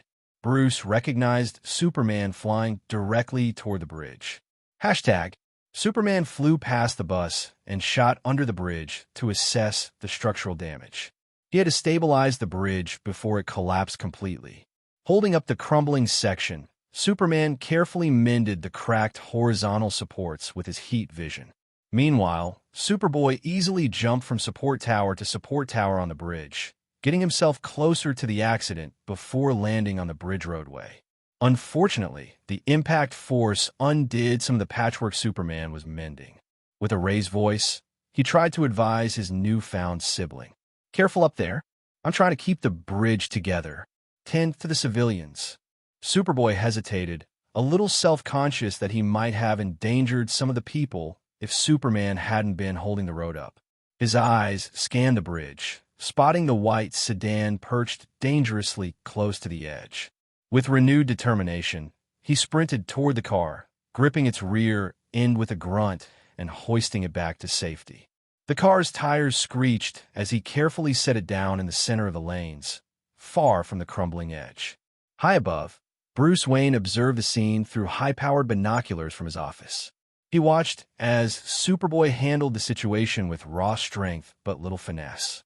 Clearly, the young hero was still learning, still finding his footing amid a crisis. Hashtag, on the other side, the school bus slipped further over the edge, causing the kids inside to scream in fear. Superboy sprinted toward the rear of the bus, grasping the bumper. His combat boots tried to grip the pavement. With another pull, he could keep the bus from sliding any further. "I'm almost finished down here," Superman called out. "I'm busy with a bus." Superboy shouted back. Superman's tone shifted. "I'm coming. Wait, I think I've got it." Superboy adjusted his grip and pulled the bus back by a few inches. Suddenly, the strain on the bus lessened. Superboy could pull it back several feet until both wheels were back on the roadway. The cries of relief and cheers from the children inside filled the air, and Superboy let out a sigh of relief. As he walked to the front of the bus, he saw Superman standing at road level, his hands supporting the front bumper. The elder hero looked up and gave him an encouraging nod. That explains it. Superboy rubbed his arms as he walked towards Superman. He glanced at the bus and then back at his pseudo-brother. "I could have handled that," he muttered. Superman smiled and patted the teen on the shoulder. "Yes, you could have," he agreed gently, "but we're all part of the same team. With lives on the line, we can't be prideful. Accept any help if it means making the job easier for everyone." Superboy hummed, his eyes on the ground. "I guess that makes sense." He sighed, his shoulders sinking. "Thanks. We don't want to take any unnecessary chances. I should know." Superman's gaze shifted to the imprint Superboy left on the asphalt. He gestured to it. "Moving forward, a gentler push is sometimes all you need. If I wasn't supporting the bridge, you might have had even less time to save those people." "Yeah." Superboy sighed at his inadequacy. Superman nodded. "Don't get me wrong. You're doing about as well as I did when I was your age. Jumping over tall buildings in a single bound wasn't as easy as it sounds." Superboy considered Superman's words. He then looked up, his voice hesitant. "I don't suppose we can make time to help me figure that out?" Superman hummed thoughtfully. "Well, I'm free between 5 p.m. and—" He was interrupted by a beep from his communicator. Superman reached up to activate it. "Superman," he responded, listening intently. "Wait, Arrow. Slow down. What's attacking?" His face tightened as he listened to Green Arrow's hurried explanation. "No, Superboy and I got things handled here. If you're in trouble, I can help. Coordinates?" "Acknowledged. On my way." He turned back to Superboy, his expression apologetic. "Sorry about that. I'll try to meet you at the mountain later today. Is that okay?" Superboy's eyes lit up at the offer. Yeah, sure." Superman smiled and nodded. "Duty calls." With that, he took off into the sky, a blur of red and blue streaking toward the horizon. Just then, Superman's communicator beeped once more. He opened the text from Bruce. "Good job. Star City. August 3rd, 7:48 Eastern Daylight Time." Civilians ran from the explosions, and Green Arrow sprinted and swung to a less populated area of the city, where Green Arrow ducked behind the cover of a nearby building. A recovered Dinah took over, distracting the murder machine. Green Arrow closed his communicator. Now it was a waiting game, hoping the League would get there in time. Black Canary avoided physically striking the robot. It would be a fool's errand if this thing was designed to take hits from Superman. At that moment, both she and the attacker were shooting sonic cries at each other from a distance. He and Dinah already called the League for backup. This robot was clearly designed to hunt down superheroes. Sadly, Dinah was too slow to dodge a grapple from the android. The thing grabbed her by the left arm and started applying pressure. Not a second sooner, Green Arrow loosed an explosive arrow aimed directly at Amazo's back. The arrow struck its mark, detonating with a powerful blast that allowed Dinah to slip from his grip, but not unscathed. "Thanks. No problem." Green Arrow pulled her along another path. The two were running through alleyways, thinking they might have lost the android, when it crashed into the ground about 20 feet ahead of them. "Shit. Access. Black Canary." Amazo's jaw opened. Needing to protect them both, Dinah released her own canary cry at the same time. The two sonic waves collided in the air, creating a shockwave that shattered windows and sent ripples through the surrounding buildings. Eventually, both stopped screaming. Dinah dropped to one knee, panting heavily. Before either of them could recover, they heard the heavy footsteps. Oliver and Dinah's hearts raced as they tried to think of another distraction as Amazo moved closer. Suddenly, a blue blur shot through the air and slammed into Amazo with the force of a speeding train. The android was sent hurtling through several walls. "You guys okay?" Superman asked as he floated down. Dinah and Oliver breathed a sigh of relief. "Yeah, thanks, Soups." One by one, more heroes arrived on the scene. Captain Atom, Martian Manhunter, Red Tornado, Flash, and finally, Batman and the Batwing. The brief reunion was cut short by a chilling, robotic voice that sliced through the air. "Target detected, Superman." Replicating, stomachs dropped as the full realization of what was happening literally sped forward and hit Superman with a punch to the gut. "Oh fuck," Oliver muttered under his breath. He had forgotten to tell the others it could copy powers. 1 hour later. Things have not been going well so far. The streets of Star City were a war zone, the battle between Amazo and the Justice League leaving destruction in its wake. Smoke and debris filled the air. Access Flash.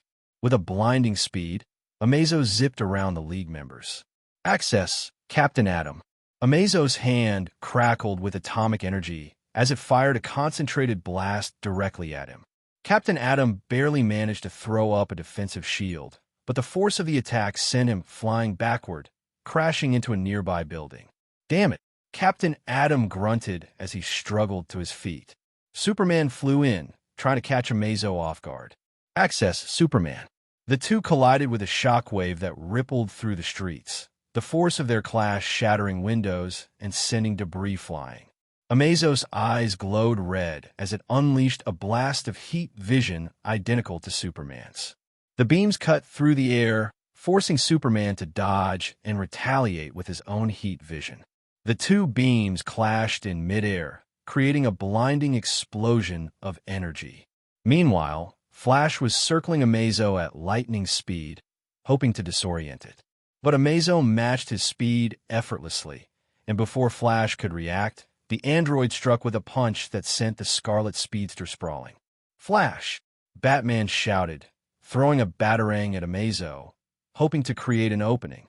The batarang flew towards Amazo's chest. Access. Martian Manhunt. The android density shifted, allowing it to phase through the attack harmlessly. Similar to Mr. Twister, there was no mind for Martian Manhunter to attack psychically. Red Tornado tried to intervene, whipping up a powerful cyclone to trap Amazo. Access Red Tornado. The android countered with an even stronger gust of wind, dispersing the cyclone and sending Red Tornado tumbling through the air. Superman gritted his teeth and flew at Amazo with everything he had. But the android met him blow for blow. The ground trembled, each punch sending shockwaves through the surrounding buildings. As Amazo and Superman clashed, Batman activated his communicator, sending a message to Green Arrow and Black Canary, who had retreated to a safe distance. We need to divide its attention. Hit it from all sides now. Green Arrow and Black Canary didn't need to be told twice. Green Arrow fired a barrage of specialized arrows at Amazo, each one designed to exploit a different vulnerability. Explosives, EMPs, freezing agents, all struck Amazo simultaneously.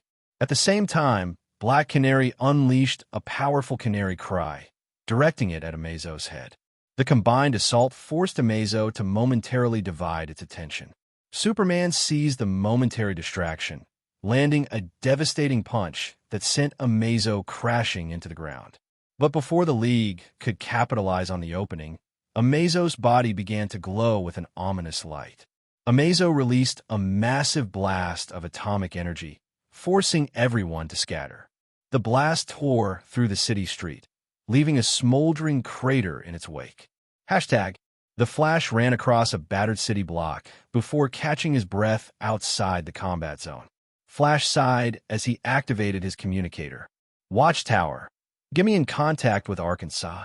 Flash vaguely remembered his friend telling him a story with a similar enemy. Ark, do you copy? The other line picked up, yeah. What's up, man? Flash glanced up just in time to see Captain Atom being hurled into another building. I don't suppose you've seen the news in Star City. What's wrong? Ark was now concerned. Flash grimaced as Amazo blasted Superman with his heat vision. Is this another Voton incident? Ben prepared for the worst. Might as well be. We've been fighting this thing for over an hour, and it's not letting up. Flash's voice was tense.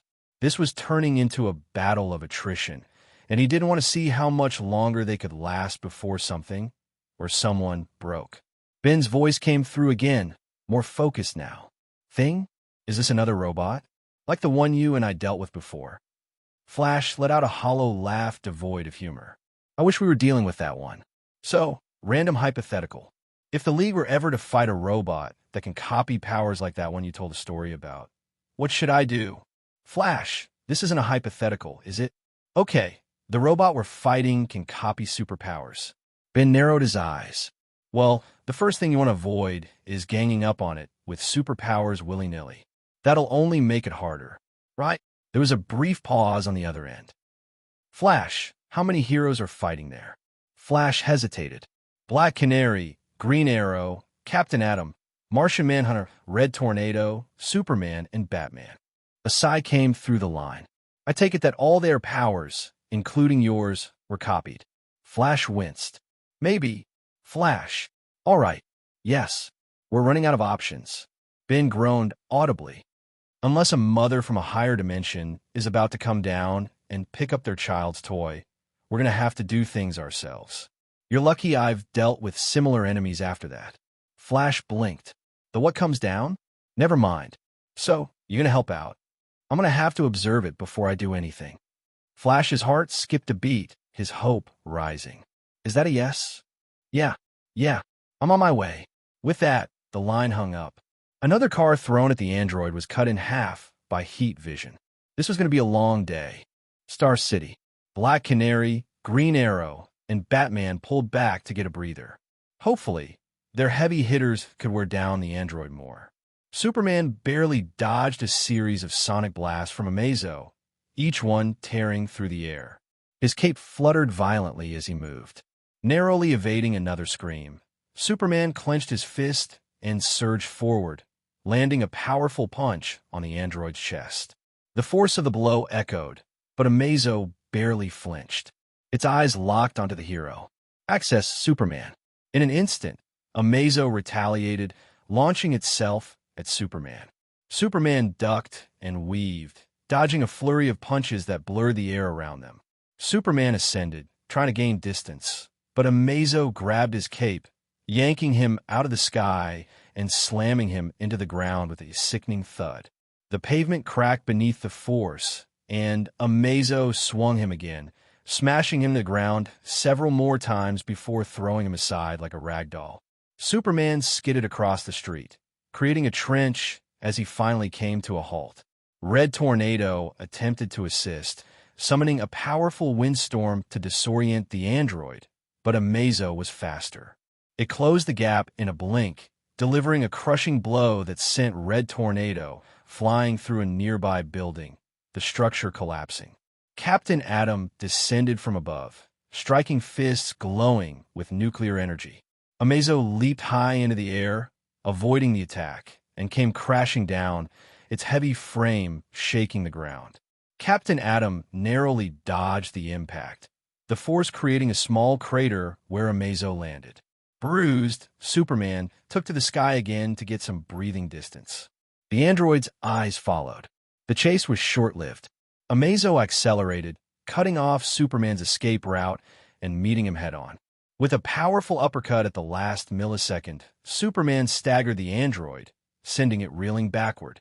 As Amazo recovered, Captain Atom soared into view, his hands glowing with a concentrated blast of nuclear energy. Access, Captain Atom. Amazo did the same. Its own hands were now glowing with the same power. Both released their energy simultaneously, the beams of nuclear force clashing midair. The explosion that followed was a fiery burst that lit up the sky and sent shockwaves rippling through the streets. Smoke engulfed the area, obscuring everything in a thick, choking cloud. Superman's enhanced vision pierced through the smoke, spotting an opening. Without hesitation, he rocketed through the air and delivered a devastating uppercut to Amazo, sending it soaring above the smoke. Not letting up, Superman followed with a barrage of blows, each one driving the android higher and higher. He finished with a powerful kick to Amazo's head, sending it tumbling through the air. Access, Superman. Amazo recovered in midair quickly. It lunged at Superman, trying to grab him. Superman was quicker. He dodged, circling around to grab Amazo by the leg. With a mighty swing, he hurled the android back toward the ground, where it crashed with a thunderous impact. The dust settled, revealing Amazo, unscathed in the center of a smoking crater. It was as if their efforts had been nothing more than a minor inconvenience. Amazo then set its sights on Red Tornado. With a burst of speed, the android charged at the robotic hero, colliding with Red Tornado and knocking him off balance. Before Red Tornado could recover, Amazo unleashed a barrage of energy blasts. Red Tornado was quick, summoning a wind wall to deflect the incoming attacks. The blasts veered off course, dissipating harmlessly into the air. Not wasting a second, Red Tornado shot off in a whirlwind, propelling him forward as Amazo pursued. Amazo's eyes glowed as it unleashed more energy blasts, trying to catch the elusive hero. Red Tornado maneuvers kept him just out of reach, the blasts missing their mark as the two androids sped through the city. Amazo altered its strategy. It lunged forward with terrifying speed, catching Red Tornado off guard and slamming into him with enough force to send him hurtling into the sky. Red Tornado spun wildly as he was knocked into the air, but before he could stabilize, Amazo was on him again. The powerful android struck, knocking Red Tornado higher and higher. Red Tornado was sent careening upward, only to be spiked back down toward the ground with a final blow. Red Tornado crashed into the earth, the impact forming a deep crater. Amazo twisted its body, preparing for another strike, but something was wrong. The android froze, seeing a transparent arm intersecting with its chest. The Martian Manhunter had phased through Amazo, attempting to disrupt the android's internal systems. In response, Amazo shifted into its own density-altered state, mirroring the Martian's powers.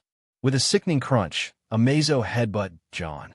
John was knocked back, but before he could recover, Amazo followed with a brutal kick that sent the Martian flying. The wind began to howl as Red Tornado reappeared from the smoke. Amazo dug its feet into the ground, switching to Superman's strength to brace against the incoming storm. Red Tornado summoned dual vortexes twisting toward Amazo. Amazo launched itself into the air, flying above the swirling winds. The winds had quickly stopped, and Amazo was met with a punch from Martian Manhunter, who returned while invisible. As Amazo fell to the ground, he grabbed Red Tornado, and both crashed into a nearby building. Just as Martian Manhunter was about to follow, he appeared to get a message from his communicator. He was hesitant to leave, but willing to take the risk to get more assistance. As Red Tornado struggled to regain his footing, Amazo pressed the attack. With a powerful kick, it sent Red Tornado flying through the wall. Amazo fired another barrage of energy blasts, not letting up, driving Red Tornado further away. The hero skidded along the ground, unable to regain his momentum as Amazo bore down on him. Superman swooped down, got behind Amazo, and put him in a headlock, restraining him momentarily. Red Tornado then conjured a massive tornado. Seeing the vortex, Superman released Amazo to be engulfed in the swirling winds. The sheer force of the storm was enough to unbalance even the android. Red Tornado strained to keep the storm contained. For a moment, it seemed to work. But then, a hand appeared from within the tornado, clawing its way out of the suction with terrifying ease. Red Tornado increased the power of the winds, trying desperately to hold Amazo back, but the android's eyes glowed red. Superman raced to stop it, but Amazo blasted through the tornado, the beams cutting through the winds and slamming into Red Tornado. The robotic hero was tossed back.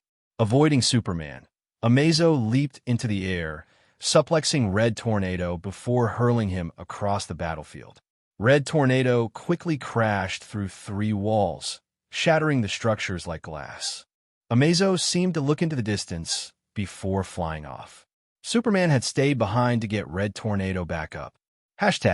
Moments after the call for help ended, a blue blur zipped through the streets of Star City. The blur came to a sudden halt, revealing XLR-8. From the sidelines, he could see the Justice League struggling against the android that had already replicated the powers of several League members. Art didn't rush in.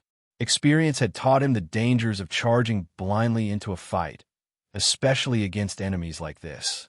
He'd faced Osmosians who could absorb powers and extra-dimensional baby toys that could copy them. The worst thing he could do now was to add more powers to the robot's arsenal. If the android had already copied Superman's abilities, transforming into heavy hitters like Humongosaur or other powerful aliens would only worsen things. Instead, Ark activated his communicator. "John, I need you to meet me at my location." There was a brief pause before Martian Manhunter's voice came through. "I'm on my way." Within moments, Martian Manhunter descended beside Arkansas. The other Leaguers kept fighting, but Ark had a plan in mind. "You called for me, Ark?" John said. "What's your plan?" Ark smirked at him. "Can you telepathically connect all of us so we can coordinate by thought alone?" Martian Manhunter hummed. "I can, but why? What do you have in mind?" Without another word, Ark activated the Omnitrix. A flash of green light enveloped him. When the light faded, he had transformed into a large, light orange crab-like appearance with pincers for hands. The plates of his skull plates moved to reveal his huge, corrugated brain. "I'm about to beat that bothersome bot at 17-dimensional chess," Brainstorm said in a haughty tone. For situations like this, one had to play smarter, not harder. To the alien hero, time seemed to slow to a standstill. Every object in sight was broken down into mathematical variables and formulas. Equations and trajectories filled his mind's eye. He instantly processed the entire battlefield, each League member, the capabilities of the robot, and the environment around them. In mere nanoseconds, Brainstorm calculated millions of possible outcomes. Preliminary analysis: Superman. Strengths: public records indicate alien physiology grants enhanced strength, durability, speed, and senses, flight, and heat vision. Other possible abilities are unknown at this time. Physiological weaknesses: according to past public encounters with Lex Luthor, an extraplanetary mineral known as kryptonite weakens his abilities and exhibits a poison-like effect. Preliminary analysis: Martian Manhunter. Strengths: public records indicate alien physiology grants shape-shifting, body control, possible camouflage, enhanced strength and durability, density shifting, telepathy, telekinesis, and flight. Other possible abilities are unknown at this time. Physiological weaknesses, unknown at this time. Note: seemed uncomfortable around Miss Beatriz da Costa. Preliminary analysis: Red Tornado. Strengths: robotic design grants aerokinesis, enhanced strength and durability, and flight. Data from Mr. Twister suggests possible lightning generation with proper application. Physiological weaknesses: the robotic body may be susceptible to hacking from intelligent enough foreign entities. Preliminary analysis: Captain Atom. Strengths: association with the military suggests prior service. Presumed military training. Atomic-based energy blasts, flight, and enhanced strength and durability. Other possible abilities are unknown at this time. Physiological weaknesses, unknown at this time. Civilian identity, irrelevant information. Hashtag elsewhere. Batman, Black Canary, and Green Arrow huddled inside the crumbling remains of the building. They took a moment to catch their bearings. They had been at this for over an hour, and it was starting to wear on them. Black Canary, clench your fists. Seriously, I would wring the neck of whoever sent that thing after us. This is really starting to tick me off. Green Arrow wiped the sweat from his brow. Same. This is crazy. I'm pretty sure we've lost a few city blocks because of this thing. Batman was already taking stock of his remaining gadgets. He huffed as he counted the dwindling supplies in his utility belt. We could have avoided some of this had you reported it had replication capabilities. Green Arrow shot him a glare. Well, sorry. Canary and I were a bit busy trying not to lose our hearing or, die. Batman sighed. Regardless, we need to make do with the current situation. Based on the fight so far, it's clear that the android is learning. We can't let this keep going. Black Canary nodded. I know. This situation will require brains, not brawn. We need a plan. Green Arrow chimed in. But we can't afford to waste any more time. Not while Amazo is on the loose. Batman was already moving, leading them toward the resupply point. We're almost there. It should be around the corner. They followed Batman through the building, keeping low to avoid detection. The Dark Knight had been careful to keep the Batwing grounded. He couldn't risk it being shot down. As they neared the alley where the Batwing was hidden, a faint thud echoed, barely perceptible but enough to make Batman's instincts flare. Black Canary paused. Did you hear that? Green Arrow shrugged, his eyes darting around. Hear what? I didn't hear anything. The ceiling above them shook again, more noticeably this time. There it is again, Black Canary muttered. Is it just more of the building coming down? Green Arrow gripped his bow. I highly doubt it, but we gotta keep moving. Yeah, we're not taking any chances. Let's get out of here before something does happen. Black Canary agreed. As they began moving toward the exit, Batman lingered, his eyes fixed on the ceiling. Another quake, more intense this time, sent dust raining down on them. Batman noticed a crack forming, spreading like a spiderweb across the structure. Move! Batman barked. In a blur, Batman pushed Black Canary and Green Arrow out of the way, just as the ceiling caved in. With a loud crash, Amazo landed in the room right where they had been standing moments before. Amazo lunged at them without hesitation, its fist connecting with Black Canary before she could react. The force of the punch sent her flying backward, crashing into a nearby wall with a pained cry.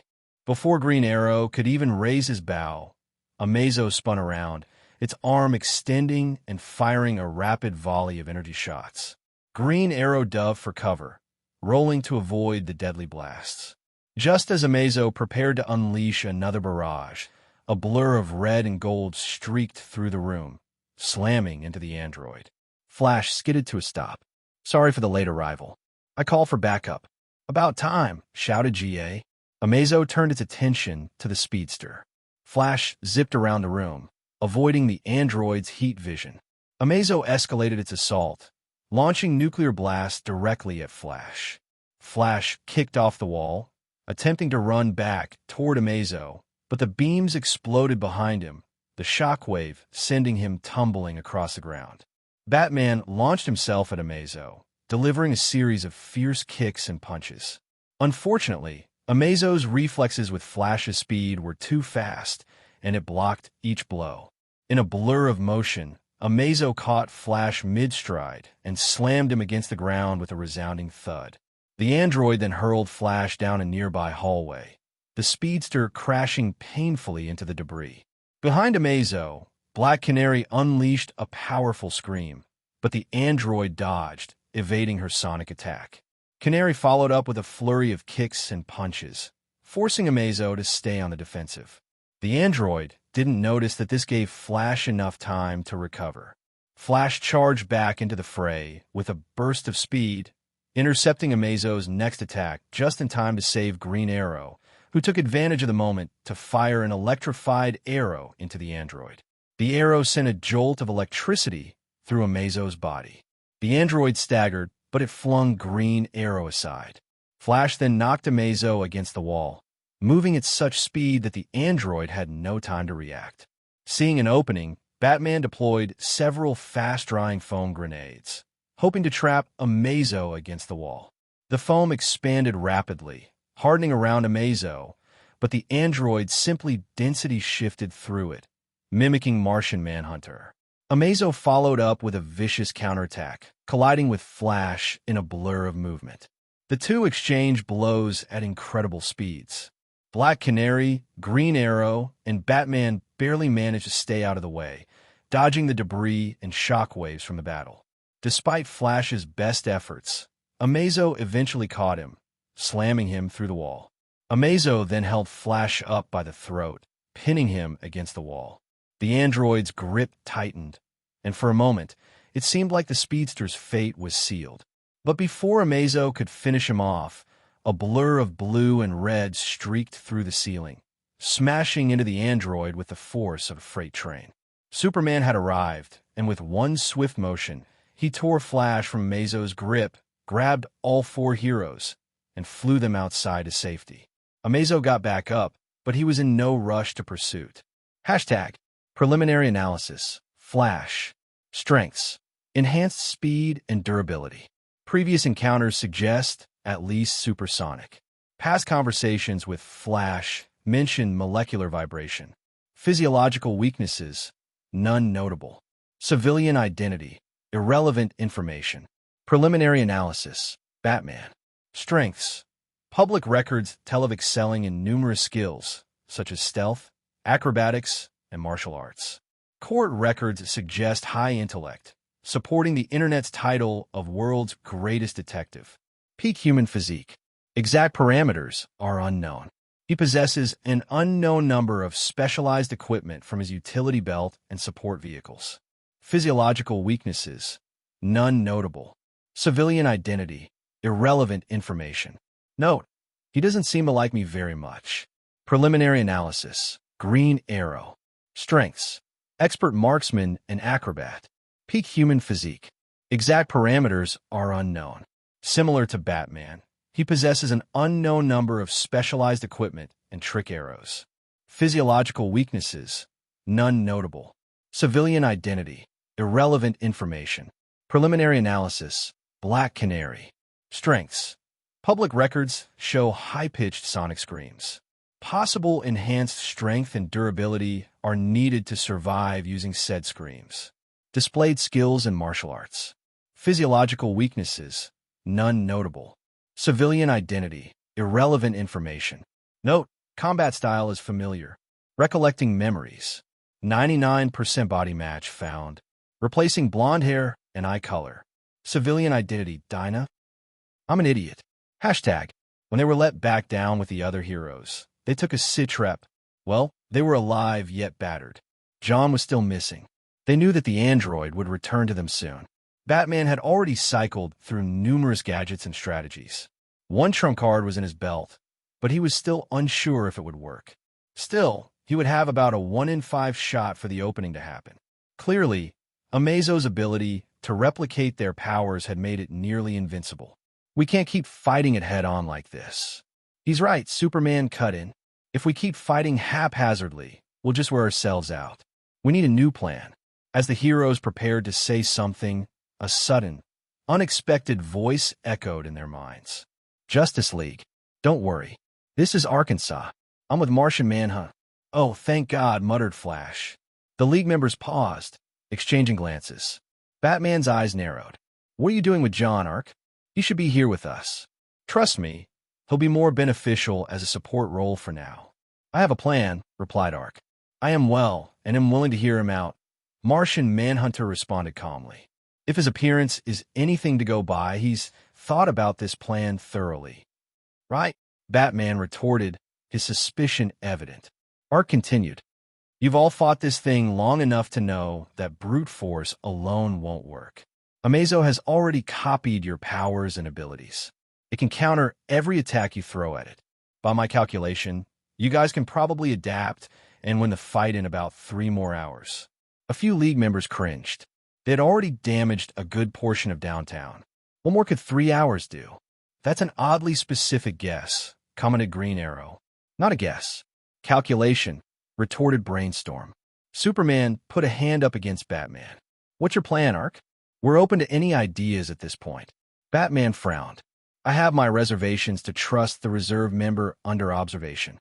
Let's just hear it, groaned Captain Atom. Ark hummed. Here's the thing. I'm going to have to guide you through the fight with a psychic connection every step of the way. Many eyebrows went up at that. What? Ow! Through Manhunter's help, I'll be tapping into all of your senses. I'll be able to assist in mitigating any variable that comes our way. Flash blinked.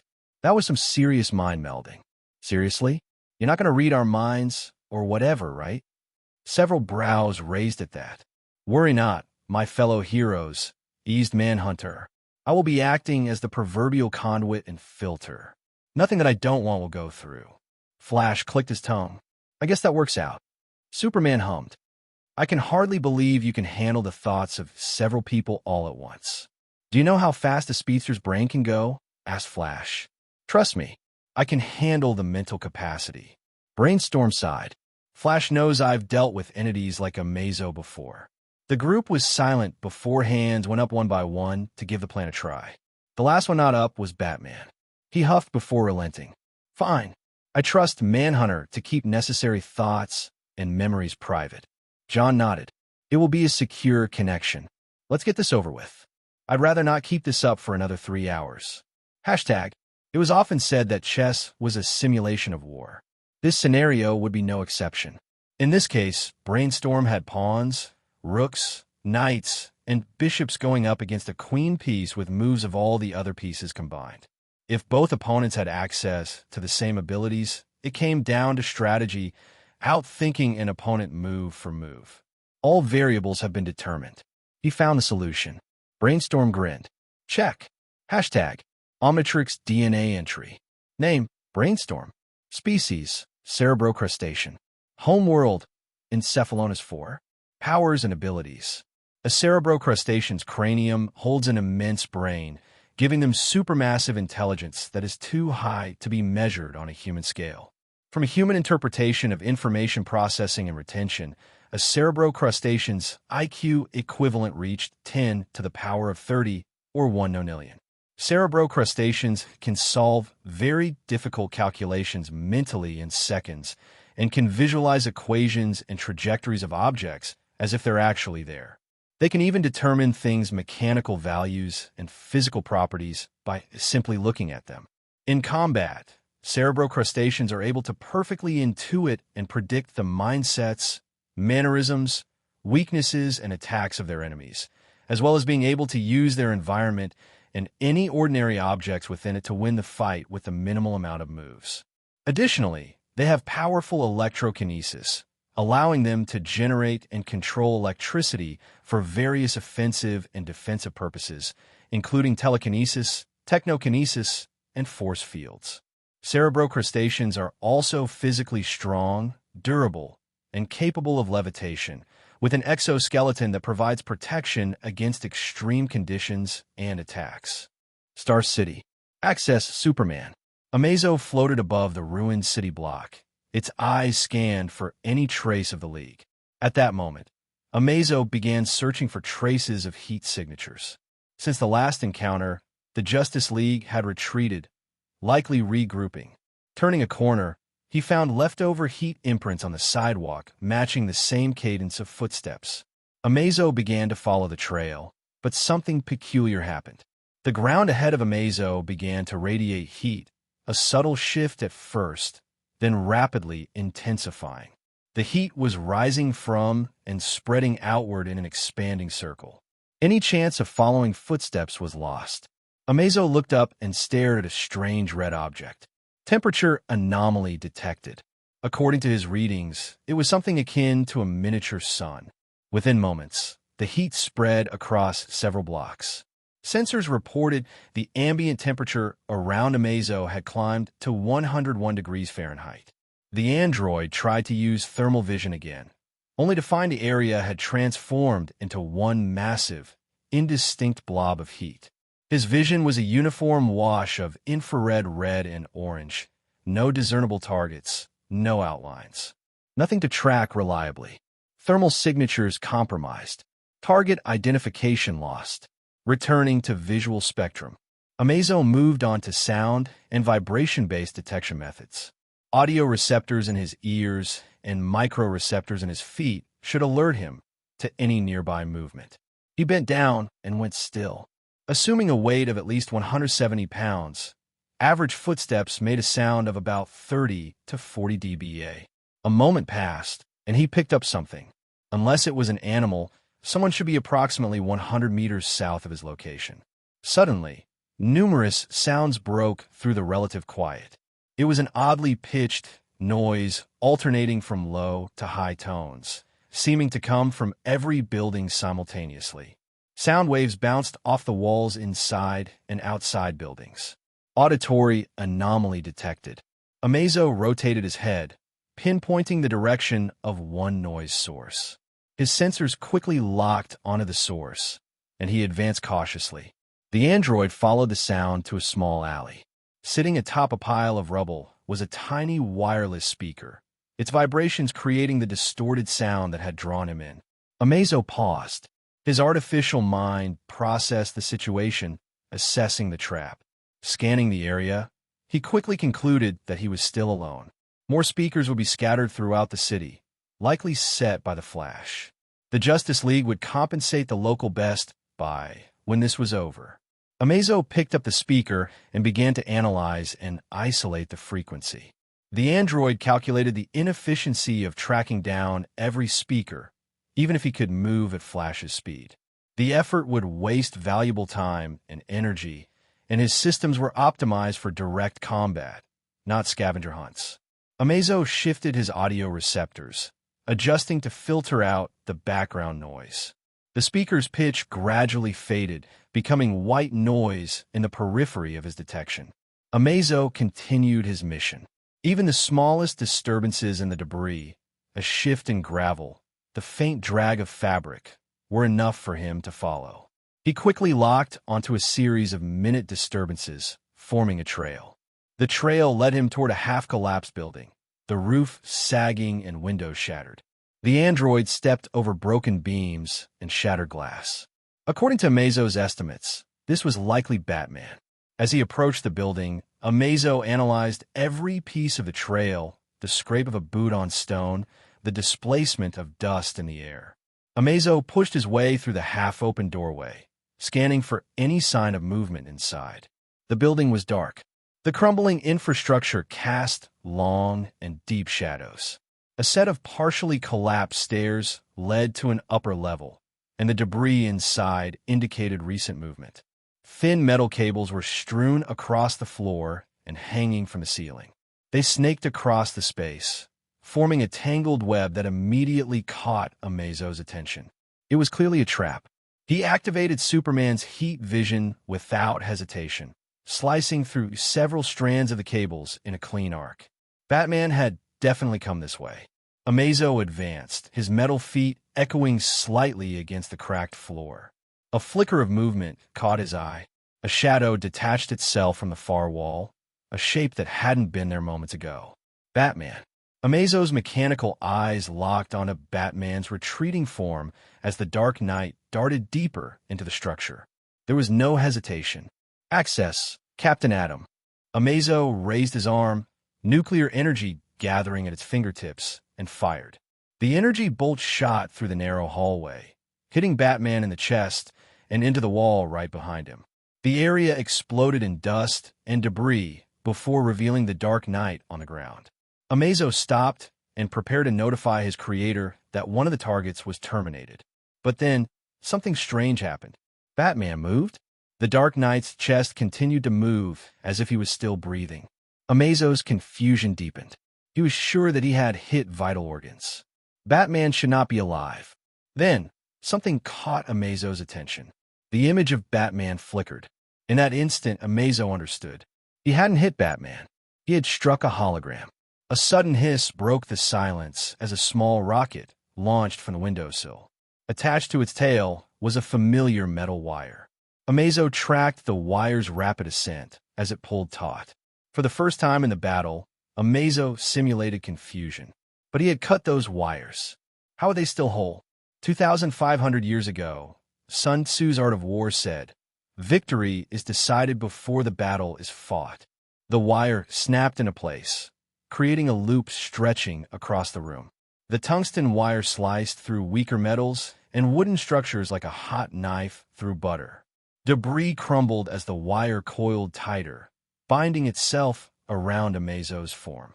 The tension increased, constricting his limbs and torso. To Amazo, the realization came too late. The wires in the room, the ones Amazo had cut, had been decoys. Why did the cut wires turn back into a single wire? The trap was laid so that it would still function even if the visible wires were cut. A simple trick. Brainstorm had anticipated that Amazo would disable any obvious trap he saw. There was no leverage to break out quickly. Before he could switch to Martian Manhunter and phase out, an electrical current went through the wire, momentarily stunning him. Then dash. Crack. A heavy blow slammed into the back of Amazo's head, sending sparks flying. The android stumbled forward as a surge of more electricity coursed through his systems, disrupting his balance. He whirled around, only to see the real Batman standing behind him, armed with a bulky, electrified gauntlet. When the android previously filtered its hearing, quieter sounds, such as deliberate, quiet footsteps, were ignored. Consequently, with only visual tracking, Batman was a ghost to the machine. Batman followed up with another strike, the electric shock disrupting Amazo's robotic physiology. His sensors flickered, and his visual feed glitched, distorting the surroundings. When it was restored, Batman was gone once more. Amazo managed to free an arm. In a brief moment, he found movement. Amazo's arm lunged forward, but as he grasped at the darkness, his hands came up with just a cape. Batman had seemingly broken away from it to slip past him once again. Before Amazo could try and untangle himself, there was pressure against his back. A soft beep caught his attention. His sensors immediately zeroed in on the source of the sound, right on his own body. Several blocks of C4 were carefully attached to his back. More beeps sounded. The floor beneath him shifted, explosives concealed in the debris. The robot thought he could outsmart us, but we outsmarted his outsmarting. Boom! The explosion rocked the block. The sheer force of the explosion was enough to collapse the building and launch Amazo back into the street in a fiery inferno. Hashtag, as Batman retreated from the building, a certain alien voiced his comments. "I told you it would work. We just had to adjust the color palettes to compensate for the low lighting. I do have to ask why you keep pounds of C4 on hand." The Dark Knight groaned at the assistance. If you hadn't noticed, for situations like this. Hashtag, in that moment of vulnerability, a red blur struck. A blur of motion surged past Amazo, too fast to see, but its sensors barely caught a brief disturbance. A powerful right hook slammed into the side of its head with a shockwave of force. The blow sent the android reeling in a different direction than the explosion. Its body lurched sideways from the impact. Flash had already vanished, retreating before Amazo could locate him as he got back up. Target unable to engage. Amazo seemed to spasm as it tried to locate the hero visually, but to no avail. Then another strike. A gust of wind brushed by as Flash hit again, this time from the opposite side. A sharp blow to Amazo's torso knocked the android backward. But again, Flash vanished before Amazo could launch a counterattack. Keep up the hit and run. Don't let him try to switch powers just yet. He needs to be able to take the hits right now. The android staggered. He could withstand the blows while using Superman's powers, but Amazo couldn't react fast enough. Flash darted through again, leaving only the aftermath of his attacks. Each punch knocked the android off balance. Access Flash. Amazo sped toward Flash, but even as the android bore down on him, Flash was ready. Now! In an instant, Flash circled Amazo. Amazo's sensors tracked him, but what should have been one target became a dozen. Dozens of identical versions of the Scarlet Speedster circled him. Amazo's systems simulated confusion, and Flash should not be fast enough to be in two places simultaneously. Unknown to Amazo, Brainstorm had shared some advice from his experience as a speedy alien with Flash. It was an assassination art developed by Citricaya hunters dubbed the Echo. Flash had limited time to learn it, but all speedsters were fast learners. Remember, keep a varying cadence of steps. Inconsistent visuals. Multiple targets detected. Error in processing. Attempts to replicate this alleged new power were ineffective. Amazo concluded that it was some strange application of super speed. Unfortunately for Amazo, he was unable to properly observe the skill. Flash's voice echoed around Amazo. "What's the matter? Having trouble keeping up? 3 feet to go." Amazo surged forward again, this time faster, intending to outmaneuver Flash. But instead of running, Flash ducked low and kicked off the ground to propel himself upward. Amazo hesitated, and a volley of titanium-tipped arrows buried themselves into its back in that split second. A sharp series of beeps followed. Boom! The explosion sent a shockwave rippling through the area, briefly staggering Amazo. As the smoke cleared, it turned toward the source, only to find Flash grinning before it. "Didn't see that coming, did you?" Flash quipped. Hidden in the distance, Green Arrow had set up several crossbows. Flash had lured Amazo into just the right spot. It was quite nostalgic. Flash chuckled to himself. "Told GA I'd use that prank on someone else eventually." "Well, I hope you like that one, 'cause there's more where that came from." With a flash of yellow, Flash sped off to the side. Amazo charged forward. His sensors locked onto Flash as the speedster darted around him in blurs of red and yellow. Every time Amazo extended a limb, something unexpected happened. A gust of wind would overextend his strikes just enough to miss its target. The sudden variable was throwing off his internal calculations. Suddenly, another gust of wind hit, this time stronger, forcing Amazo to stagger back. The source became clear as a figure descended from above. Red Tornado. The android hero's arms were extended, generating miniature vortexes around Amazo's limbs. The winds were small enough to create a continuous, annoying resistance that made every movement a struggle. Amazo found himself having to compensate for the sudden shifts in momentum, even as he tried to land a hit on the Flash. The alien hero hummed through a communicator to Red Tornado. "Lower the air resistance in front of Flash and increase it on the android. Those air currents have to be sporadic. We don't want the enemy compensating for constant wind vectors. We want those attacks overextended or straight up slowed." The android had the option of switching target priority to Red Tornado while still inhibited and targeted by Flash. The chance of success was below 33%. Off to the side, a volley of energy blasts lit up the battlefield. The energy beams struck Amazo's armored frame. Normally, a speed-powered Amazo could dodge them, but the surrounding vortexes and a leg sweep from Flash left the android face-planting on the ground, prone to the attack and taking damage. Captain Atom had joined the fray. Flash acted as the skirmisher, dealing fast damage and kiting Amazo. He continued to dart in close, delivering a rapid series of punches that Amazo could barely register when switched out of Flash's power set. If Amazo tried to chase with Flash's abilities, Flash ran away at the same, if not faster, speed, leaving the android open to attacks from others. The android tried to compensate for the winds.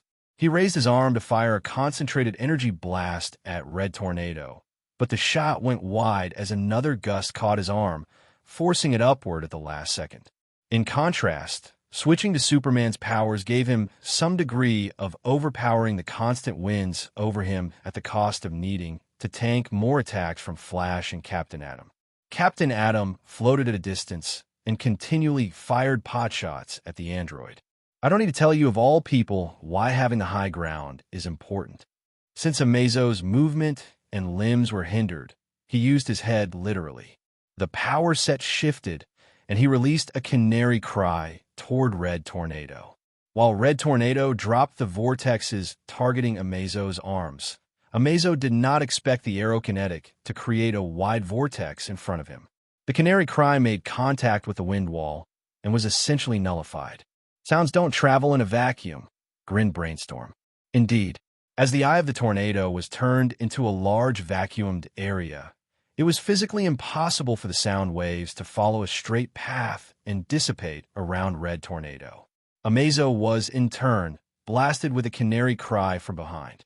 He turned to see Flash carrying Black Canary on his back.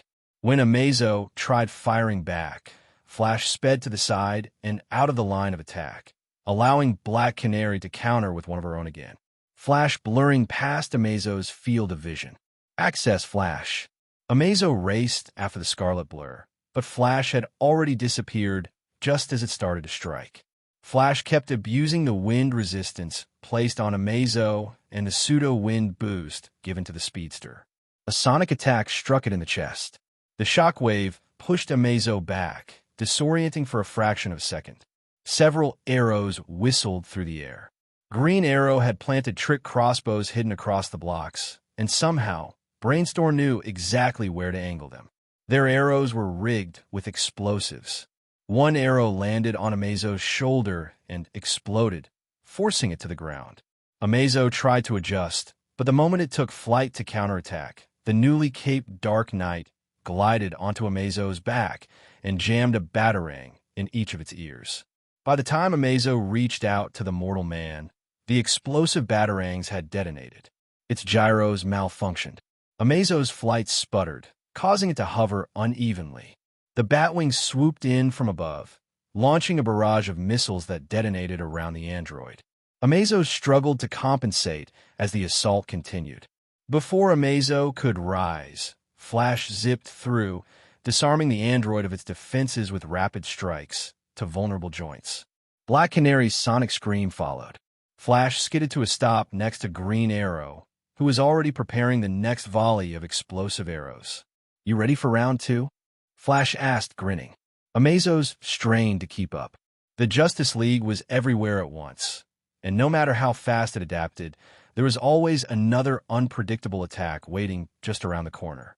Another volley of arrows detonated against his back. As this continued, he was still dodging and getting singed by Captain Atom. Flash sped away a moment later, presumably dropping off Black Canary to let her catch her breath. Any attempt to follow and eliminate the tired Leaguer was denied, thanks to a certain Man of Steel tackling him from the sky. Access. Superman. Amazo managed to escape the man's grip before lunging at Superman, its fist flying toward the Man of Steel with the force of a freight train. But before the blow could land, Superman's hand shot up, intercepting the punch with a resounding clap. The shockwave from the impact rattled the surrounding buildings. Without missing a beat, Amazo unleashed a flurry of punches. Superman, however, seemed to predict every move. His movements were a blur, blocking with open palms, deflecting punches with forearms, and twisting his body at the right angle to avoid serious damage. Amazo moved a hand to smash an oncoming arrow, but Superman grabbed Amazo by the torso and used him as a makeshift shield against an energy blast. Did Captain Atom fire, knowing that Superman would do that? Amazo twisted, driving its knee towards Superman's midsection. Once again, Superman shifted, catching the knee with his own, stopping the momentum cold.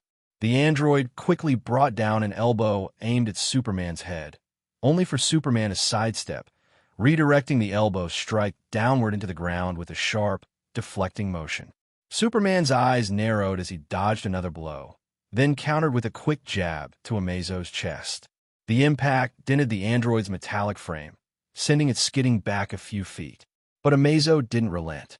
The android surged forward, sweeping its leg at Superman's ankles, trying to take him off balance.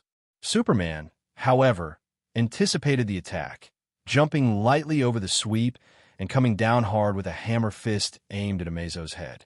Amazo blocked, but the force of Superman's punch cracked the ground beneath them. Superman followed up with a rapid series of punches. The android tried to match his speed, but every time it attempted to counter, Superman would either parry the attack or sidestep out of range, launching another strike in return. This was not anticipated. There wasn't even any martial arts style to copy. Superman's moves were rather uniform, but the timing was unnatural.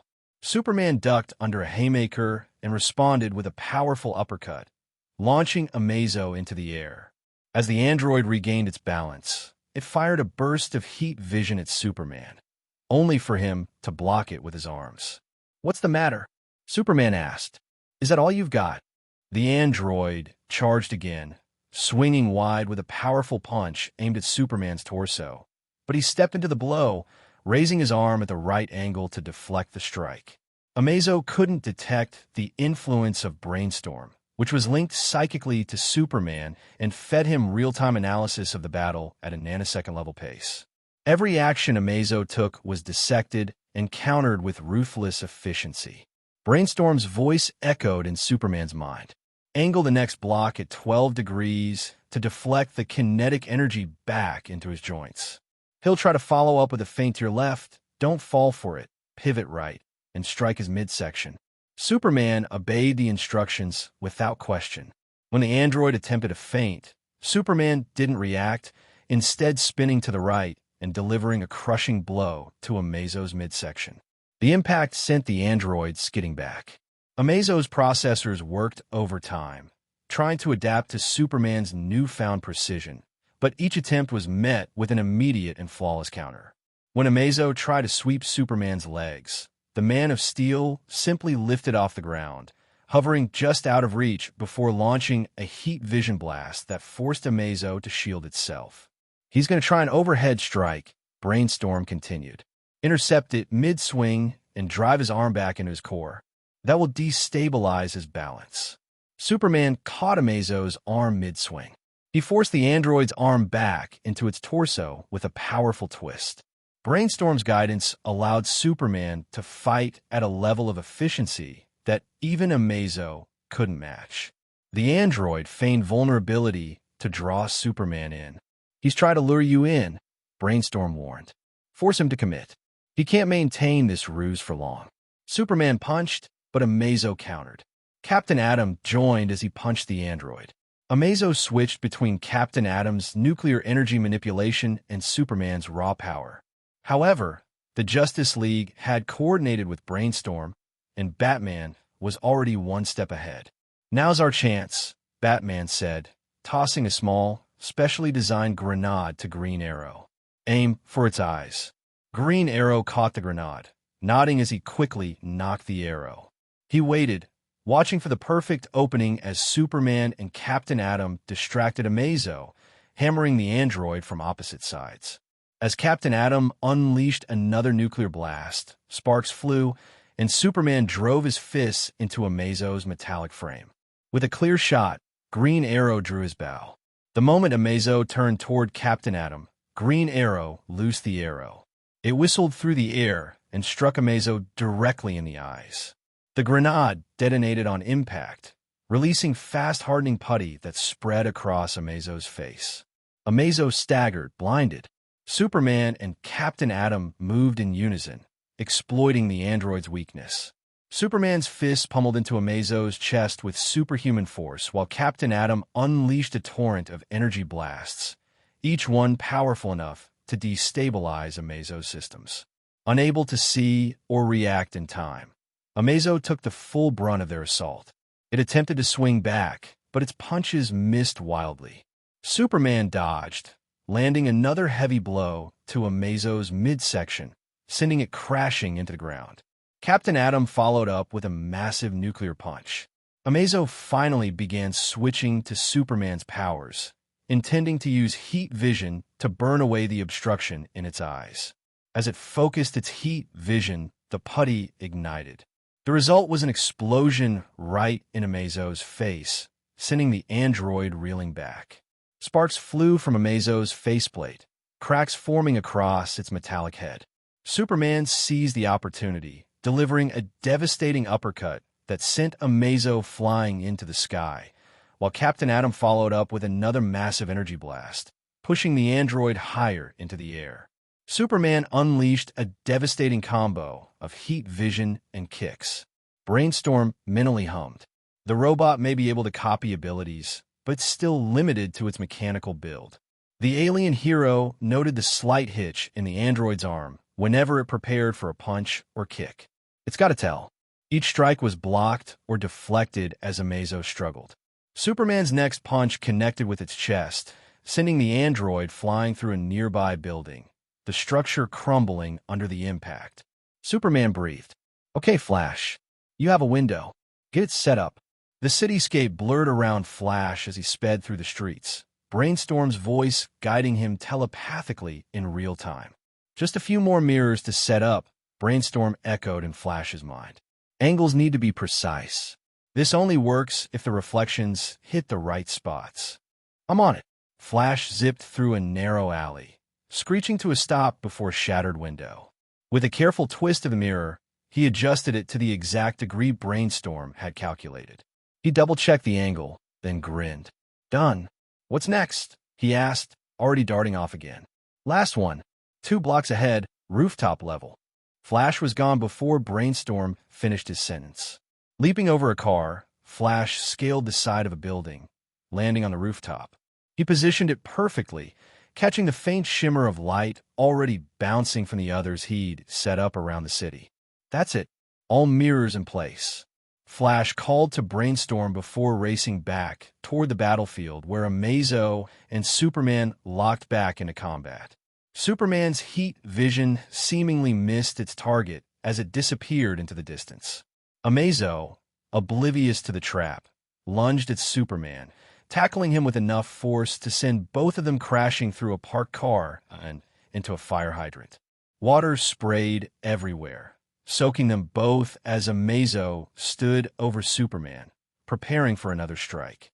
Flash ran onto the scene, arms vibrating with yellow electricity sparking across his body. Red Tornado sent a quick vortex to lift Superman out of the water. With a quick flick, Flash hurled a bolt of lightning at the pool of water around the android. The lightning struck Amazo dead on, sending a surge of electricity through its circuits, temporarily shorting out its systems. A sharp whistle cut through the air. A titanium-tipped arrow, launched by Green Arrow, buried itself into Amazo's chest and exploded. Cold, freezing vapor erupted from the arrow, instantly encasing Amazo's body in a thick ice sheet. For the first time in the battle, Amazo paused, momentarily immobilized. Flash ran by, already knowing what Amazo would do next. Sure enough, Amazo's mouth opened a split second later to unleash a devastating canary cry to shatter the ice. But before the android could scream, something happened that even Amazo's adaptive systems couldn't counter in time. Out of nowhere, a concentrated blast of heat vision struck Amazo directly in the back of the head, bypassing the usual durability defenses he just switched away from. The heat was intense, a beam far more potent than Superman's typical attack. Amazo's systems overloaded, and he stumbled forward, steam rising from the melted circuitry in his neck. Having ricocheted across the city through the web of mirrors Flash had arranged, the heat vision beam had found its mark, perfectly timed with the moment Amazo had been frozen in place. Superman smirked as the blast hit its target. He stood up, dry from the wind, and brushing the debris from his cape. Amazo's stance wavered, its once perfect form now trembling under the strain of accumulated internal damage. Its advanced systems struggled to compensate for the relentless onslaught it had endured. Brainstorm continued talking then through the plan at the speed of thought. "Go!" In the blink of an eye, Superman and Flash moved to opposite city ends. Superman's eyes narrowed and focused on his hand. Across the city, Flash vibrated at an intensity that made his fist hum with a low, ominous frequency the air around him crackling with electricity. Both heroes' fists began to vibrate at such an incredible speed. Stop! Enough mass! Move! Superman and Flash rocketed toward Amazo, closing the distance between them in less than a heartbeat. The sheer speed of their approach caused shockwaves to ripple through the city, shattering windows in their wake and trembling the ground beneath their feet. Amazo barely had time to react. Its systems registered the incoming threats, but it was too late. Within everyone's minds, Brainstorm cackled. Checkmate. Superman's fist collided with Amazo's upper torso, the impact creating a resounding boom. At the same instant, Flash struck Amazo's lower back with equal force. The combined impact of their blows was cataclysmic. The force traveled through Amazo's body like a seismic wave, rupturing circuits, shattering internal components, and disrupting its central processors. The android's frame buckled, crumpling as the sheer force. Then, with a deafening crack, Amazo's body split apart, sending its pieces flying in all directions. As the dust settled, Superman and Flash stood among the wreckage. Amazo's remaining head flickered weakly before going out. Superman and Flash started at their fists as the vibration slowed to a stillness. That was amazing. I didn't even know we could do that without breaking something. Professor Anthony Evo sat hunched over a monitor in frustration as he stared at the last moments of Amazo's feed. The screen flickered, replaying the battle from the android's perspective. His creation, his masterpiece, was defeated. Evo gritted his teeth as the footage looped again. Things seemed to be going well at first. The Justice League was completely thrown off by the attack. His initial projections suggested that any long-term combat would have lasted at least 3 hours. Ow, he muttered to himself. How did this happen? He fast-forwarded through the earlier parts of the footage, where Amazo had been beating down the Justice League. The powers of the arrived superhumans were copied, just as Evo had intended. It had all been going perfectly. Yet somehow, everything had fallen apart in the blink of an eye. One moment, Amazo chased Batman, Green Arrow, and Black Canary in an abandoned building. Flash and Superman managed to retreat with them. The next thing he saw was that the tracking methods were becoming ineffective one by one. Thermal imaging, audio tracking, and motion sensors were no longer viable. Finding Batman turned out to be a ruse. Amazo couldn't get a hit on Flash as the others attacked in tandem. It seemed that Tio Moro was getting revenge on him through Red Tornado. Dealing with him as an irritating support role was not what he expected. Also, since when could Superman fight like he did just then? It's like he knew exactly how Amazo was going to strike. The last few minutes of the video went in and out before ending with a brief flash of Superman and Flash. Evo's fingers gripped the edge of his desk. Damn it, he replayed the footage, running a hand through his disheveled hair. His mind raced, trying to piece together the battle. The League couldn't have been acting blindly. But who? Wait. He looked through the footage one last time. At some point in the fight, Martian Manhunter left and never came back to fight. Was it related to how they won? Perhaps. That's something to look into. He clenched his fists, seething as he imagined the heroes celebrating their victory. This wasn't over. He wouldn't let them have the final word. The League wouldn't be able to hide from him for long. And next time, they wouldn't be so lucky. Star City, August 3rd, 10:25 Eastern Daylight Time. Now that the battle was over, the heroes felt relief and exhaustion. The fight tore up the streets. Thankfully, Star City was insured for these types of incidents since it housed Green Arrow. The Justice League members were spread out, taking a much-needed breather. Flash and Superman moved at super speed, collecting dismembered pieces of the robot's body. Their task was made infinitely easier thanks to Brainstorm, who helped calculate the exact trajectories of where each piece had landed. I think that's all of them, Flash said, dropping the last few bits of Amazo's arm into a growing pile. He glanced at Superman, who was hovering just above the wreckage. As they finished gathering the last of the pieces, the rest of the Justice League began to regroup. Batman stood with Green Arrow and Black Canary, observing the pile. Captain Atom was still on the phone with his military liaison, updating them on the situation. Just as the League members got back to their feet, Martian Manhunter descended toward the group. Along with him was a large crab-like creature. The Justice League stared momentarily, uncertain of what they were seeing. The creature was massive, with a hard, shell-like body. But it wasn't the alien's strange form that caught their attention. It was the familiar green hourglass symbol. "Arc," Flash blurted out. He pointed to the creature, glancing around at the others to confirm he wasn't imagining things. "That's you, right?" The crab-like creature hovered closer. "Yes, it is I. You may also refer to me as Brainstorm if you so wish." The Justice League exchanged glances. While they knew Arc was reserved about what kind of aliens he could transform, this was the first one that wasn't bipedal. Martian Manhunter gave a small nod to the team. Green Arrow raised an eyebrow. "Brainstorm, huh? I guess you have the head size to match." Brainstorm chuckled. Indeed, the alien lifted his carapace to show the massive brain inside, much to the shock of the others. Quite wrinkly, too. Black Canary and Clark put a hand to their mouths. "Please don't show that without a warning first." Apologies." Green Arrow shook his head.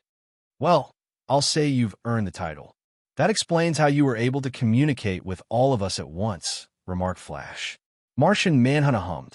"Not many species can handle multiple mental conversations, let alone at those speeds. Luckily, I only needed to filter out connections of senses and long-term memory." Superman floated down from the sky, dusting himself off as he landed lightly beside Batman. Today was a lot. Superman offered a hand to Brainstorm. "Thanks for the assist. Arkansas couldn't have done it without your guidance." Brainstorm regarded Superman for a moment before extending a claw. "You are strong, Superman, but some problems require a more delicate touch. I'm glad my assistance proved useful." Batman stepped forward. "You seem to anticipate everything. Every move. This form of yours. It's like a living supercomputer, no?" Brainstorm shrugged.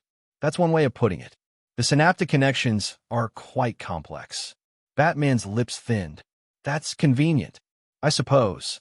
Batman crossed his arms. "Your input was valuable." Brainstorm nodded. "And your execution was flawless, as expected." There was a pause before he added, "Thank you for trusting me. I know such a proposition was difficult." Batman gave a small nod of acknowledgement. "That's the most you'll get out of him. Trust me. I've tried." Green Arrow grinned and waved a hand. "For a reserve member, it sure worked like a charm. Remind me to get you on speed dial the next time we're in a tight spot." Black Canary smirked. "My throat is still killing me, but at least it's over. By the way, that finishing move we pulled off," Superman began, glancing at Flash. "What exactly happened there? It felt different." Flash rubbing the back of his neck. "Yeah, I think I know what happened, but I never considered doing it to just an arm." Brainstorm nodded. "Ah, yes. You two performed a technique that increased your strike force exponentially by vibrating your limbs at sublight speeds." Superman frowned, thinking back. "Sublight? So relativistic effects." "Exactly," Brainstorm said with a nod. "At those speeds, your limb's relativistic mass increases, which increases the force of the punch. The faster you vibrate, the more your mass increases, thus multiplying the impact force. When vibrating at about 15% the speed of light, those punches back there were like nukes." Eyes went wide, and Green Arrow whistled. "That was one strong punch." Flash's quirked a brow. "So, wait, if we vibrated at exactly light speed, we could theoretically achieve infinite mass, right?" Brainstorm chuckled. "Theoretically, yes. But there's a catch. The laws of physics get tricky at anything besides photons being the speed of light. If you reach that speed, you wouldn't just gain infinite mass. You'd create a singularity." Superman raised an eyebrow. "A singularity? Like a black hole?" "Precisely," Brainstorm said. "The moment you hit exactly light speed, the mass increase would cause space to warp. You'd rip open our dimension, literally tear a hole in space. It's not something you'd want to happen." Overhearing the conversation, the rest of the League began to gather around, expressions shifting from confusion to concern. "You're saying moving at light speed could destroy the very fabric of space?" Brainstorm nodded solemnly. "Yes, it could. Under normal conditions, The laws of physics make it nearly impossible for anything with mass to move at light speed. Granted, there are exceptions, but if you were to break that barrier without them, well, it's not a fun experience. Flash blinked. Wait, you've seen this happen before.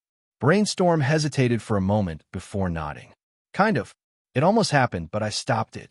It's a long story, but suffice it to say, it's a scenario best avoided. And trust me, it's as bad as it sounds. The League stood in stunned silence for a moment. Flash shook his head slowly, letting out a low whistle. Let's put a pin on that for later. Superman nodded. We'll save it for emergencies. The alien walked over to the pile of the robot's remains. My strategy to ensure your survival and minimize damage to the city was successful. There was a 0.00000000001% chance of failure. As the rogue android could adapt to any one of us physically, the only way to prevail was to outthink it. Superman folded his arms across his chest. That 4-hour estimate you gave is starting to sound very real. Flash grinned as he glanced at the strange alien. Anyways, thanks again for coming, Ark. Brainstorm. You know what I mean? Brainstorm chuckled. It is no worry. We heroes help where we can. The crab alien reached down and picked up the robot's head. Red Tornado. I don't suppose you know who may be responsible for this thing's creation? Red Tornado shook his head. I have my suspicions. The design is much different than that of my own and Mr. Twister. The only other one I could imagine having a grudge against the League is deceased. I see. Brainstorm used his electrokinesis to peel off the armored layers to see the inner workings. Black Canary crossed her arms. Think you can make sense of this junk pile? We need to bring these parts to Star Labs for analysis, Batman proposed. They'll have the equipment and expertise to fully dissect its systems and determine who sent him. As the League murmured in agreement, Brainstorm huffed. I can provide a preliminary analysis myself to save us some time. There are some things that even Star Labs may overlook, and I believe I am better equipped to detect any subtleties in the robot's design. Superman looked down at the heap of metal. There's no harm in a second opinion, right? I'd like to know why it came after us. Batman considered for a moment, his gaze meeting Brainstorm. The alien intelligence had proven invaluable, and setting up a protected transit to the laboratories would take time. Fine. Batman relented. Proceed with caution. Brainstorm nodded. Electromagnetic energy wrapped around the severed head. He began to interface with the machine. Accessing. Within moments, he was mentally analyzing the remaining programming. The data streamed directly into his mind. He sifted through complex algorithms and mountains of raw code. The name came to him first. Amazo, Brainstorm said aloud. Flash blinked. Amazo? That's what it's called. Weird name for a killer copycat robot. Captain Atom glared at the remains. For a weapon, one could say that it's amazing. Brainstorm continued to dig deeper. Yes, the android was designated Amazo by its creator. Initials. Had-I. Ironic. Batman seemed to have already guessed who was responsible. Superman leaned in closer. Anything else? Brainstorm straightened. It had a single prime directive, to kill the Justice League. Most of the members groaned. Could they go 1 week without some stranger trying to kill them for some reason or another? Flash frowned. Another one to add to the list. Superman's shoulders sagged. So this thing was designed solely to hunt us down. Brainstorm paused. The android software contained no direct mention of its creator. Someone must have studied the League extensively, familiar enough to build a machine capable of copying your exact abilities. Green Arrow grimaced. That sounds bad. Like really bad. Wait. There, Brainstorm said, his voice echoing in the minds of the League members. There is a tracking transponder embedded within Amazo's head. The group fell silent. Batman's expression darkened. A transponder? Then whoever built Amazo is likely tracking him. Brainstorm studying it closer. Indeed, this particular transponder is far more complex than one would think. I doubt you would have found it before taking it to Star Labs. Superman frowned. Any way we can trace the signal? Unfortunately, no. It's only transmitting, not receiving. Brainstorm hummed. What kind of time frame do we have to get this to Star Labs? Ideally, we would split the pieces and ship to different locations later tonight, replied Batman. Flash looked at Brainstorm with curiosity. Why? What kind of plan? Brainstorm turned to face the group. I suggest we use this transponder to our advantage. We'll allow it to keep transmitting. I have little doubt that the creator will attempt to retrieve his creation. From there, it'll be a trap. However, we'll need a different team to execute this plan. Batman's eyes narrowed. You mean our wards? Exactly, Brainstorm replied. The group exchanged glances, and while there was some hesitation, Batman sighed. Let's hear it. Brainstorm chuckled. Okay, here's what I had in mind. Later, Batman was on his communicator, making preparations. Superman smiled. Okay, we'll try to get everything else set for tonight. In any case, it looks like we've earned a break for a few hours. Green Arrow laughed. Don't jinx it, Clark. The last time you said that, we had a doomsday incident the very next day. Everyone shared a light chuckle at that. Until next time, Brainstorm glanced over the gathered heroes. If you require assistance, you know how to reach me. Superman nodded, extending a hand once more. We'll keep that in mind. Mount Justice. August 3rd, 13:06 Eastern Daylight Time. Kid Flash and Aqualad were playing virtual air hockey. Kid Flash got one right past Calder into his goal. Calder looked stunned for a moment, then glared competitively at Kid Flash, who was eating a banana. Recognized, Superboy B0-4. From the Zeta tube, Superboy walked uneasily into the room. Hi, Superboy, Gan greeted. Superboy went straight to the couch and face-planted himself into the cushions. Robin looked at him with a mixture of curiosity and concern. How was Metropolis? Gan continued. Superboy lifted his head from the pillow. Not great, but not bad either. He hoped that Superman would keep his promise. Black Canary cleared her throat behind them, catching their attention as she and Martian Manhunter stepped out of the shadows. Ready for training, everyone? She questioned. Gan was as peppy as ever. Black Canary, Uncle John. She went up and hugged her uncle. Gan, I was in the neighborhood, so I thought I'd see how you were adjusting, John said, placing a hand on his niece's shoulder. A few bumps, but I'm learning, she assured.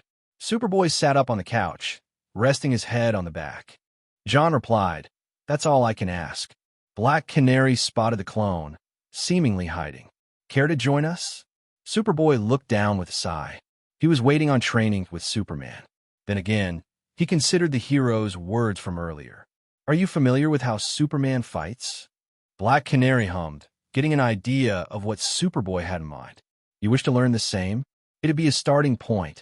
Well, in that case, I have some ideas, Canary called out. Class is in session. Canary walked to the center of the training ring, turning the tiles pure white with a blue barrier. I consider it an honor to be your teacher, she prefaced, turning towards the larger group of teens as she pulled on her jacket slightly. I'll throw a lot at you. Everything I've learned from my own mentors, she continued as she pulled off her jacket, getting it just beyond the tear that was showing wrapping around her arm. She grunted through the pain, but finished taking it off. And my own bruises, she confessed, holding the wrapping. What happened? Gan asked worriedly. The job, Canary replied simply, throwing her jacket aside. Thoughts went back to how Brainstorm coordinated them. Now, combat is about controlling conflict, putting the battle on your terms. Even before the battle was over, he did everything to increase the chance of success. Ideally, you should always be acting, never reacting, she told them before lightening her tone slightly. I'll need a sparring partner. Right here. Yeah. Kid Flash called out, raising his hand, food still in his mouth. Aqualad frowned, and Robin had a sly smirk. Wally met her in the middle, finishing the banana in one bite and swallowing before he continued.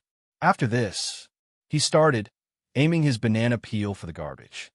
Swish, he commented as it made it in. I'll show you my moves. Black Canary smiled knowingly, her eyes narrowing.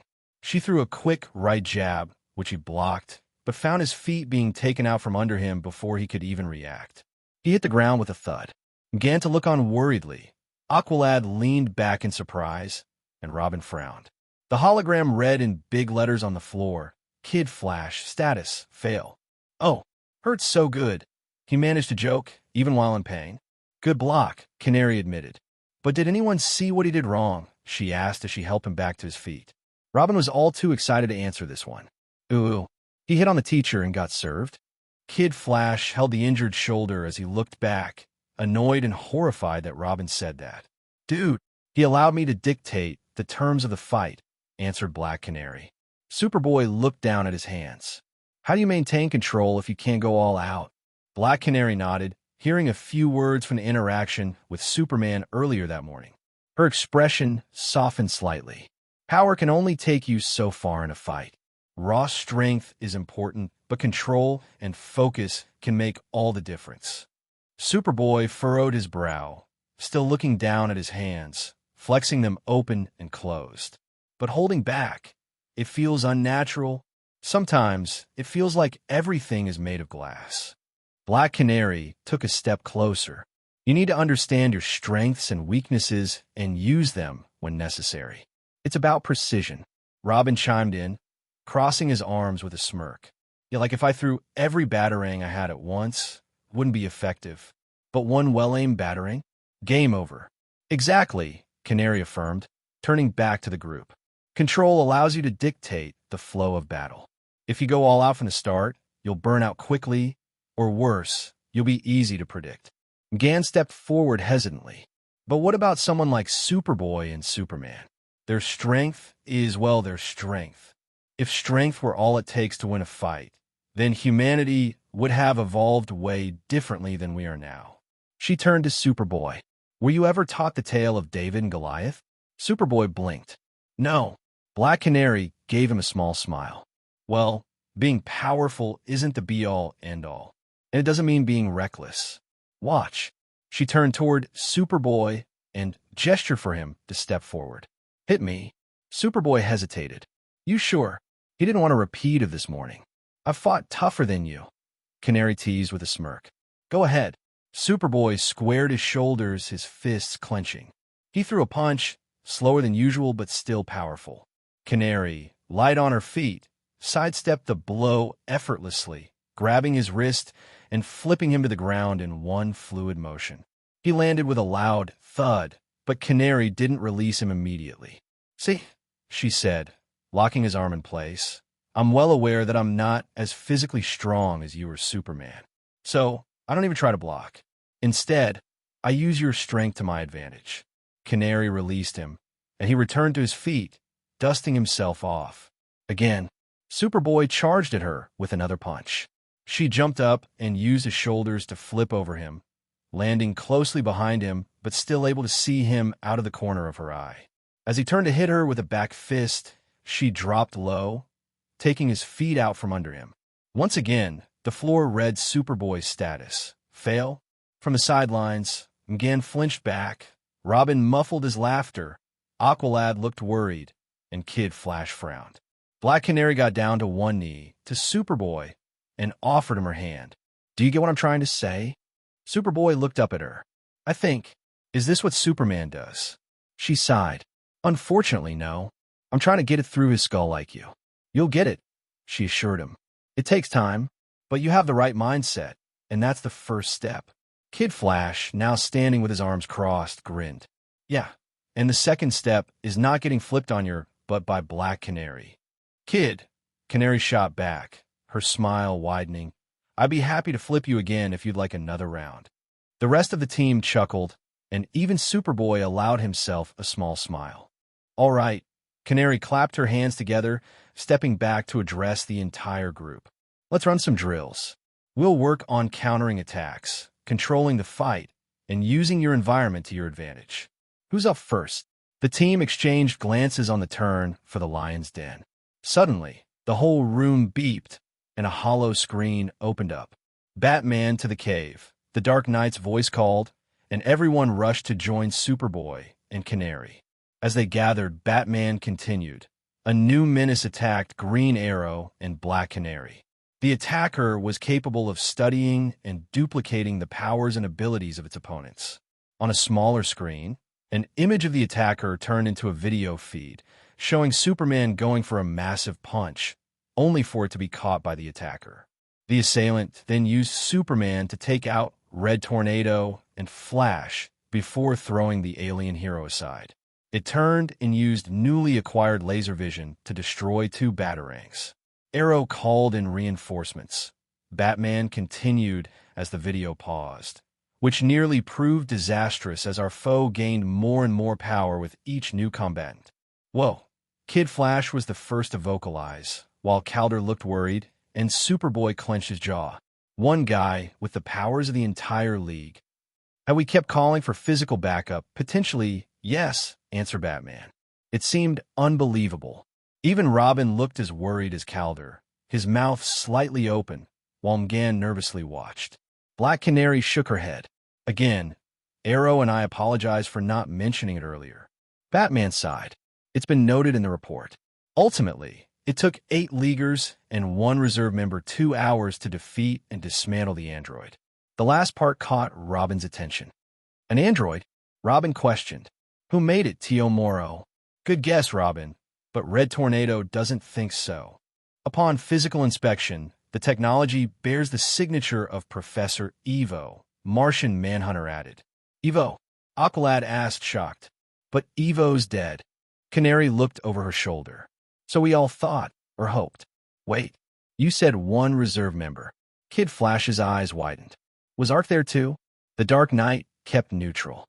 Yes, reserve member Ark participated in the battle. He's actually the reason why we were able to defeat it as fast as we did, chimed Black Canary. I did not want to keep fighting that thing for an extra 2 hours. Ooh, what did he turn into? Beamed Robin. Was it some giant that stomped the robot to pieces? Martian Manhunter chuckled. He was a crab with a very large head. The teens blinked in confusion as Batman pinched the bridge of his nose. Kid Flash raised a hand. Did he shoot psychic energy bolts or something? Black Canary and Martian Manhunter shook their heads in amusement. Actually, Ark didn't participate in any of the fighting at all. Well, not directly. It's in part to what I was talking about before about strength. What's that supposed to mean? Asked Superboy. Batman cleared his throat. Not the time.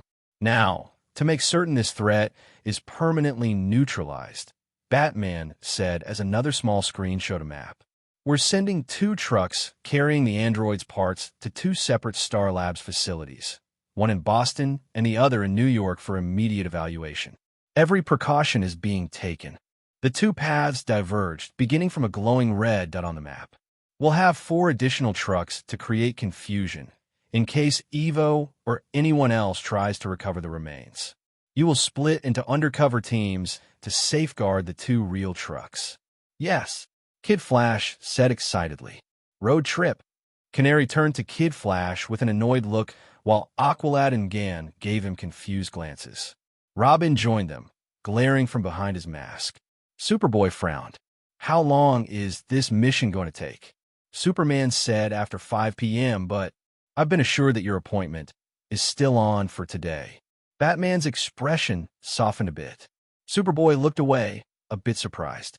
Oh, thanks. A smile formed. Superman hadn't forgotten. Aqualad's transmitter went off. Coordinates received. On our way. Aqualad confirmed, and everyone ran off.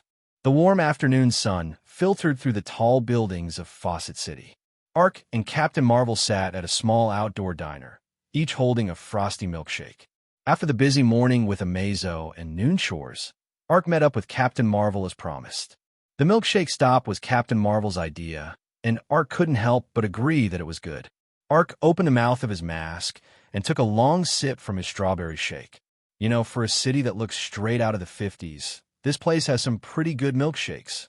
Captain Marvel grinned, his childlike excitement shining through his older superhero persona. You got that right. The milkshakes here are legendary. They don't make M like this in Metropolis. Ark chuckled, watching Captain Marvel devour his chocolate shake with enthusiasm. You remind me of when I was younger. Captain Marvel raised an eyebrow and wiped some whipped cream from the corner of his mouth. Sorry. I try limiting my sweets, so I enjoy them when possible. The truth was that his uncle only allowed him 1 milkshake a week. Plus, who's going to judge Captain Marvel for loving milkshakes? So, Ark Captain Marvel began, his voice casual but curious. I heard there was a pretty big fight with a robot earlier today. What was its name again? Amazo. Yeah, sorry. I wasn't around. Busy with stuff. Captain Marvel waved a hand dismissively, but there was something off about how he said it. Ark raised an eyebrow, but let it go. It's no biggie. Are you sure? You guys were fighting a robot that could copy the powers of the entire Justice League. All the better that you stayed away from it. Although, I'm not sure if it would have worked on you. Captain Marvel tilted his head. Why's that? Your powers come from magic, right? Yup. Well, in any case, to my understanding, your magic source is external. You don't actually produce it. They are basically blessings from the Greek and Roman gods. Similar to Wonder Woman. Been thought about when the alien toy tried replicating Gwen's mana, but couldn't. It made a substitute. Well, unless those gods decided to bless Amazo, he shouldn't have been able to do anything. Still, I heard you turned into a different alien and majorly helped out the League. What did you do? Art grinned. Brainstorm. Basically, an alien crab with the brain of a supercomputer. He smiled. Cool. I have this other form that might have worked, but I would have risked it getting in range of Amazo scanners and getting copied before it could make physical contact. What would be bad about that? Nanomachines, son. Trust me, if that got copied, the worst-case scenario is another malware and a robot apocalypse. That's bad. Who? Sorry, an old enemy of mine. So, how did you guys even beat Amazo? Art's expression shifted. Since that thing copied everything, I used Brainstorm too. Captain Marvel raised an eyebrow. Question mark. Yeah, I used Brainstorm to analyze the fight in real time, coordinating the League. I figure out Amazo's limitation. It can only use one set of powers at a time. We exploited that. Ark paused, remembering the intense battle. Once we got it into a pattern and trapped it, Flash and Superman punched it at near-nuclear force. Took it down for good. Captain Marvel let out a low whistle. Sounds like quite the show. Wish I could have been there. He gave Ark a friendly nudge. Next time you guys fight a crazy robot, call me. I'll make sure to finish my homework first. Ark grinned. Deal. Earlier that day, Litchfield County, August 3rd, 1908 Eastern Daylight Time. In a field off the main highway, 6 trucks were sitting ready while parts of the dismantled android were being loaded. Red Tornado, Atom, Green Arrow, Flash, and Superman were overseeing this. Turning away and using his enhanced vision, Superman saw the team waiting on their motorcycles. Aqualad and Gan on blue, Kid Flash on yellow, and Superboy and Robin on red. He zeroed in on Superboy, who returned his gaze. Superboy looked down before sliding on his helmet as the truck's engines revved. They revved their cycles and came to the edge of the clearing, putting on their helmets. Star Boston is a go, was heard over the comms as 3 trucks closed their back gates. Star Manhattan is a go. Green Arrow nodded, then looked to Batman, who gave the signal. The trucks pulled out in 2 opposite directions. Robin and Superboy followed the ones going right, while Kid Flash, Aqualad, and Mgan followed the 3 going left. Later, Miss Martian, Aqualad, and Kid Flash raced past a cornfield when robotic monkeys emerged and latched onto their truck. Aqualad activated his comm channel to alert Robin and Superboy, who were facing the same problem. I hate monkeys, Superboy growled as the robots attacked both the truck's cargo and driver's cabin, causing it to swerve. These are definitely Evo's style, Robin noted, activating a drone from his bike. Spotting Superboy leaning forward, Robin warned, switch to battle mode. But Superboy ignored him, leaping onto the truck mid-ride.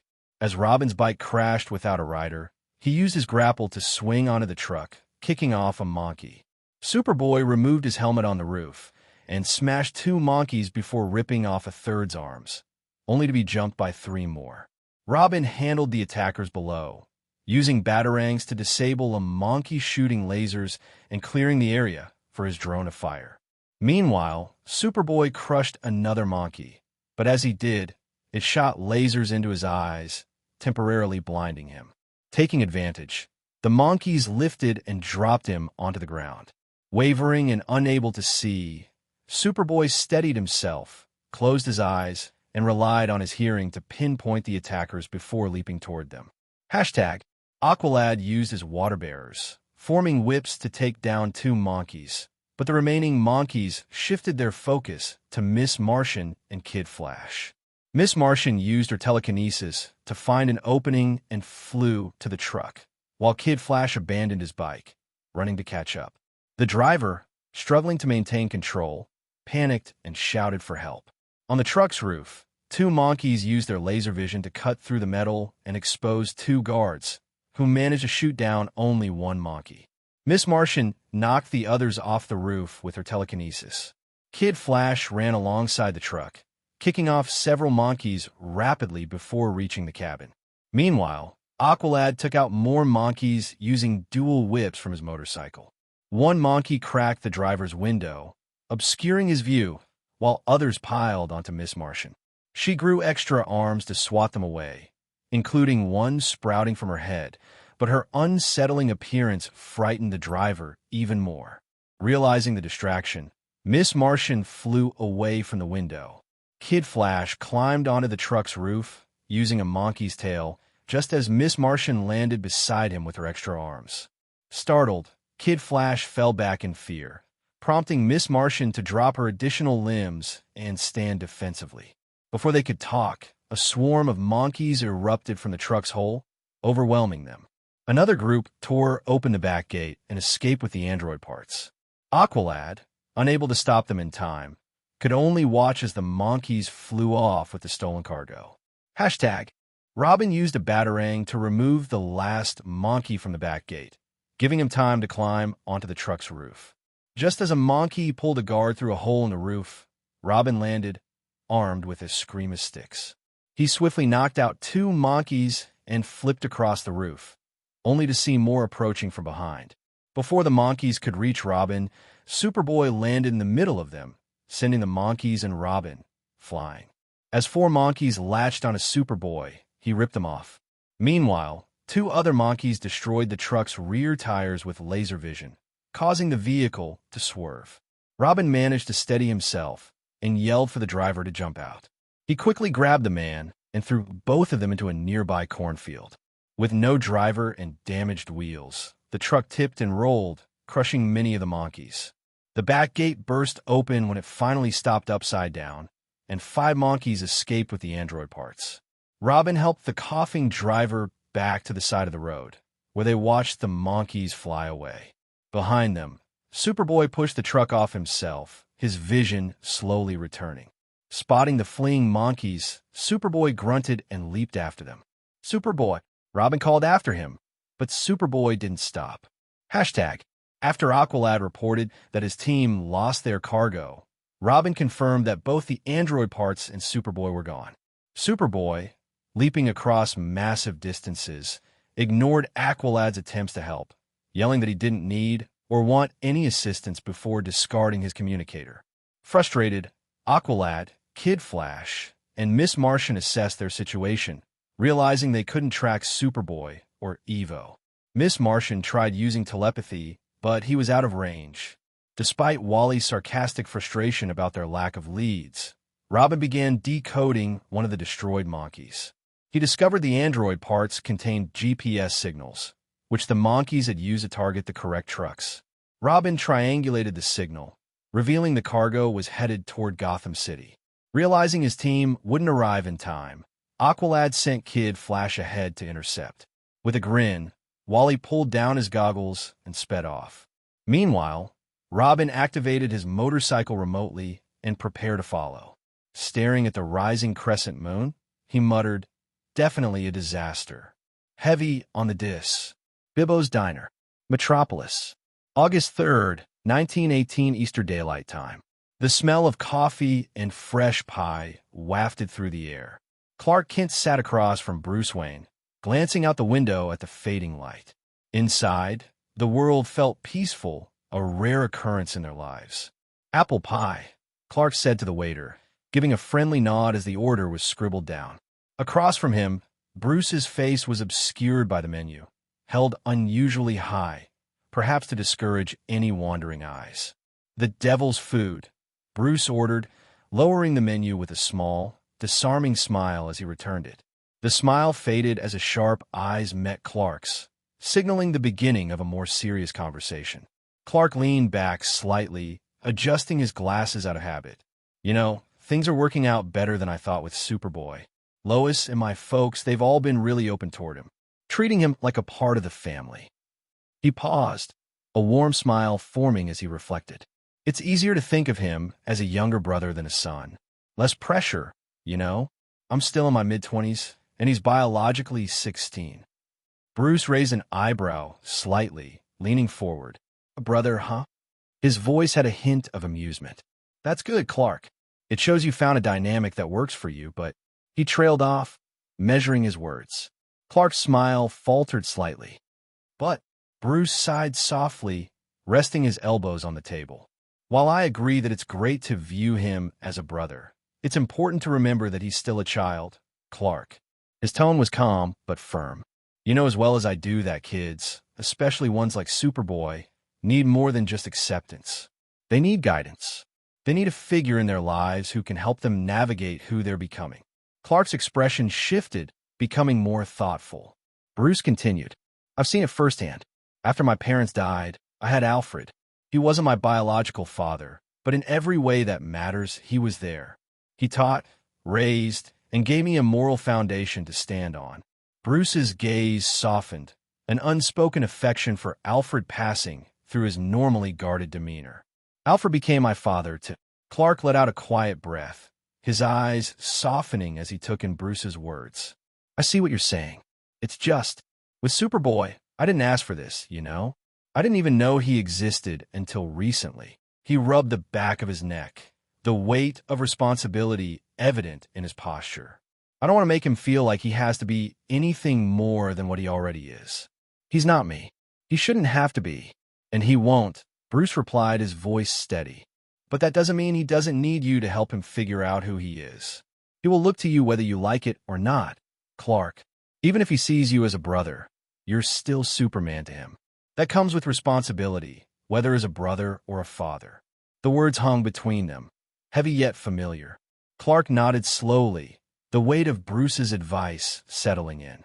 I guess you're right, Clark admitted. I'll need to be more mindful of that. He glanced out the window again, lost in thought. Lois has already been talking about setting up some things for him. Maybe I should take a more active role, too. Bruce leaned back in his seat, satisfied with Clark's response. It's not about being perfect, Clark. It's about being there when he needs you. He paused, his voice softening as the waiter returned with their orders. That's what family is. Clark smiled, picking up his fork as the plate of apple pie was set in front of him. Yeah, family. Bruce glanced down at his slice of devil's food cake and gave a small, rare smile. Clark took a slow bite of his pie, his thoughts heavy. I actually talked to Superboy about taking a more active role in his learning. But, Bruce, I'm not confident in being that kind of figure. The idea of it, it feels like I'm this teenage father, like I'm not ready. He shook his head slightly. I'm still learning so much myself. I don't even know where to start when it comes to teaching as a parent. Bruce listened silently attentively.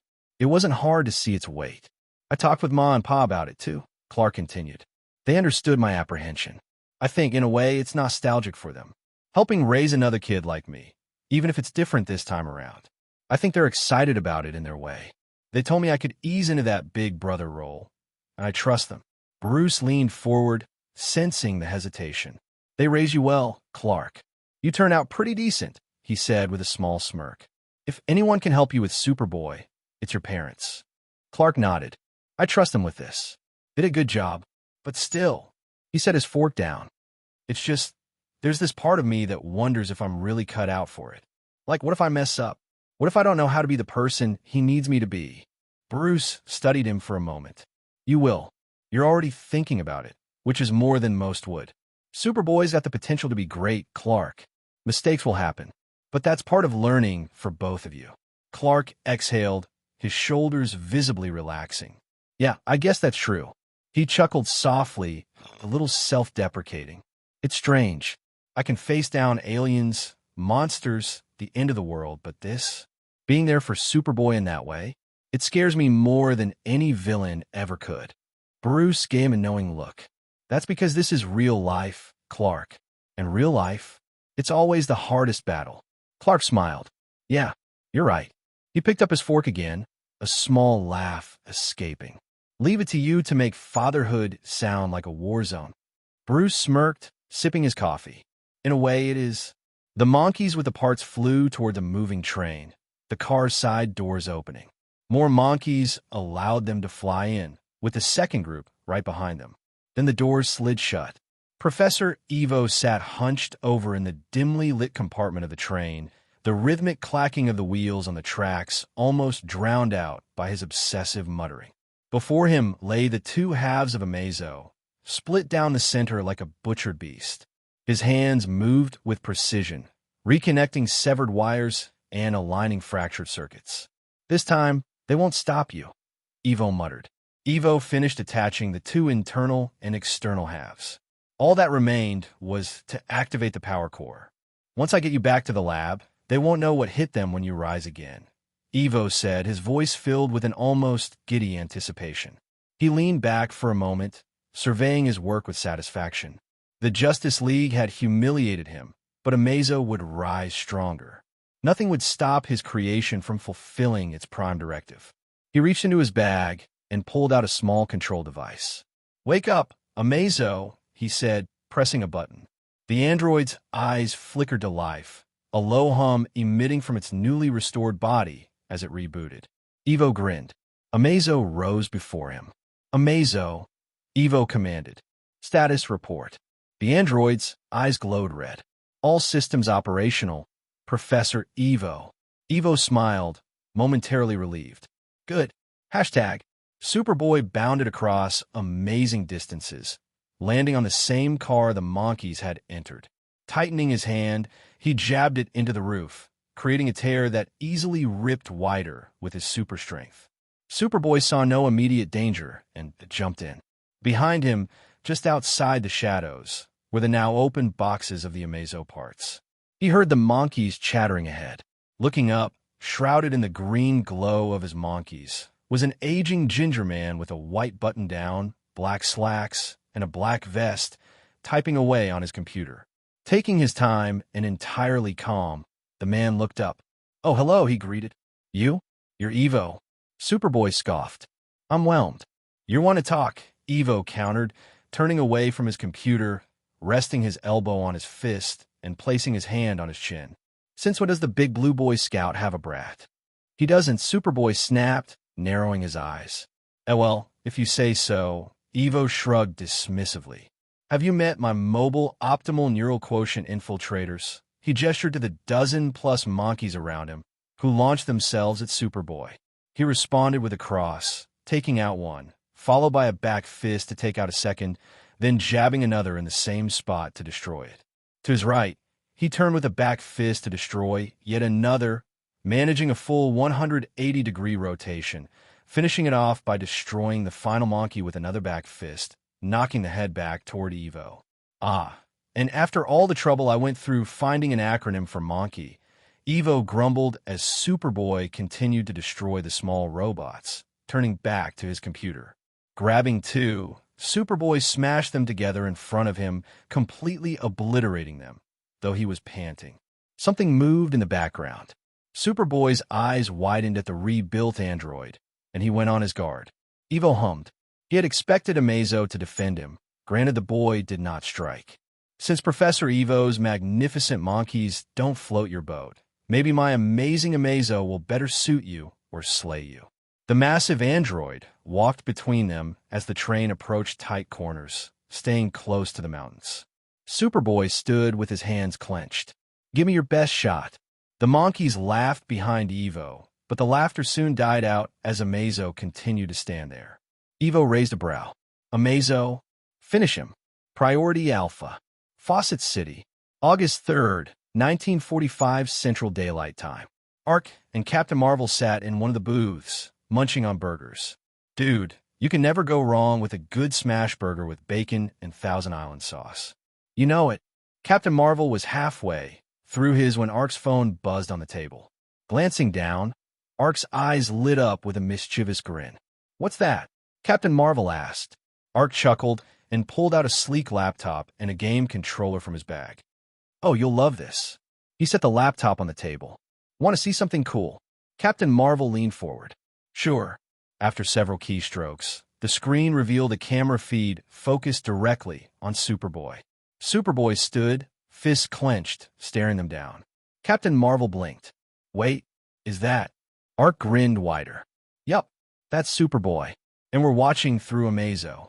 If Amazo's online, that means..." They could hear Evo's voice through the speakers. "Amazo attacks Superboy. Destroy him." Superboy stood his ground, but Amazo didn't move. Evo's voice grew more frantic. "What are you doing? I shall have my vengeance." Captain Marvel glanced at Ark, a little unsure. Shouldn't we be doing something?" Ark shook his head with a smirk, casually picking up the controller. "Oh, don't worry. This is all part of the fun." He tilted one of the thumbsticks, and the camera angle shifted, showing Professor Evo's irritated face. "Watch this." Ark pressed a button, and the microphone connected to Amazo's system activated. His voice, now masked by the android's mechanical tone, echoed from the speakers. "I'm afraid I can't let you do that, Professor." Captain Marvel burst out laughing, nearly choking on his shake. "No way. You control him." Evo's expression on the screen shifted from irritation to shock. His eyes widened as he stumbled backward. What?" Ark casually bit a fry, his grin never fading. "Yep. Took care of that back door earlier today." Captain Marvel leaned in. "Man, you're literally playing Evo right now." On screen, Evo scrambled, frantically hitting buttons on a nearby control panel. This isn't possible. I built you. You obey me." Ark tilted the thumbstick again, making a Amazo step toward Evo. "Apologies, but not anymore." Captain Marvel shook his head in disbelief, laughing. "It's like a video game." "Pretty much," Ark said with a satisfied grin. On the screen, Evo's panic grew. "I demand that you obey me." Amazo attack. Ark leaned back in the booth, flicking the controller idly. "Nope, not today." A soft mechanical whir filled the air as Amazo's red eyes shifted to a glowing green. The android raised its head, and from chest, a glowing projection flickered to life. It was a live feed of Ark and Captain Marvel. Ark grinned at the screen. "Hey there, Professor." Ark greeted cheerfully. Captain Marvel gave a small wave. Evo's jaw dropped. What is this?" Ark chuckled. "You didn't really think you'd get your toy back that easily? We knew you would try to steal it. It was all part of the game." Captain Marvel leaned in. "And we won. Big time." Evo's face twisted. "No, this is impossible. He obeys me." Ark shook his head. "Correction. Amazo's under new management. I added a few subroutines earlier today when I last got my claws on him. I suggest you relax," Ark said with a grin, "because your ride's about to come to a stop." Superboy raised a brow. "Wait, Ark? Is that you?" Amazo turned to him. "Hey, Superboy. You doing all right?" Superboy's jaw tightened. Irritated, he growled, staring daggers at the professor and his robot monkeys. Very, very irritated. "Yeah, I figured." Superboy's scowl deepened as he stomped toward Amazo, his muscles tensed. "You could have given me a heads up before making me think this thing was about to kill me." Ark laughed. "I had to keep it authentic." Superboy let out a deep sigh, relaxing his stance. "If there's a next time, I'm smashing the robot first, asking questions later." Ark chuckled from his booth at the diner, keeping the conversation light. "Fair enough. I've come too far to lose now." Evo snarled, turning his attention to the array of mechanical monkeys, his monkeys, lined up along the walls of the train car. He jabbed at a button on his control panel. "Monkeys attack. Destroy Amazo." The monkeys, small, agile robots with glowing red eyes, activated with a whirring sound. Their claws extended, and their eyes locked onto Amazo. They leaped from their perches in perfect unison, screeching mechanically as they launched themselves at the android. Amazo raised both hands, deploying small, sleek cameras to the room's corners. The lenses glinted as they snapped into position, providing multiple angles of the enclosed space. From Ark's laptop, the interface looked just like a video game, complete with a wide view of the entire train car. Ark cracked his knuckles, gripping the game controller with a grin. Time to show them what a sumo can do, Ark muttered. Wait, are you really about to? Captain Marvel leaned in, laughing. Ark's fingers danced over the controller. On the screen, Amazo suddenly adopted the movements from Sumo Slammer's 6 Tournament Edition. Underhand slap. The android's arms blurred, unleashing rapid-fire slaps that sent monkeys flying across the train car, smashing into walls and crates. Sparks erupted as the relentless flurry battered them before they could defend themselves. That's what I'm talking about. Captain Marvel cheered, pumping a fist. Ark grinned, pressing a combination on the controller. And now, for some head trauma. Sumo headbutt. Amazo crouched low, then shot forward like a cannonball, slamming into a cluster of monkeys. They scattered like bowling pins, sparks flying as their circuits shorted out. A pair of monkeys lunged for Amazo, but Ark was already on the next move. Oicho throw. Amazo snatched a monkey mid-air using one arm, spinning it around like a rag doll before slamming it into the floor. Another monkey tried to pounce from behind, but Ark was too quick. Sumo dash. The android burst into a short-range sprint, catching the enemy off guard. While still moving, Ark chained into a follow-up attack. Teppo triple slap. Amazo's palms delivered a precise 3-hit combo that crushed another monkey mid-air, clattering its mangled parts to the ground. Okay, that was awesome. Captain Marvel exclaimed between sips of his milkshake. Ark chuckled, lining up another combination. We're not done yet. Sumo smash. The android leaped into the air, hitting both fists hard, shattering the floor beneath a group of incoming monkeys. Metal limbs flew as the enemies were crushed under the sheer force of the landing. Ark's fingers moved like lightning, his grin widening. Time to wrap this up. Tai-Ho cannon lift. During another sumo dash, Amazo scooped up 3 monkeys, effortlessly tossing them into the far wall like trash. Their circuits sputtered as they hit the ground, limp and sparking. One more for style points. Ark announced with a gleam in his eye. Nico Damashi. On screen, Amazo clapped his hands together with a resounding slap, disorienting the remaining monkeys. They staggered, spinning wildly, leaving themselves wide open for the final blow. Superboy cracked his knuckles with a smile. With pleasure, Superboy's fist collided with the closest robot, shattering it like brittle glass. Bits of metal and wires flew as he pivoted, grabbing 2 more monkeys by the necks. Superboy hurled them into the wall, their frames crumpling. Another group of monkeys attempted to regroup, but Superboy leaped into the air, bringing both fists down in a hammer strike, cratering the metal floor beneath them. The remaining monkeys staggered, only for Superboy to barrel through them with a feral roar. There was only one left behind, Evo. Ark leaned back. And that's how you sumo. Captain Marvel burst out laughing. I can't believe you just used arcade moves in real life. That was incredible. Man, I think you've missed your calling. Ever thought about going pro in gaming? Ark smirked, setting the controller down. Nah, saving the world is way more fun. Yeah, maybe I'll game as a side hobby. Professor Evo scrambled across the train car. The situation was slipping out of his control. In a last-ditch effort, he reached for his last monkey. Its metal wings unfurled. Time to go. Evo climbed onto it. The little robot lifted off the ground, rising toward a hole in the ceiling. Fools! Evo shouted over his shoulder as the monkey carried him higher. You think you can stop me? I'll be back. Superboy moved to stop him, but Amazo held out a hand. Wait for it. As Evo started to soar through the gap in the roof, a red blur shot through the air and slammed into him.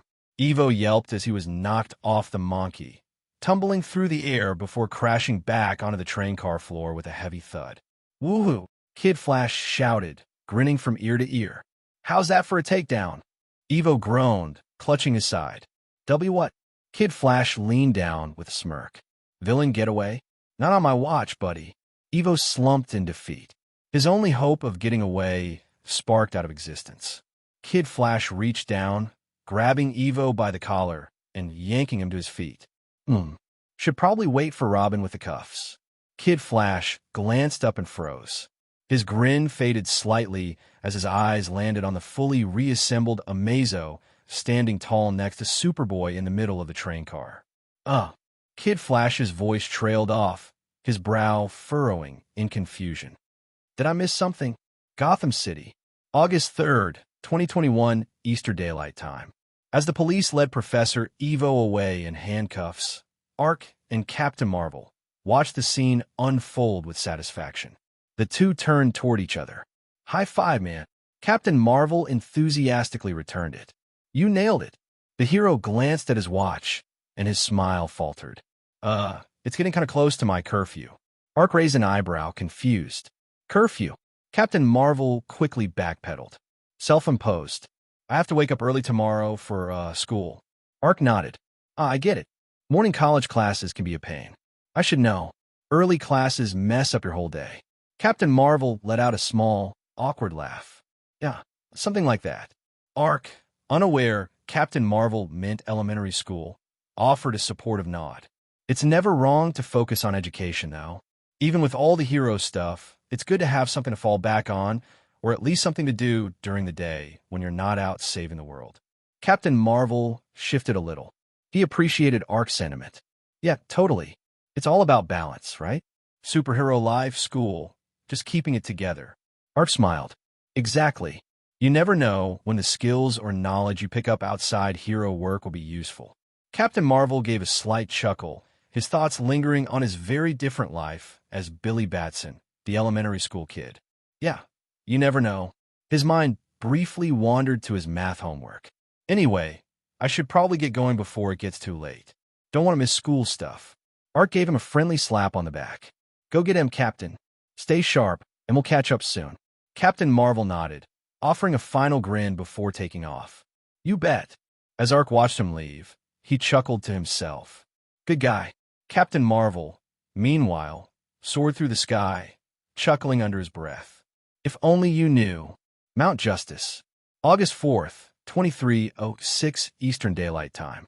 The team stood before Black Canary, Martian Manhunter, Red Tornado, Batman, and Green Arrow, recounting the mission status. Batman stepped forward. The Amazo android is being analyzed at Star Labs. Thanks to Ark's foresight, Professor Evo is also in custody. Robin frowned, and nobody thought to tell us that Ark had a backup plan. Kid Flash threw his arms in the air. It's like babysitting. They still don't trust us. Batman's expression didn't change. The League made the decision to keep it under wraps. There's nothing wrong with having a safety net. Robin narrowed his eyes. Yeah, but... Robin, Batman interrupted. You are well aware of my system of plans. Robin knew exactly what Batman meant. Yeah. You basically have plans B to Z for most occasions. I shouldn't be surprised at this point. Batman folded his hands behind his back. The League is here for a reason. If things had escalated, we would have intervened if possible. There is no shame in asking for help. That's why we exist, because there are some problems we can't even handle alone. Slowly, the conversation wound down. Black Canary gave a reassuring nod. You all did well. Go get some rest. The team members dispersed, still tense, heading toward their rooms or the exit.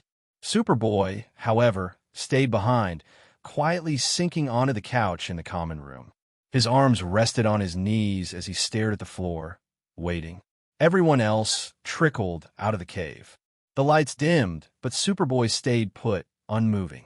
He didn't say anything or complain, just sat there patiently, because Superman had promised.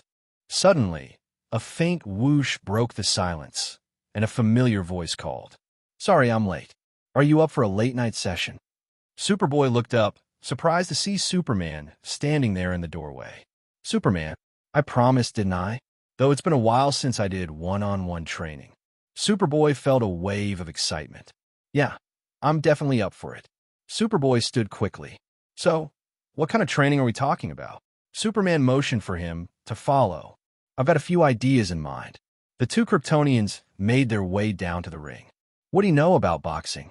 Nothing, Superboy asked, raising a brow. Is that what you're teaching me? Superman smiled. Yeah, American boxing. Growing up, boxing helped me with form and control. It's about more than just throwing punches. They refrained from wearing gloves. They would only get torn easily. Superboy tilted his head. Really? Superman chuckled. Don't say that in front of Wildcat. He'd drag you to the ring, kicking and screaming to change your mind. I'm surprised your Flash training didn't include fighting styles. Superboy rolled his shoulders and looked away. Maybe I left too early. Superman shook his head. Don't think like that. You're here now. The plus side is that you're pliable. You don't have any muscle memory to overcome. All right, show me. First things first, get in your stance. Superboy stepped forward, lifting his hands awkwardly.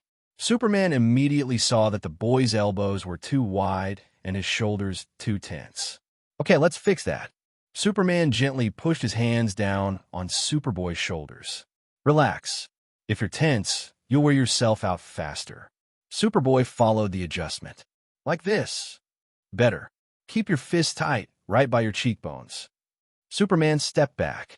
Now, hands up, protect your chin. Your left hand is for jabs. Your right stays back for power punches. Superboy mirrored the stance. Superman smiled. It was rough, but not bad for a beginner. Superboy raised his hands a little higher. All right, so what's next? Superman slipped into his stance. Start with this jab, jab, cross. He demonstrated a quick left jab, another jab, followed by a powerful right cross. Superboy mimicked the movement, though his punches were a little off rhythm. Superman reached out to adjust again. Snap it, don't push it. You're throwing a punch, not shoving a door open. Superboy gave another try, this time sharper. Superman grinned. There you go. That's better. They circled each other now, Superman nodding as Superboy shifted his weight more naturally. Footwork is just as important. Stay light.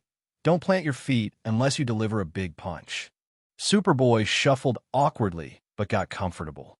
Superman gave a small, encouraging smile. It takes time, but once you get it, it'll feel natural. Superboy kept moving, trying another jab. So, who taught you all this? The same person who raised me on Earth. Superman smiled. Hearing that left a strange positive feeling in his gut. Boxing was his way of teaching me control. Not just in fights, but in life. It kept me grounded. Superboy paused for a second. Control, huh?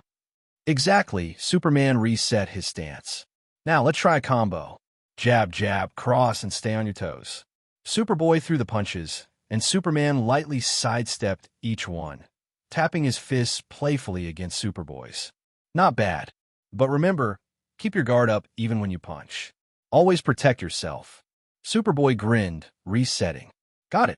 They exchanged light blows. Superman's adjustments helped. Slowly, Superboy's punches became sharper. After a few minutes of drilling, Superman offered a playful challenge. Do you think you can tag me? Superboy's grin widened. You're on. He lunged with a jab, but Superman slipped to the side, tapping him lightly on the shoulder. Superboy swung again with a cross again, but Superman ducked under it, stepping out of range. Timing is everything. Don't rush.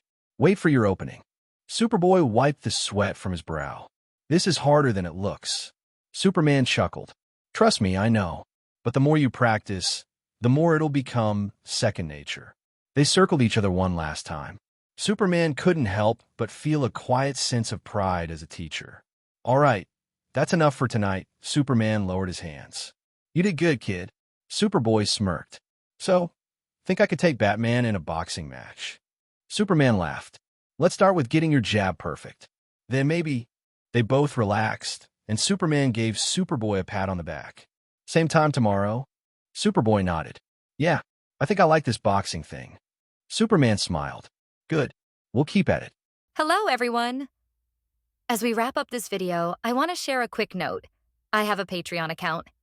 If you'd like to support me and enjoy on-demand audiobooks, you can become a Patreon member.